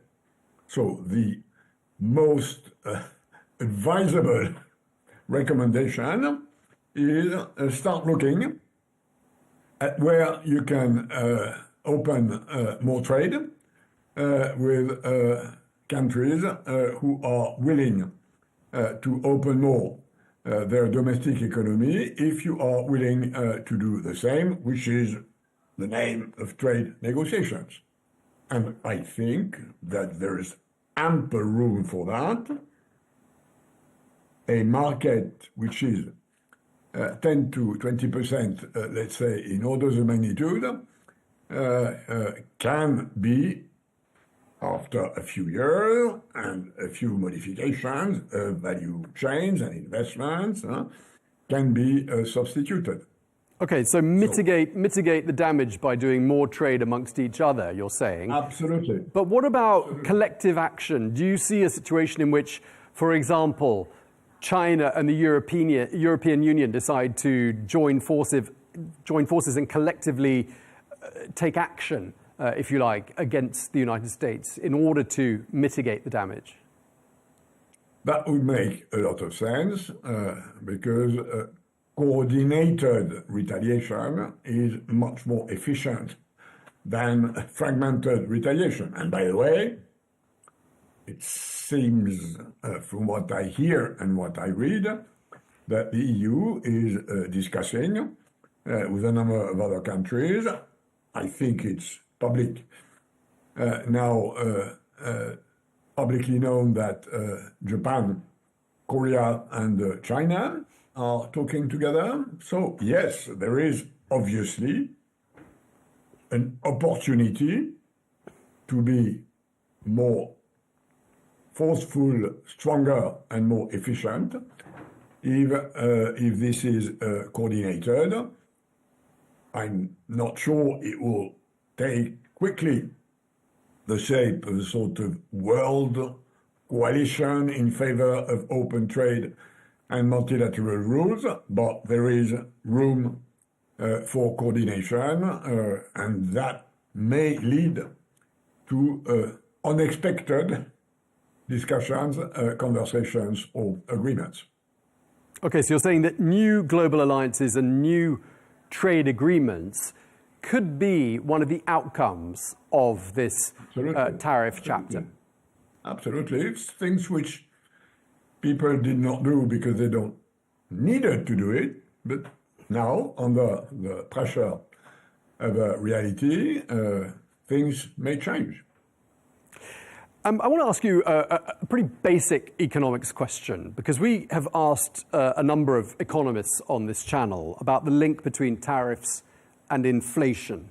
Some economists saying that tariffs do not fuel inflation, although traditional economic theories tend to suggest they do. What's the answer?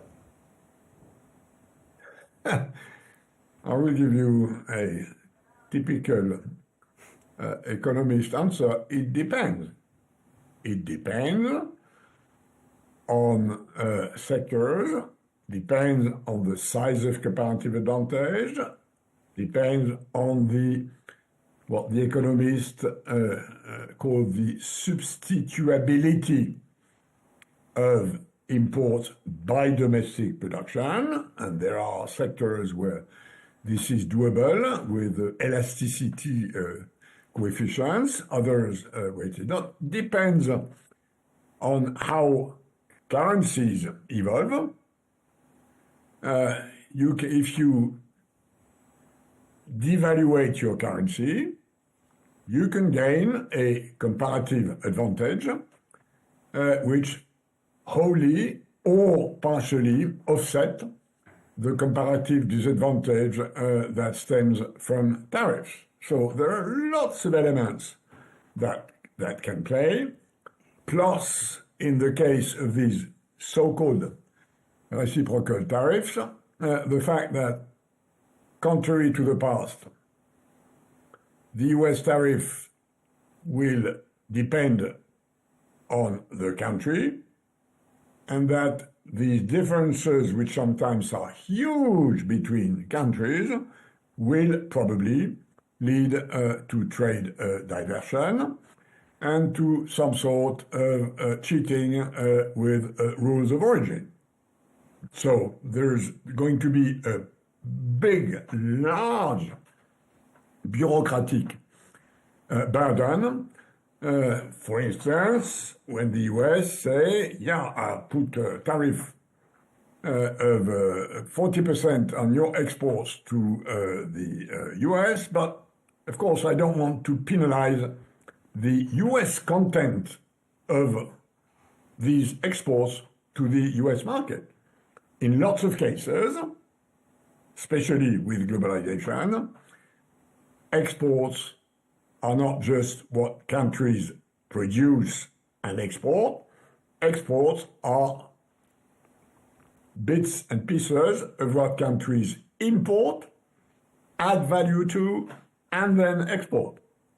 So this is extremely complex. And by the way, I think the first thing which people will realize if this is to be enforced is again the incredible bureaucratic paperwork, customs certification, origin certification, and depending on how much is the origin. Is the origin of a good in a country where 100% of the value is created? Is it 80%? Is it 60%? Is it 20%? This is a host of enormous technical and customs difficulties, which I think are going to appear pretty rapidly.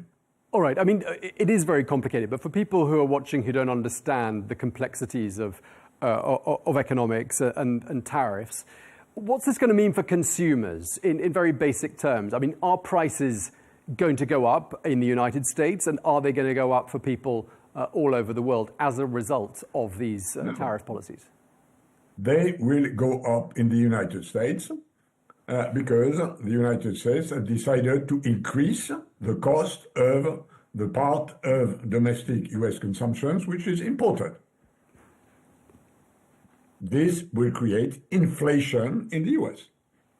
It will not create inflation in other countries, but if this inflation leads to an increase in interest rates, then the dollar interest rate will rise, which probably will have the same effect on a number of other bond markets, and this will penalize countries who are more or less indebted in dollars, and as a second round effect on currencies which may depend on the dollar. So there are transmission elements that will contaminate a part of that.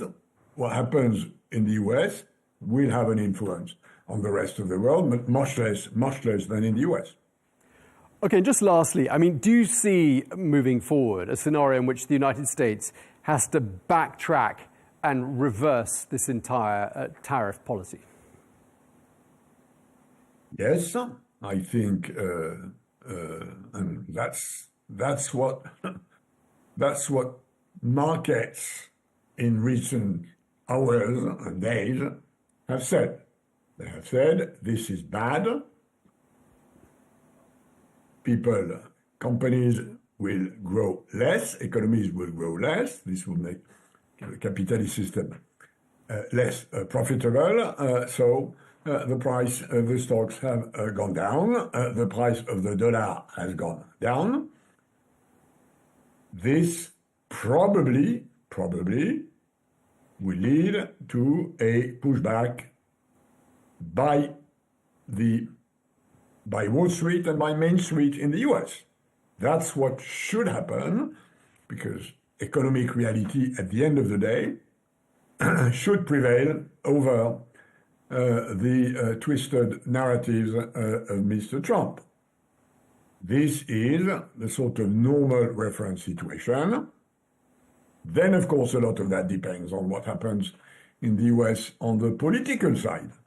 If the real aim, domestic aim of Mr. Trump and his administration is to vastly increase the realm of executive power in the US, this will have political consequences in, for instance, intimidating opposition that might slow a Wall Street or Main Street reaction. So it's very difficult to predict because the political, economic elements are closely intertwined.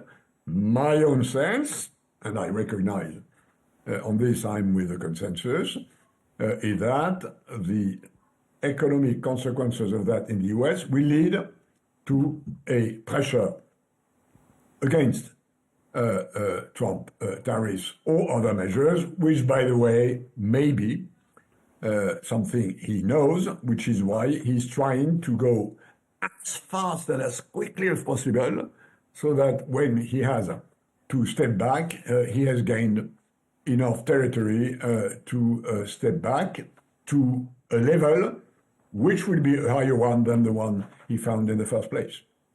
So what you're saying is you think that the United States is going to emerge out of all of this as being the biggest loser. Is that what you're saying?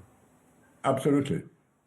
Absolutely. I mean, and what the lesson of economics have told us is that raising tariffs usually is equivalent to shooting in your own foot.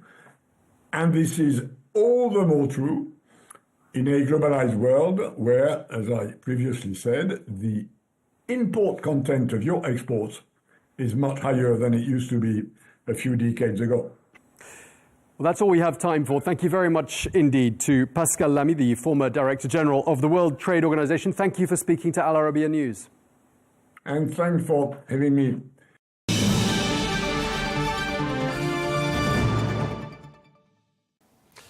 Turning now to the latest in Ukraine, where 3 days of mourning have begun following on from a missile attack on President Volodymyr Zelensky's hometown. Well, it was an attack that killed 20 people. Meanwhile, the French President Emmanuel Macron is calling for strong action. That is, he says, if Russia continues to refuse peace. Well, in a posting on X, President Macron emphasized that a ceasefire is needed as soon as possible.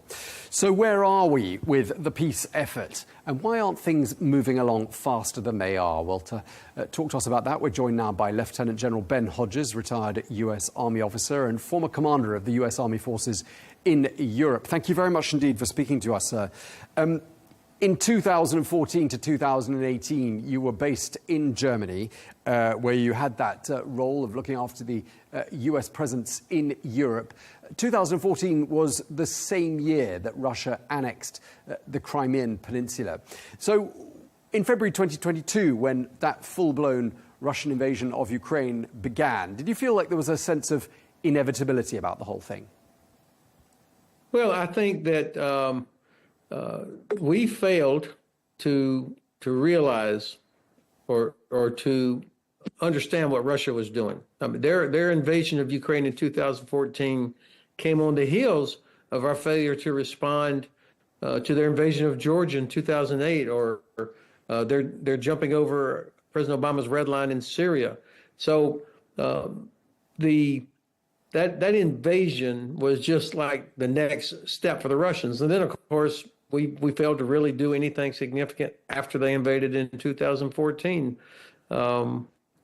But I think anybody that watches Russia, has watched Russia, and looks at their history, would recognize that they would not ever be satisfied with just getting Crimea, for example. So it sounds as though you're saying there's going to be some more acts and some more chapters to follow this one on the part of the Russians. I completely agree with you. Look, the reason there's no progress on the ceasefire is because the Russians don't want a ceasefire. The Russians do not want any agreement, not for real, that ends with Ukraine remaining as a sovereign state and safe. They will make agreements, but never live up to them unless they're forced to. And so that's what we're seeing happening now. They're playing us. They feel pretty sure that they can get away with what they want because they don't see the U.S. administration using all the leverage it has, particularly economic. And they also see Europe is still not fully joined up, ready to hold Russia accountable for living up to a ceasefire.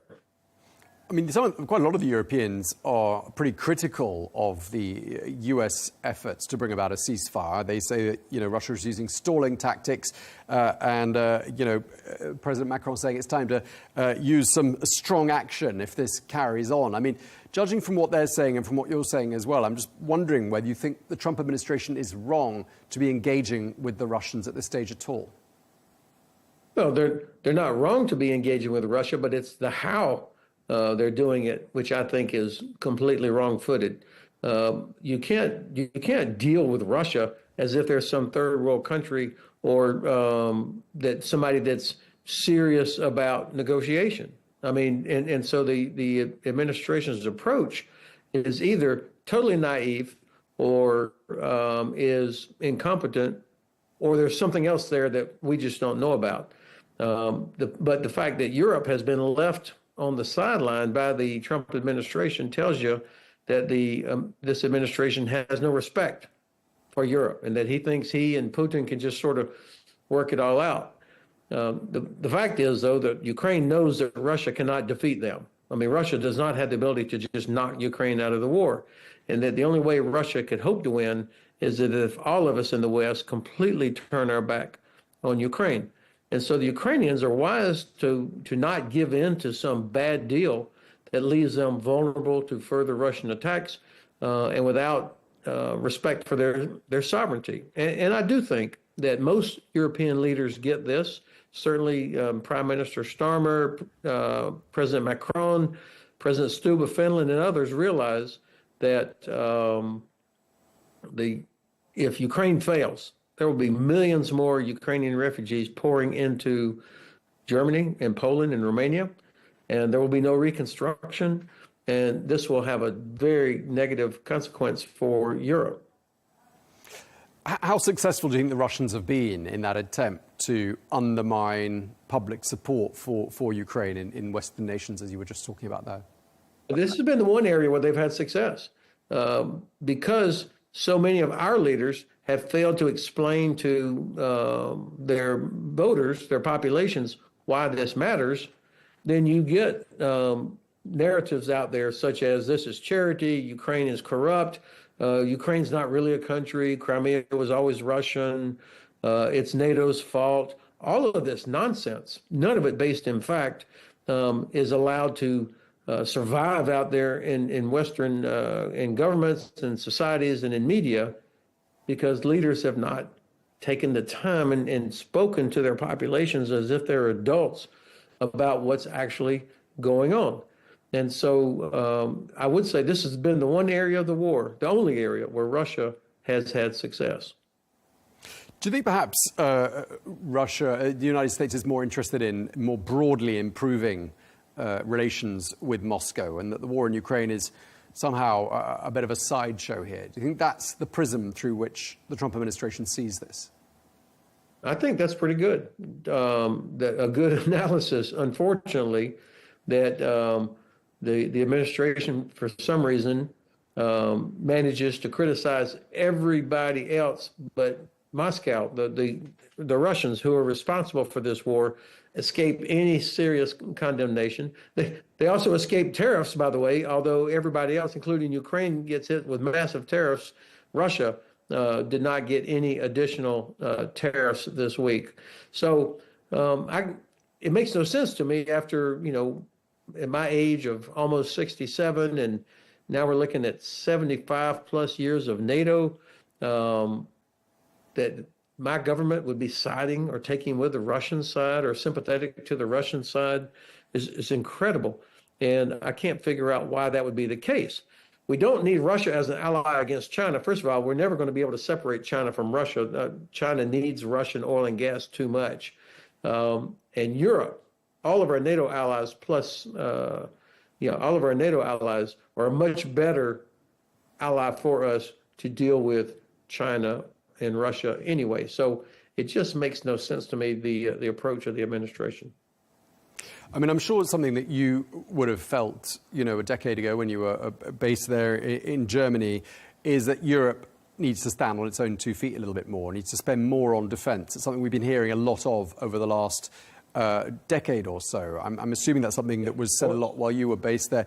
Are we seeing more signs that Europe is stepping up to the plate? Are you satisfied that Europe is gearing itself up to stand on its own 2 feet a little bit more? Well, you're exactly right that it's indefensible that all the wealthy nations of Europe have done such a poor job of providing for their own defense, as well as contributing to the overall collective security of NATO and all of their allies. It's not defensible. So President Trump, as well as all of his predecessors, were correct to hammer away at allies for not doing that. Having said that, now that everybody recognizes that Russia is not kidding, it's a real threat, nations are recognizing they have to take appropriate steps, as well as be prepared to contribute to providing security in the Indo-Pacific region. So we do see growth in military capabilities, growth in defense industry, and even Germany has taken the very challenging legislative steps to change the law so that they can have enough funds to pay for improving and modernizing their defense, as well as improving and modernizing their infrastructure, which is also important to collective security in Europe. The smaller Baltic countries, Estonia, Latvia, Lithuania, they've never been confused, but they also have grown the size of their militaries, both regular forces as well as the territorial or reserve forces. Finland is very, very strong. Poland is growing theirs. Romania is growing. I think Italy is much more of a capable military force than maybe is generally recognized. UK has always been a top-tier ally, incredible intelligence capabilities, great traditions of the Royal Navy, the Royal Air Force, and the British Army, but it's just too small. I mean, for UK to do what it needs to do, what it wants to do, is too small. And of course, this is a decision for His Majesty's government to figure out where do you prioritize? Do you have all the defense that you need, or you have only what you can afford?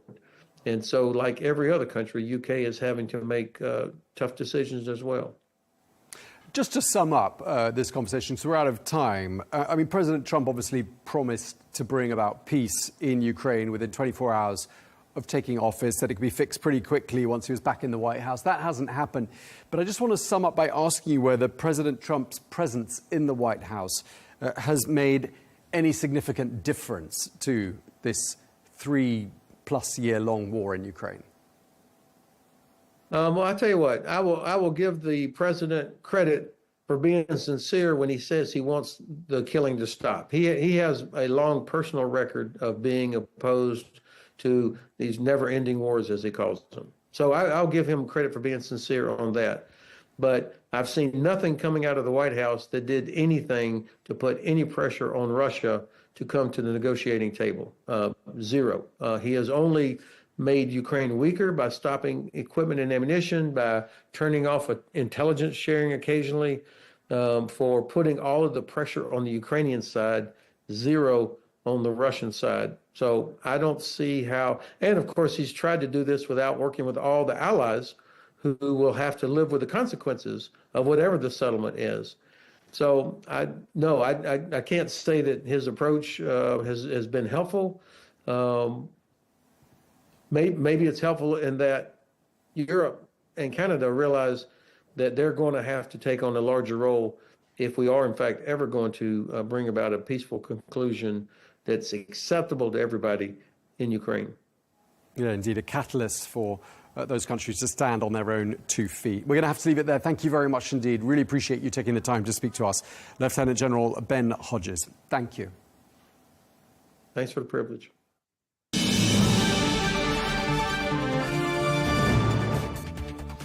That is all we have time for on Global News today. Thank you very much indeed for watching. Be sure to join us again tomorrow for more exclusive interviews. Until then, bye-bye.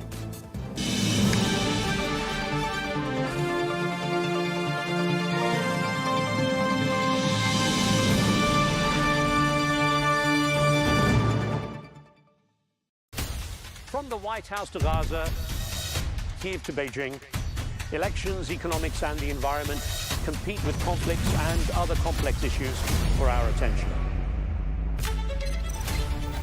In an age of fake news, deepfake and artificial intelligence, they've got to have a vote and a say. It's important to look beyond the loudest voice to understand the truth. From newsmakers to groundbreakers, My campaign is going very well. Presidents, prime ministers, princes and peacemakers, and cultural tastemakers. As Arabs, as Middle Eastern, we're too emotional. Join me on the Riz Khan Show for empowering conversation.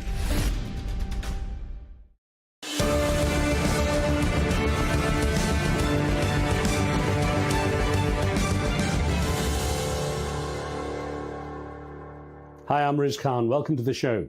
5 years ago, the world changed overnight. Streets emptied, doors shut, and uncertainty loomed for half the population of the planet living under lockdown. What began as a temporary measure to control a global pandemic turned into a defining period of our lives. We're still living with the social and economic repercussions of that time and learning more about its physical and mental legacy. And questions remain. Was it all worth it? Did lockdowns really save lives? Why did health experts make a U-turn on how to tackle the pandemic? Did world leaders make the right decision on whom to save? And how did the situation contribute to political polarization and a lack of trust that continues to this day? Well, two Princeton University political scientists have tackled some of these provocative questions in a new book. In COVID's wake, how our politics failed us. Well, the answers the professors came up with will make uncomfortable reading for some of the people in power during the pandemic. Later in the show, I'll speak with Professor Stephen Macedo, but I'll start with his co-author, Professor Francis Leigh.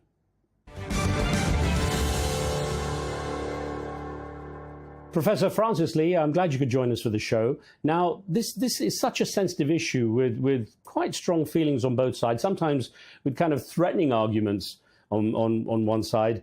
And I wonder to what degree you had to think about the potential backlash to your academic career in tackling this particular subject.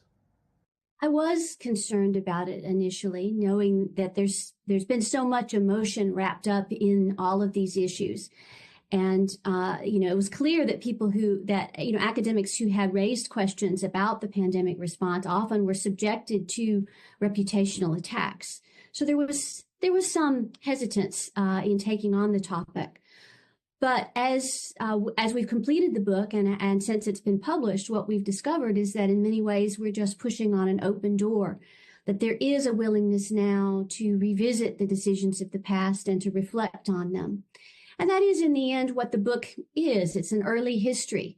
We take a look at, the decisions that were made and what the consequences were of a, very critical period in U.S. and world history.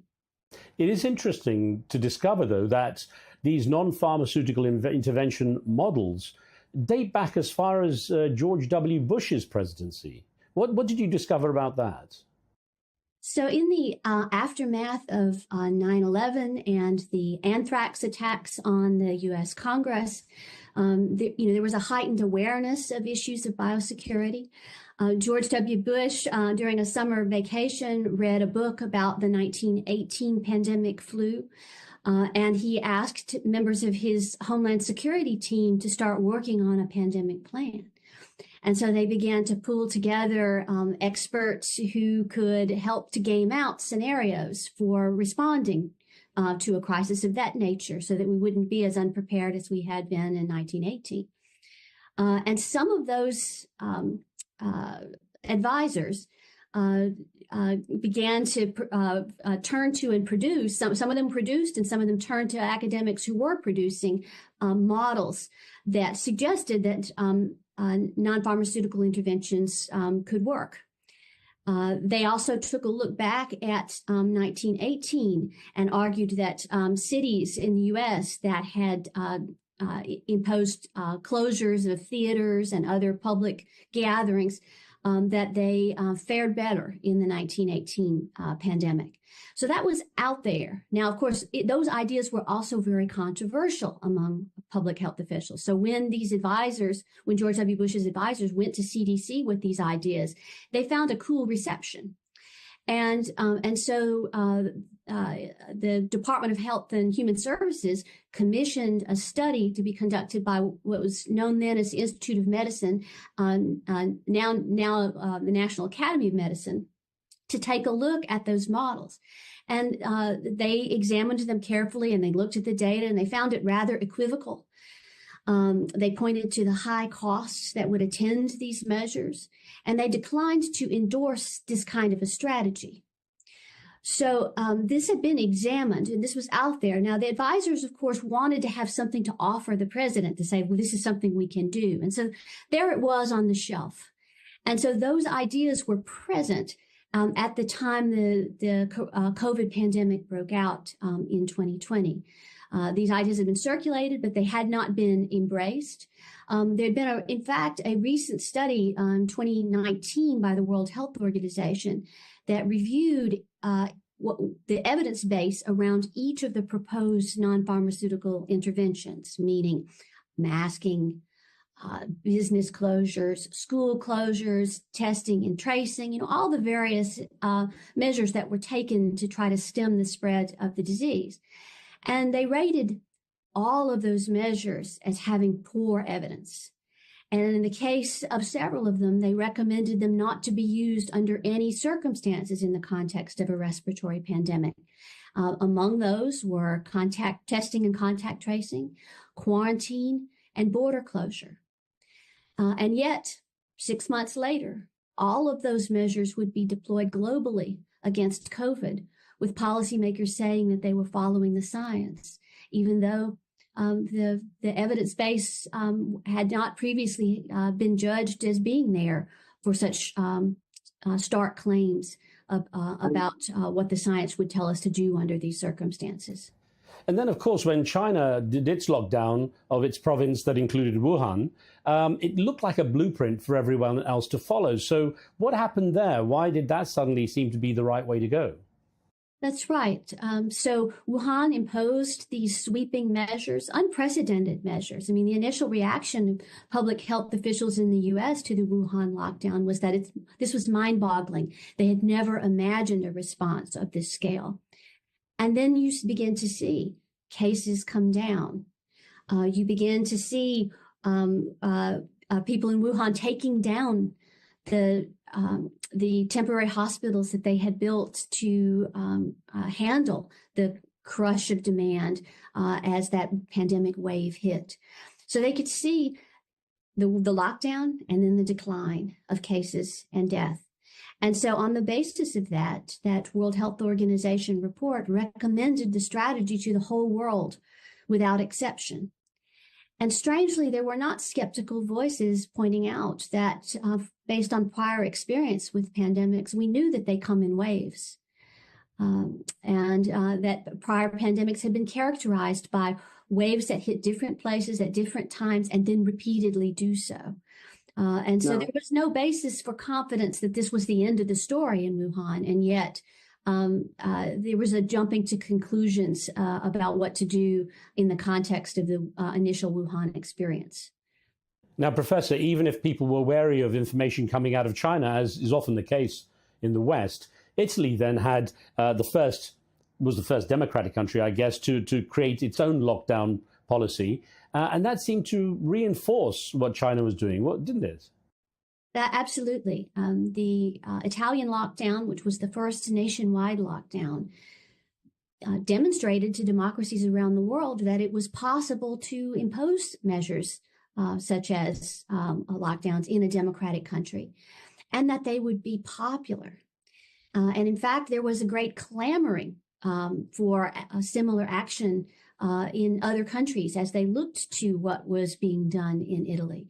In the U.S., when the lockdowns were initially imposed in mid-March of 2020, they were hugely popular, with polls showing 87% of Americans approving, which is a remarkably high approval rating in a country that is characterized by a lot of political polarization. It is interesting also that there were a number of influential reports that came out of places like the UK and elsewhere that said that lockdowns could be a very effective way to flatten the curve, allowing healthcare systems to kind of cope with the huge jump in infections and perhaps recover their ability to handle it. So it did seem like a good idea there as well. That's right. So that Imperial College Report number 9, which was officially published on March the 16th, that's the same day that the coronavirus task force in the U.S. began to recommend lockdowns to the United States, to governors across the U.S. But Neil Ferguson had been a longtime collaborator of those same George W. Bush advisors who had been working on mathematical models for controlling the spread of a pandemic disease. So he had a long track record of working in that space and being an advocate of those measures, even though those measures were controversial in public health more generally. But his report showed, just dire projections of what would happen in terms of the fatalities from the disease if such measures were not taken.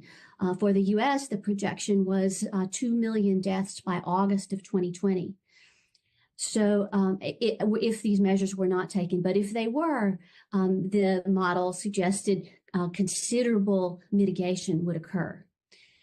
So policymakers, felt tremendous pressure to do something along the lines of what the report recommended, because it seemed to say if you didn't, then far more people than necessary would perish.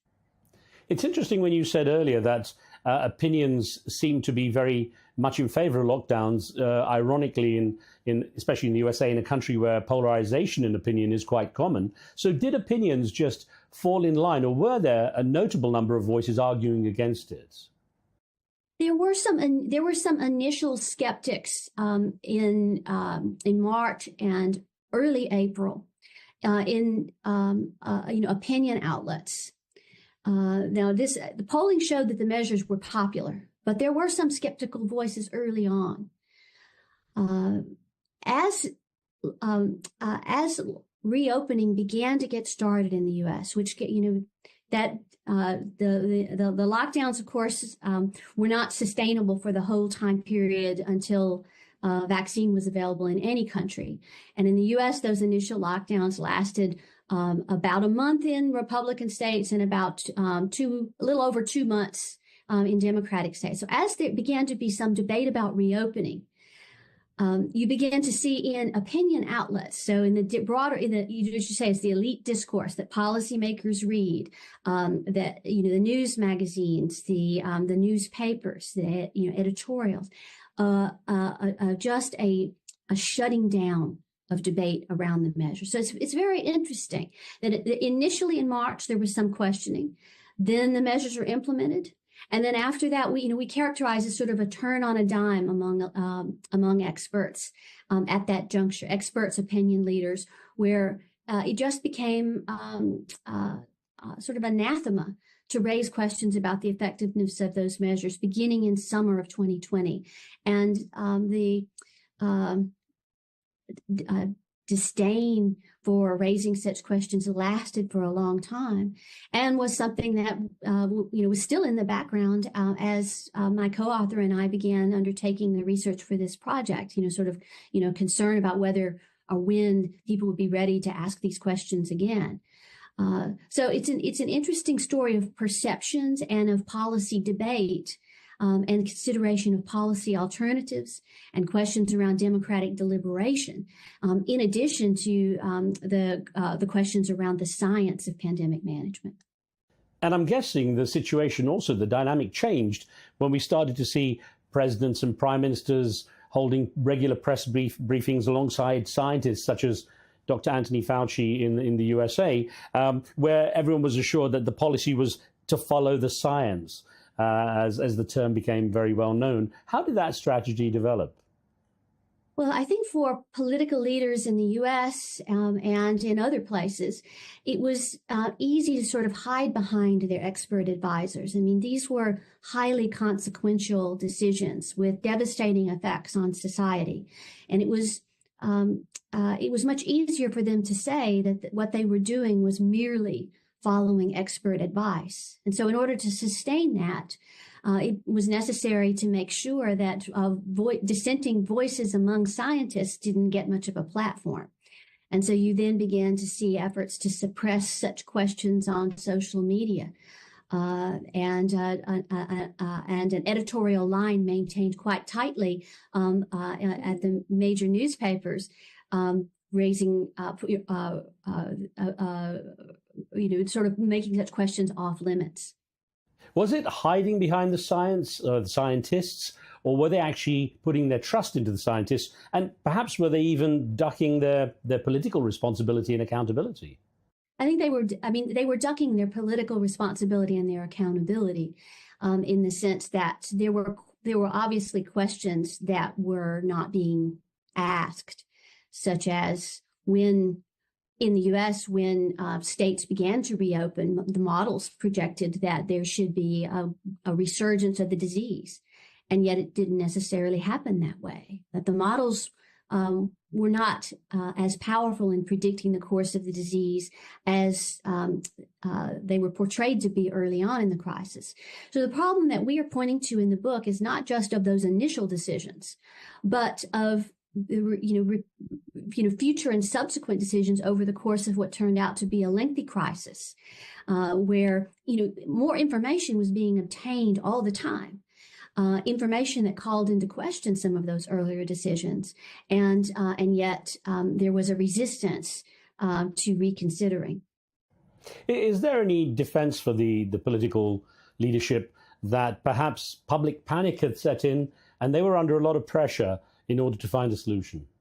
That's a fair point, absolutely, that the public trusted the scientists. The way that the whole issue got framed for the public in the news media was often that there's the scientists here on one hand, and then there's the politicians on the other. Who do you trust? Publics in any democracy have a reasonable amount of skepticism about political leaders. Scientists are not subjected to the same degree of skepticism and are seen as having less by way of conflicts of interest. So there was a preference to believe the scientists relative to the politicians. Now, of course, lockdown affected people in very different ways. And I wonder how that one-size-fits-all strategy had an impact on people in terms of, how they handle the epidemic, irrespective of their geographic positioning, their social status. There were so many factors that could change people's experiences of the lockdown. That's right. Well, when we took a look in the book at what was known about the costs of the measures that were taken, there are systematic ways in which those costs fall more heavily on the less advantaged in society. Beginning with the fact that not everyone could lock down at all. About a third of the workforce in the U.S. were essential workers, and those tend to be, at least disproportionately, low-wage service workers. So they are not being protected by the lockdown measures. Meanwhile, the schools are closed and their kids can't go to school, and yet they have to continue to work. School closures had a disproportionate effect on the less advantaged. That it was harmful to learning across the board, but the harms fell more heavily on school districts that were already low performing, that already featured wide learning gaps. Those grew wider. So you can go through each of the measures, and it has this character. Large businesses continued to do well, and in fact, in many cases, grew dramatically. You think about the growth of online retail. Meanwhile, small businesses shuttered, and many of them were never able to reopen. That there was a systematic class bias in the effect of these measures. It's probably one of the reasons why the measures were as sustainable as they were, in that they fell harder on people with less political power. I know you described the decision-making that occurred as selective life-saving, that it cost one group, at the expense of another. One group was able to be saved. And I wonder, is it not inevitable in such a large-scale event that is going to take place? It is inevitable in that, that we rely on human cooperation for our basic survival. And so that can't stop. So for the things that we need to keep on living, we need some share of people to keep on working. The question is, how those costs are going to be distributed. There was an alternative approach, which was to take what we knew about who was at most risk of disease, severe outcomes, and ask them to take measures to protect themselves and to organize society to help protect them. That would have acknowledged that the virus is going to continue to spread, and that was very difficult politically for leaders to do. And so instead, they preferred to talk about containing it, suppressing it, stopping the whole thing, which, of course, the measures we were taking were never capable of doing that, given the large share of people who had to keep working. It was kind of a collective delusion that we could protect everyone. We pretended that the lockdowns could protect everyone, even though it was quite obvious, if you gave it any thought, that they were not capable of protecting everyone. So a different strategy would have been to acknowledge that reality, that we lacked the technology to control this thing, and then to adjust our strategy to that reality.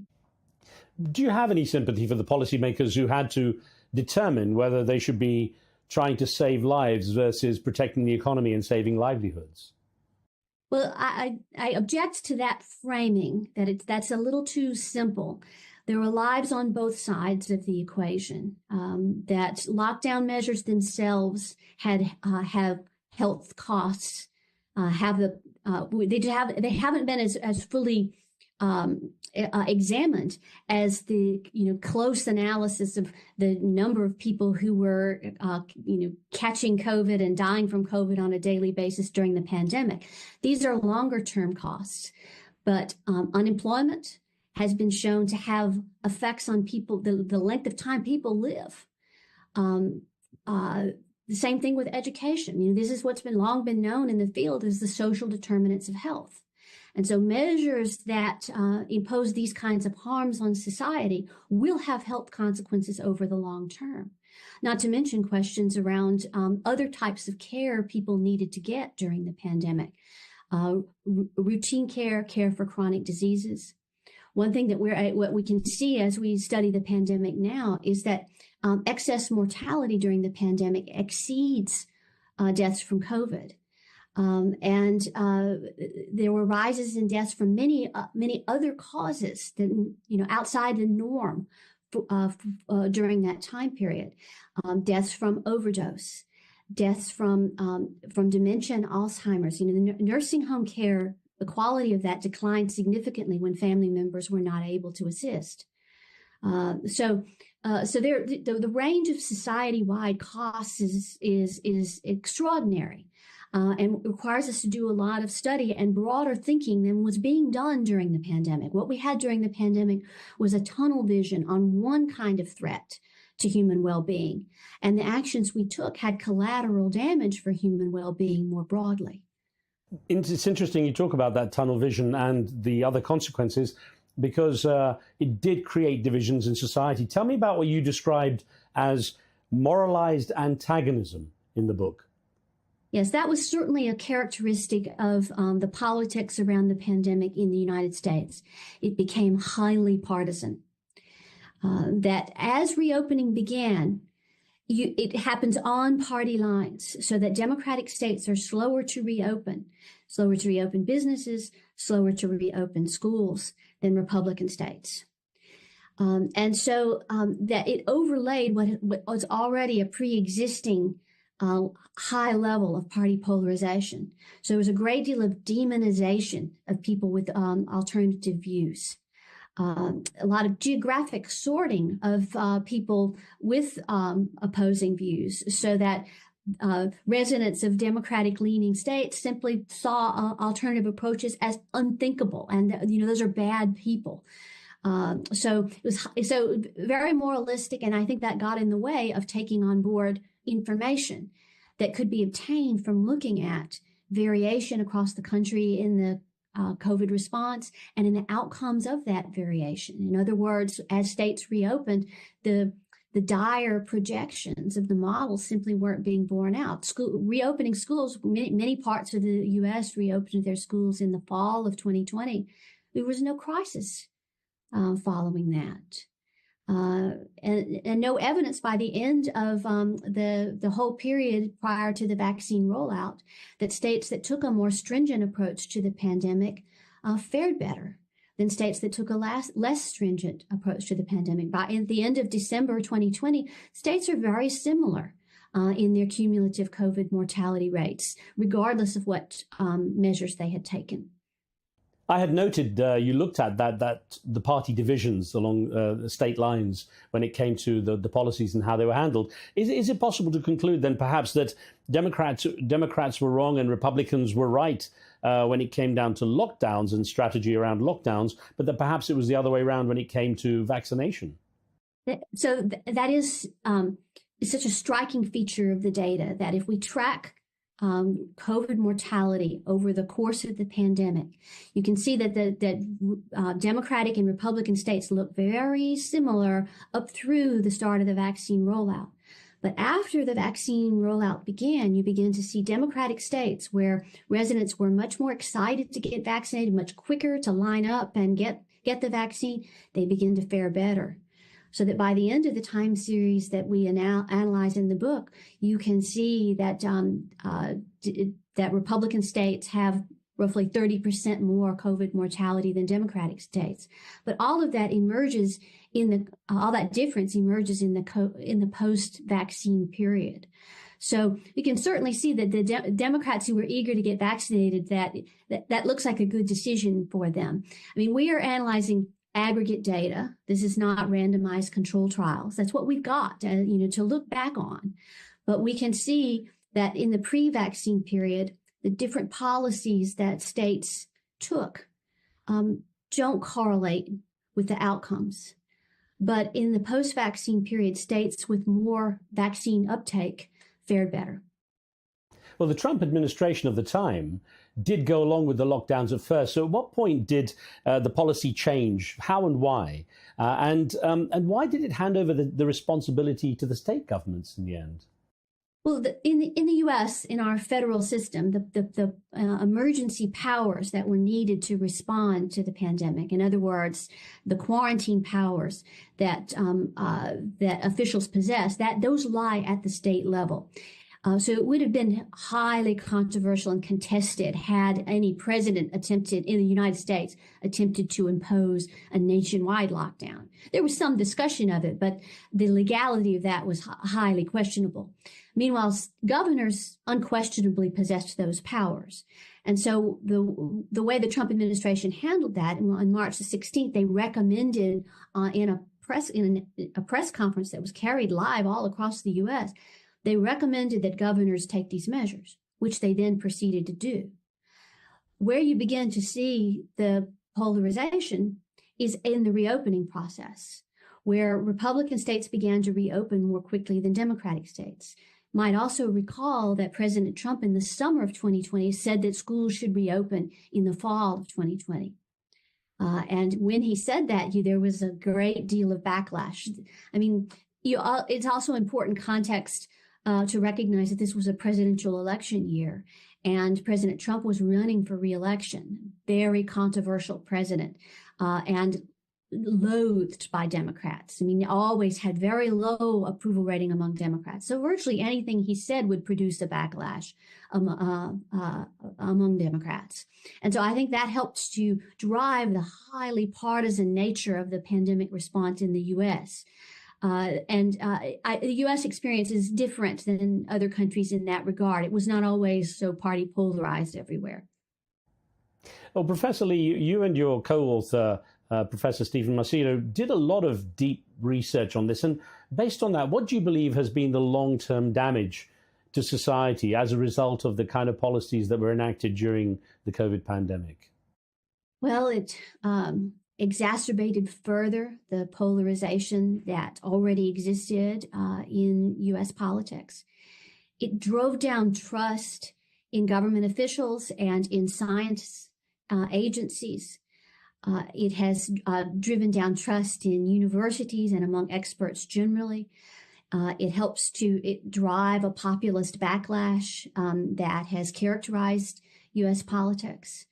The high inflation that was also downstream of many of the pandemic measures, the high level of spending without any corresponding increases in taxes that carried people through the pandemic closures, that's also had significant effects on U.S. politics.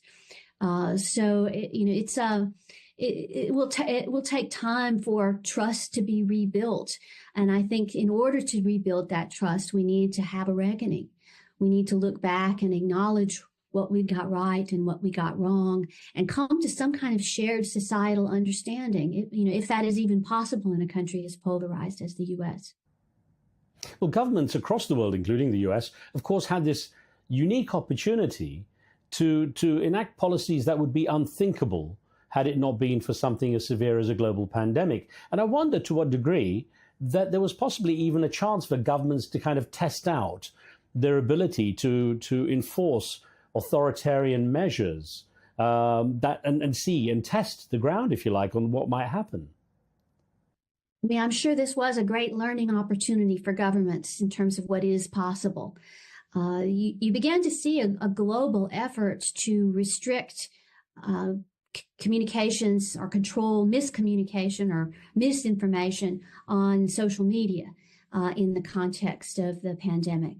Of course, the strong evidence that vaccines can protect people from severe disease and death, you can understand how they would want to protect people from conspiracy theories around vaccines, given their track record. But the effort to control misinformation extended way beyond vaccine misinformation to every aspect of the pandemic response.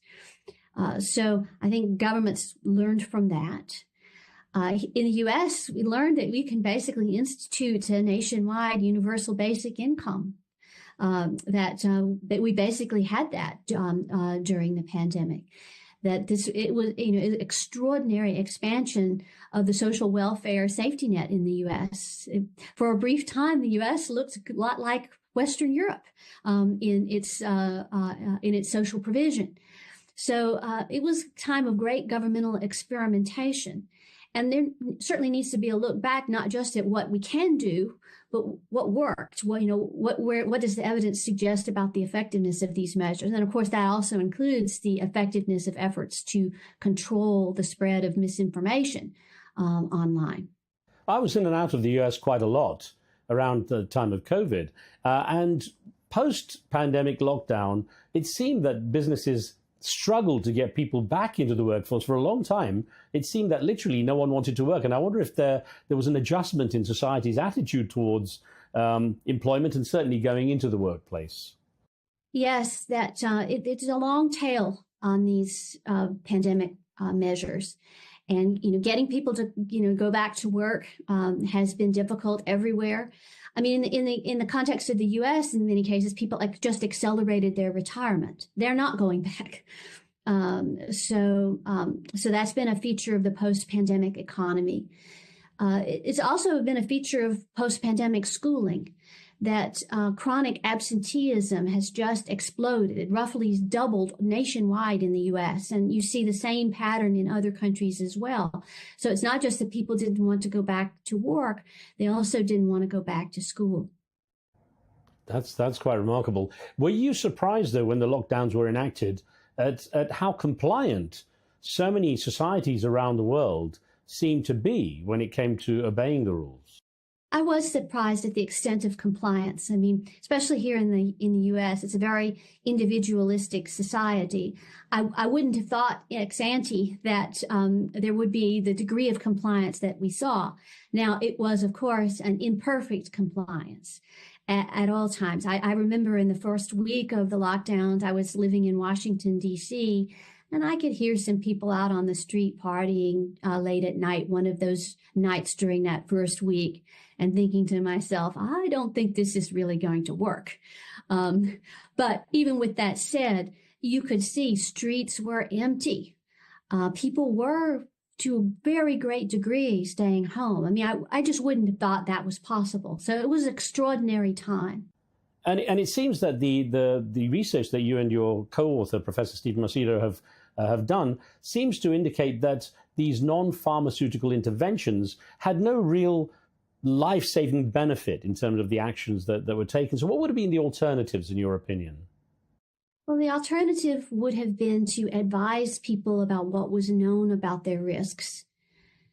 That, let people know how the disease is transmitted, at least what was known about it. I mean, that, of course, that's one of the many questions that scientists had to confront, that they simply didn't know for sure how COVID was transmitted. And so it's really impossible to design an ideal strategy in response to a disease where you don't even know for sure how it is transmitted, whether it was through surfaces or whether through its droplets or whether it was aerosolized. All of that was uncertain.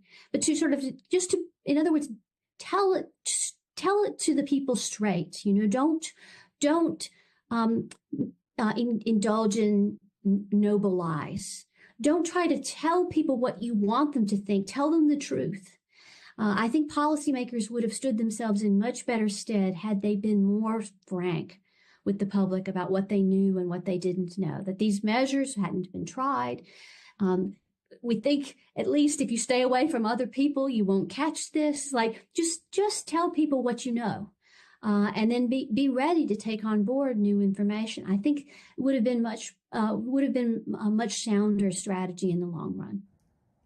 But there were no historical comparisons for the COVID-19 pandemic, were there? Nothing near that. Well, I mean, the 1918 pandemic is a long time ago. And it happened at a time where it was simply not possible for any significant segment of societies to stay home. So you could stop large gatherings, stop parades and theaters and that sort of thing, but that's about all you could do during that time, and some places did that. Now we've had other pandemics in the 20th century. They were not as severe. So 1957, 1968. And during those pandemics, there had been no recommendations to try to take measures to slow the spread of the disease.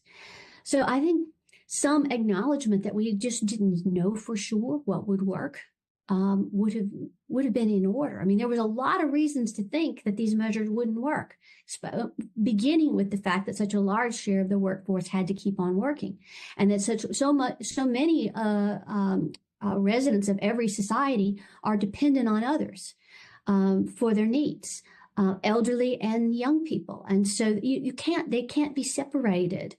And so that the sort of the recognition that we lacked a technology to stamp this thing out, to contain it, especially after it had spread widely. This is, I think, a very important question. Why weren't governments eager to find out how far the disease had spread early in 2020? That you would have thought that they should have launched seroprevalence studies, random testing, to find out how many people had been exposed. As we look back here in the U.S., there is evidence in blood banks that COVID had been spreading in the U.S. In 2019. There's samples in blood banks from 2019 that indicate COVID antibodies and having been exposed. So we'd had no idea how long it had even been spreading, but certainly these measures would not be effective if the disease was widely disseminated already in the society. Well, of course, it's very hard to make historical comparisons because, we live in a time where people can travel so easily and so quickly at a global level. Plus, there's information spreading by the microsecond. So, of course, anything is different. But, of course, we have an AI age upon us. And I wonder how that would change things, because people seem to have a bit more faith in what AI says. It kind of almost takes the politicians and scientists out of the equation to some degree. I wonder if that's going to have any factor or be a factor when it comes to any future such infection. That's a question I hesitate to tread in answer to that question. I mean, I think as someone who does research for my job, I have found that as of yet AI can be helpful, but you have to check its work. I certainly wouldn't if I were advising people in society generally. I would not recommend that they take any AI's word for it. Well, Professor Leigh, you and Professor Macedo, with your book, have put the magnifying glass on this pandemic that we all endured at a global level so recently. What do you think, realistically, having discovered so much, what do you think realistically would or could be done differently? God forbid another infection like this spreads. Well, obviously, all through the pandemic, there was standing there the Swedish example where government officials shared with the people what they knew and recommended that they take actions, but did not impose society-wide closures, border closures. They declined to close schools for people under age 16. They did not impose mask mandates. Nor, in fact, did they recommend masking for society generally, given the quality of the evidence that they had. So an advisory approach, given the level of uncertainty around what works under these conditions. And as you pointed to just moments ago, the speed with which these diseases can spread widely, given how fast we travel today. Sort of a recognition that's just the reality of the lives we lead today, that it's very fast moving, and that in that context we have to acknowledge limits around what is reasonable, what can we reasonably accomplish here, and in that context tell people what you know and let them in their own lives make adjustments. And you can take measures to help those at most risk, but a law enforcement approach, these mandatory actions, the evidence that they worked is poor. So under those conditions, I think government ought to hesitate to impose mandates if you don't know for sure that they're going to work. Professor Frances Leigh, thank you for such a fascinating perspective on the COVID pandemic. Really appreciate the time. Thank you very much. Professor Frances Leigh there. Next up is Professor Stephen Macedo, the co-author of In COVID's Wake. We'll explore how the pandemic polarized politics and led to a lack of trust in experts, and how mainstream and social media responded to the crisis. We'll also consider what, if any, lessons have been learned from the COVID-19 pandemic.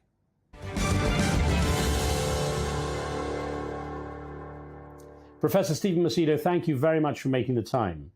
Now, when it comes to the COVID pandemic, everyone has a view. So when researching and writing your book, how did you make sure that your own personal and political views didn't influence the book? Well, we did quite a lot of research. I mean, I think that was the main, effort there. And I will say that I did not start off with the views that wind up being advanced in the book. I did not expect to find as much doubt expressed in pre-COVID pandemic documents about the measures that were pursued. I didn't expect to find the amount of messaging from public health officials that didn't seem to be entirely accurate. And insofar as we arrive at conclusions that are critical of government measures and democratic states measures in the United States, these were not things I anticipated, particularly when I went into the book.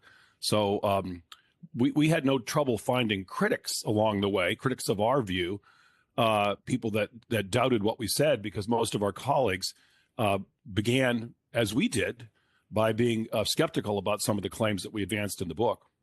And of course, the COVID pandemic hit at a time of deepening divisions as President Trump's administration polarized opponents and supporters. So how did that play out when it came to the response in the USA?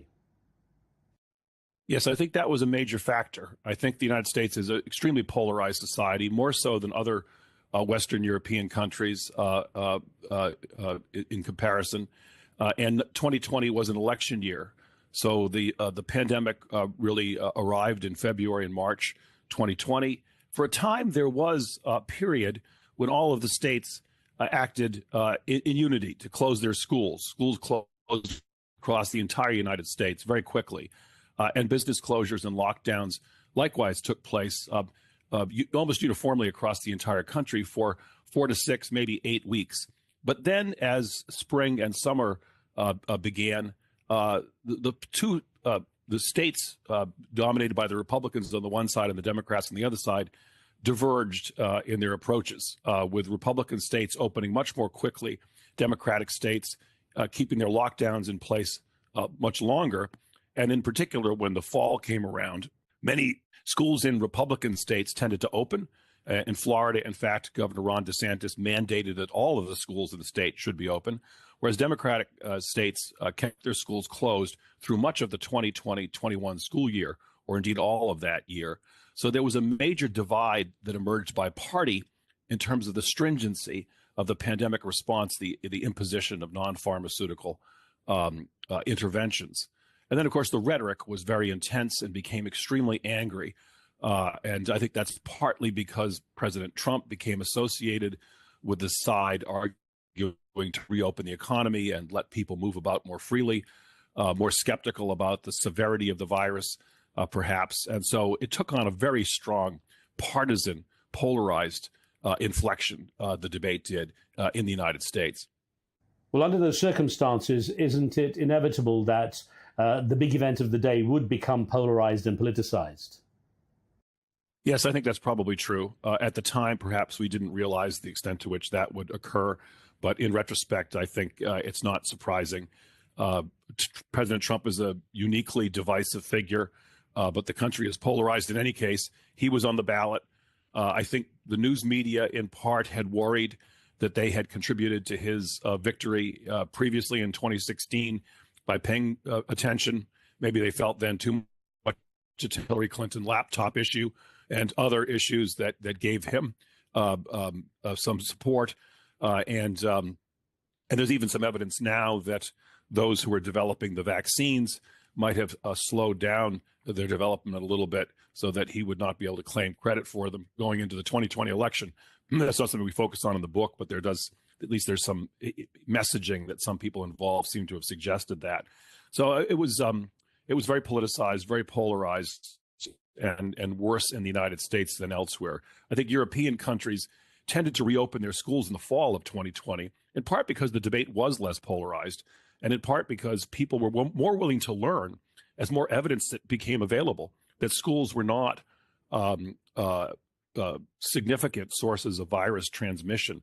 But it took progressive states a long time to learn that lesson in the United States, because I think it wasn't a message that was appealing from a partisan standpoint, where they associated school reopening with the Republican Party. And of course, the term follow the science became quite widely used during the pandemic. Now, initially, people on both sides of the divide generally trusted health officials. What changed? Well, I mean, I think a number of things changed. Partly, it became clear that the scientific establishment was not being altogether frank about various things. I mean, I would identify first the origins of the virus.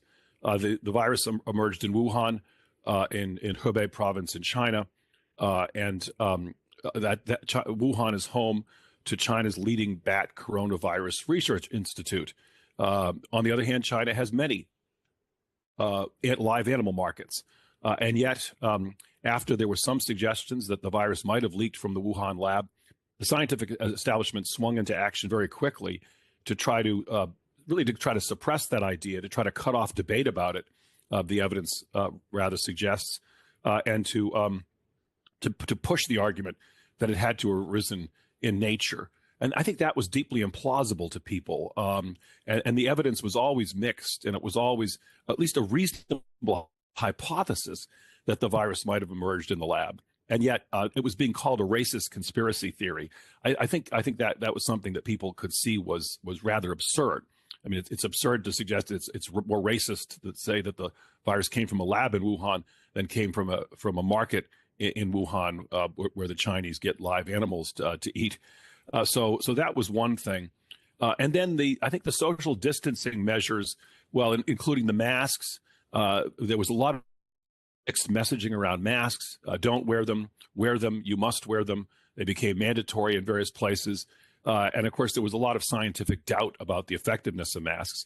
And then the lockdowns themselves had aspects that I think people could see were palpably absurd, about not allowing people to be outside, restrictions on outside movement, going to the beach, sort of severe limitations on outdoor recreation that didn't seem particularly rational. And I think there were certainly many that were willing and eager to go along with those measures, but there were other people that made different judgments, and I think felt reasonably that science was the public health officials were going beyond what the evidence would have supported. And then finally, there was some mixed messaging around vaccines. We're not vaccine skeptics. Vaccines were game changers for the elderly and vulnerable. But, there were suggestions that the vaccine would be sterilizing, that you would be a dead end to the virus once you had a vaccine, that you couldn't pass it on. Well, the virus, the COVID trials, the vaccine trials did not test for that outcome. So there was no basis for saying that. And of course, it soon became clear that while the vaccines were very effective at preventing most people from getting seriously ill or dying from COVID, it didn't prevent them from contracting COVID and passing it on. So I think there were a bunch of different ways in which scientific messaging was not as frank and nuanced, not as honest as it should have been. I guess I'd mention one other thing, which is about the vaccines. The message was being pushed in many places that you would not get immunity from contracting the virus and recovering. The World Health Organization actually changed the definition of herd immunity on its website over the summer of 2020 from saying that it was that herd immunity or population level immunity could be gotten from people either getting vaccinated or getting the virus and recovering. And they changed it over the summer of 2020 to say herd immunity came from vaccination, period. And I think the reason why they did that was to discourage people from contracting the vaccine and encourage them to wait for the discourage people from getting the virus, encouraging them to wait for the vaccine, which was fine. But that was a misleading message that had nothing to do with well-established science. So there are a variety of ways in which scientists and public health officials seem to be not telling the whole truth, and indeed, in a way, such a way often is to manipulate the public. And I think the public had reason to feel disrespected and as though they had not been told the whole truth. How did it get to a point where a figure such as President Trump's former medical advisor, Dr. Anthony Fauci, became someone who was loved and loathed in equal measure? Well, that's a long story, and it's a tough one. I mean, he certainly participated in some of the mixed messages around masking. In 2019, just before COVID, not long before COVID at all, he participated in an interview with a medical reporter who began to ask him, with no knowledge of COVID on the horizon, suppose there's another pandemic, what should we do? Should we wear masks? And Dr. Fauci immediately cut him off and said, no, avoid that paranoid stuff. Just keep healthy, get a good night's sleep, don't drink too much, do the normal healthy things. And so, that was 2019. And then, lo and behold, masking became something that he supported, at least after a time. There have also been suggestions. He also made some of these claims about being a dead end to the vaccine, I believe. And then too, he's apparently, at least some evidence suggests and people suggest that he played a role in deflecting attention from the possibility that the virus originated in the Wuhan lab. There are suggestions that may have been in part because U.S. government funded research in that Wuhan lab on gain-of-function research on coronaviruses, not necessarily this particular virus, but funded related research. So while part of the motivation for that may have been a desire to retain the trust of the Chinese and not introduce a divisive discussion into the pandemic in February 2020, there were also there may have been reasons of self-interest as well. That's a story that's just unfolding. So there were various grounds for wondering whether he was being entirely frank with the public. When President Trump suggested that sunlight and injecting disinfectant could help to combat the virus, his comments were roundly condemned by the medical community and ridiculed in the media. What impact did those comments have and the response to them on the levels of trust? Well, it's fair enough. I mean, President Trump was very inconsistent. His press conferences, I think, were very ill-considered, speaking off the cuff that way in a kind of a non-serious way. I think he lent a sense of chaos to what should have been a very serious situation. People should have been speaking who had greater expertise, and I do think everyone should have spoken with greater frankness. But there's no question that he is a uniquely divisive figure in American politics, and people had concerns about his motivations with respect to getting the economy open. He wanted the economy to be strong going into the election. So there were suspicions that it was that was perhaps motivating him rather than public health considerations, though his instincts, turn out perhaps to have been not entirely wrong. So I definitely think he played a role. He's not always wrong, but he often presents his views in ways that are not designed to persuade people of their rational basis. So he definitely played a role. What do you believe the role of the mainstream media should be during an event such as a major pandemic, and how well did the media fulfill its role when it came to COVID-19? Well, I think the media performance under COVID does need to be reexamined and leaves something to be desired in various ways. What we find is that that in many ways the mainstream media, the elite media was very much on the side of the scientists who, in approaching COVID, really focused on one outcome only, and that was reducing deaths from disease, reducing the transmission of COVID, and reducing disease spread. Perhaps that's understandable early on, but as we went through the summer of 2020 and into the fall, it should have been clear that we were learning things about people's vulnerability, that they were very unevenly vulnerable, and we should have been paying more attention to what was obvious, and obvious from the start, which is that the interventions that were put in place to slow the spread of COVID, the non-pharmaceutical interventions, would be very costly, and not just costly in economic terms, but costly for children,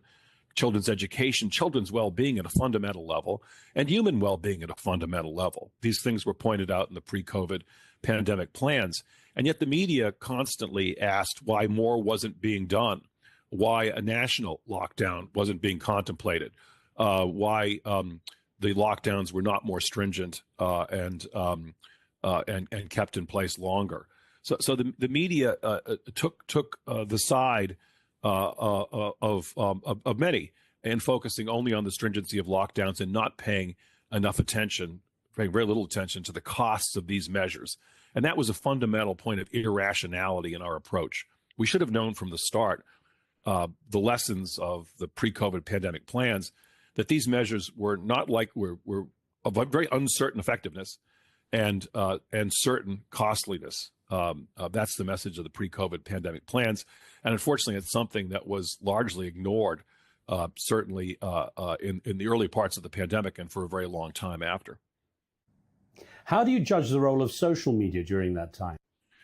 Well, that's a tricky one. I didn't follow social media particularly on this, but one thing we do know is that, of course, social media can be a way of transmitting misinformation as well as information. And certainly there was a tremendous concern with that during COVID.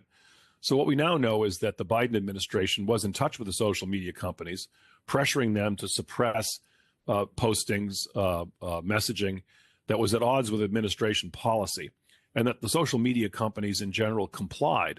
And this was all behind the scenes. The public was not aware that this was taking place. And we have the emails and communications between Biden administration officials and the social media companies. And in some cases, they were pressured, the social media companies, to suppress postings that were true concerning, small numbers of side effects from vaccines. The pressuring was on the ground that it was thought that this would be unhelpful, even if it was true.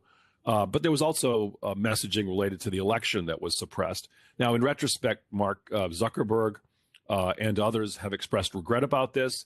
People have suggested that he's done that in order to curry favor with the Trump administration. But I think there's good reason for the social media companies to feel that they did not play their proper role in their across the board compliance with this. So I have to say that while there's legitimate concern with misinformation and disinformation on the internet, but I'm not confident that we should put in governments the power to decide what is misinformation, and I certainly shouldn't have the power to secretly pressure social media companies into suppressing messaging that the government considers to be misinformation. We quote sources in the book from the Journal of the American Medical Association, an article that was published in August 2023 about doctors spreading misinformation on their social media accounts. And among the things that article, published in the Journal of the American Medical Association, calls misinformation are things that we know and should have been known at the time in 2023 to either be true or perfectly reasonable, like that the virus might have originated in Wuhan, like that natural infection, getting the virus and recovering, contributes to immunity. The article classifies those as misinformation. It also classifies as misinformation suggestions that public health officials misled the public. Well, public health officials have admitted to misleading the public. They had admitted to misleading the public by the time this article was published.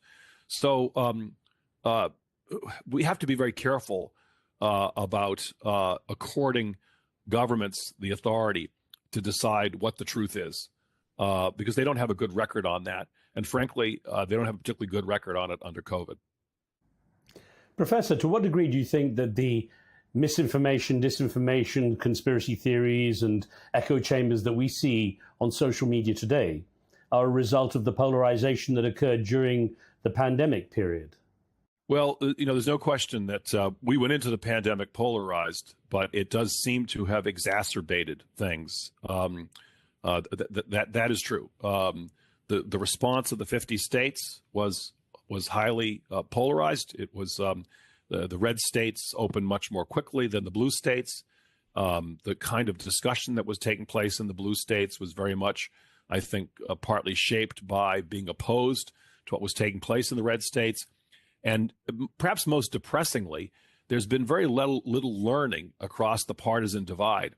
One thing that we saw as governors stood for re-election after the initial period of the COVID pandemic, in spite of the fact that they pursued very different policies across the 50 states, Republicans and Democrats, and in spite of the fact that there's been very little evidence that the lockdowns had the intended effect, but were certainly costly. In spite of all that, the governors were almost uniformly reelected, both Democrats and Republicans. So I think we're starting to learn some things, but so far, I think the extent of partisanship has been one of the factors that has impeded learning, because I think, frankly, a lot of journalists, academics, and certainly public officials are reluctant to ask questions that might seem to give aid and comfort to the other side. I think that's one of the things, along with the trauma of COVID itself and not wanting to think back on that period. I think the partisan aspect has also been something that has so far derailed a serious reckoning about what happened and what we should learn from it. So it sounds like there's a clear distinction when it came to wearing masks, social distancing, and even ultimately vaccines, that depending on the political alignment, people behaved with those interventions accordingly. Yes, that's correct. The lockdowns, mask mandates, and so on were more stringent, more tough, more long-lasting in democratic states. And the evidence also suggests that there was more compliance with these measures in democratic states. People's cell phone data and so on shows more of a fall off in movement in democratic states than in Republican states. So it's true. People arrived at different, it seems, value judgments about the risks of the virus and their willingness to sacrifice for the sake of avoiding those risks in different places. And I think that's one of the things we should recognize, is that COVID policy from beginning to end was never a matter of following the science. There are always value judgments involved about risks and trade-offs, and people differ with respect to those value judgments. Partly they differ on partisan grounds, but they differ on other grounds as well. And I don't think we had enough respect for that. I think the discussions emphasizing follow the science never recognized the important place of value judgments and trade-offs in making those policies. There should have been more open discussion about the value trade-offs that were underlying all of these policies. Not being able to have a funeral, not being able to visit a loved one in a nursing home. I mean, there were reasons for social distancing restrictions, as it turns out, perhaps not great reasons, but things that at the time may have been perceived to be reasonable. But there were always value judgments, and those should have been weighed. There was also some kind of provocative input into this when President Trump called COVID-19 the China virus and made such references with, of course, the references to the lab and so on. Was that to some degree deflection on his part, trying to avoid criticism of his administration? Well, it might have been. It might have been. And certainly that kind of rhetoric was not at all helpful. There were reasonable grounds, as I mentioned before, for suspecting that the virus may have spilled from or even been manipulated by the lab in Wuhan.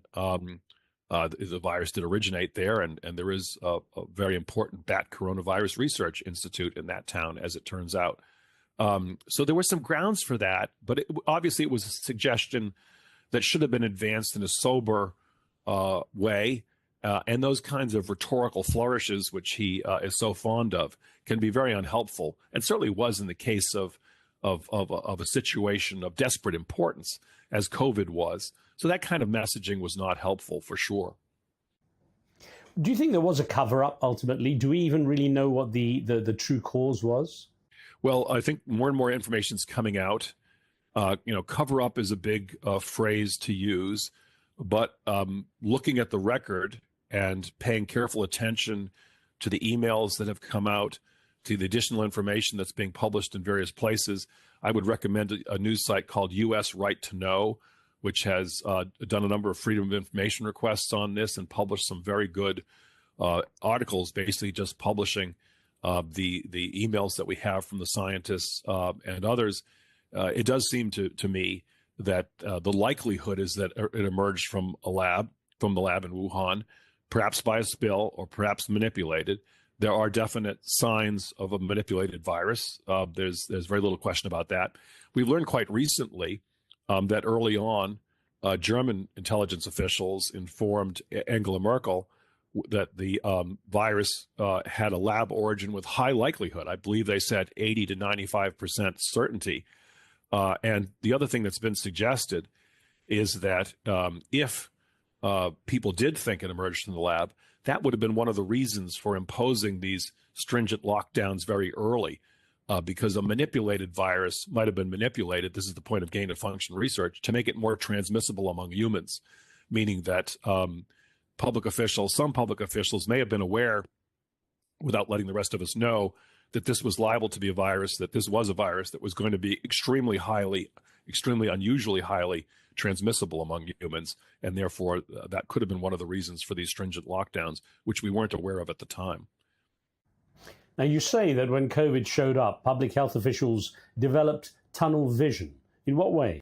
Well, when we look back at these pre-COVID pandemic plans, the two emphatic messages, or the three emphatic messages, are these measures, lockdown, school closures, have a weak evidentiary base in terms of effectiveness. We're not at all sure that they work. The evidence for them is poor. However, we are confident that if they are imposed for any sustained amount of time, they will be costly. And further, those plans emphasize public officials will nevertheless be tempted to use these measures to show that they're in charge, to show that they're in control. And therefore, public health officials must be frank with the public about the uncertainty of the effectiveness and the certainty of the costs.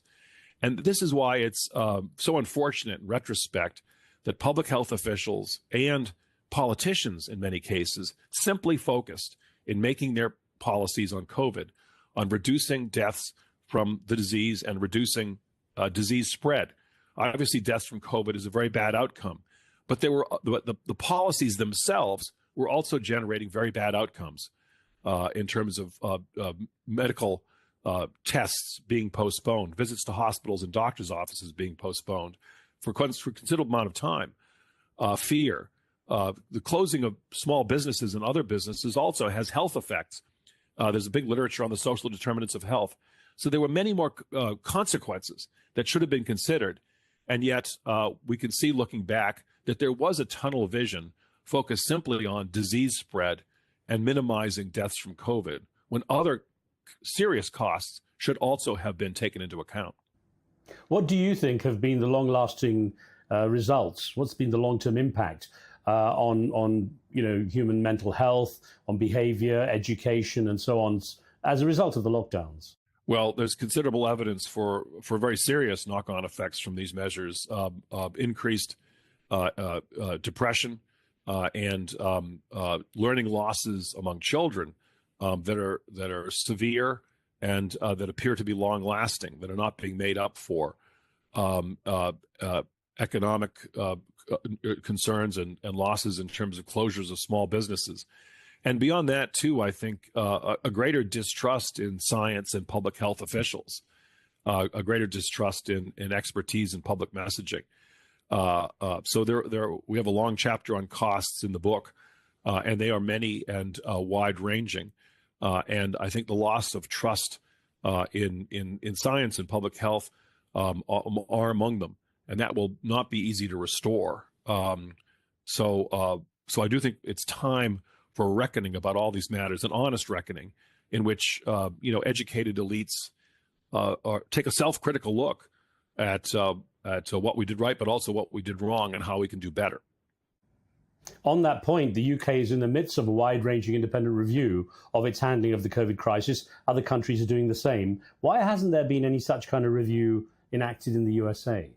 I think because of lack of bipartisan buy-in. There was a very good committee in the House of Representatives, the House Select Committee on the origins of the coronavirus. That was something that was advanced by Republicans in the House. Congressman Brad Wenstrup of Ohio chaired that committee. I thought they did a good job, basically, digging for the truth about the origins of the virus, an issue we talked about a minute ago. Democrats participated a bit, but often seemed more interested in making partisan points in the course of that committee hearing. I think that's unfortunate. It's too important a question to simply regard from a partisan standpoint. So I think that's played a big role. The extent of partisanship and the extent to which people are afraid of asking questions that might seem to put them at a partisan disadvantage. It's really unfortunate. We hope that our book contributes to this kind of reassessment and to a reckoning, but so far it's not taken place at the national level. Well, in absence of that kind of political collaboration and cooperation resulting in no review, what do you think are the main lessons that should be learned? Well, I think there are a variety of main lessons. One is that decisions about pandemics, policy decisions about pandemics, involve a lot more than virology and epidemiology and narrow public health expertise. And those decisions should be made by people that hold political office, by governors, executives, legislatures, and should be made on the basis of the whole range of considerations that are relevant to the public good. So too much power was yielded or accorded to narrow public health experts. There needed to be wider public input and a much wider consideration of all the values relevant to these decisions. So we gave too much power to narrow experts. A wider group of experts should have been consulted, economists, sociologists, and others, not just epidemiologists and virologists. But I think the public should have been involved too, both directly and through the legislative branch. Legislatures representing the people should have played more of a role in asking questions, in being skeptical, frankly, and chiding the experts and getting them to explain and to consider alternatives. So there needs to be a much wider set of public deliberation on this. And then finally, we also just need to be more modest, honest, and acknowledging the limits of our knowledge, the uncertainty around these matters. The science on the non-pharmaceutical interventions was not clear. There was not a good evidentiary base to assert that these things were bound to be effective. And there was too much hubris, sense that we could control this. So I think we need to acknowledge the extent of our ignorance to a greater extent. And also the fact that, there are differences of judgment and value out there that should be respected, differences of opinion, including across the partisan divide, that deserve greater respect than we accorded them under COVID. A final thought, Professor. In a nutshell, what was your personal biggest takeaway from the COVID experience? Well, I was, a bit late coming to the views that I've come to. I was living in a blue state, and I complied with the measures, and I assumed, for the most part, that they were well-founded. So I think we need a much wider public discussion. It turns out, I'm not a public health person. I'm a political scientist, political theorist, social theorist. But there's plenty of information out there that's perfectly accessible. We need wider public conversation about these matters. We shouldn't have concluded that this was a, kind of a scientific question.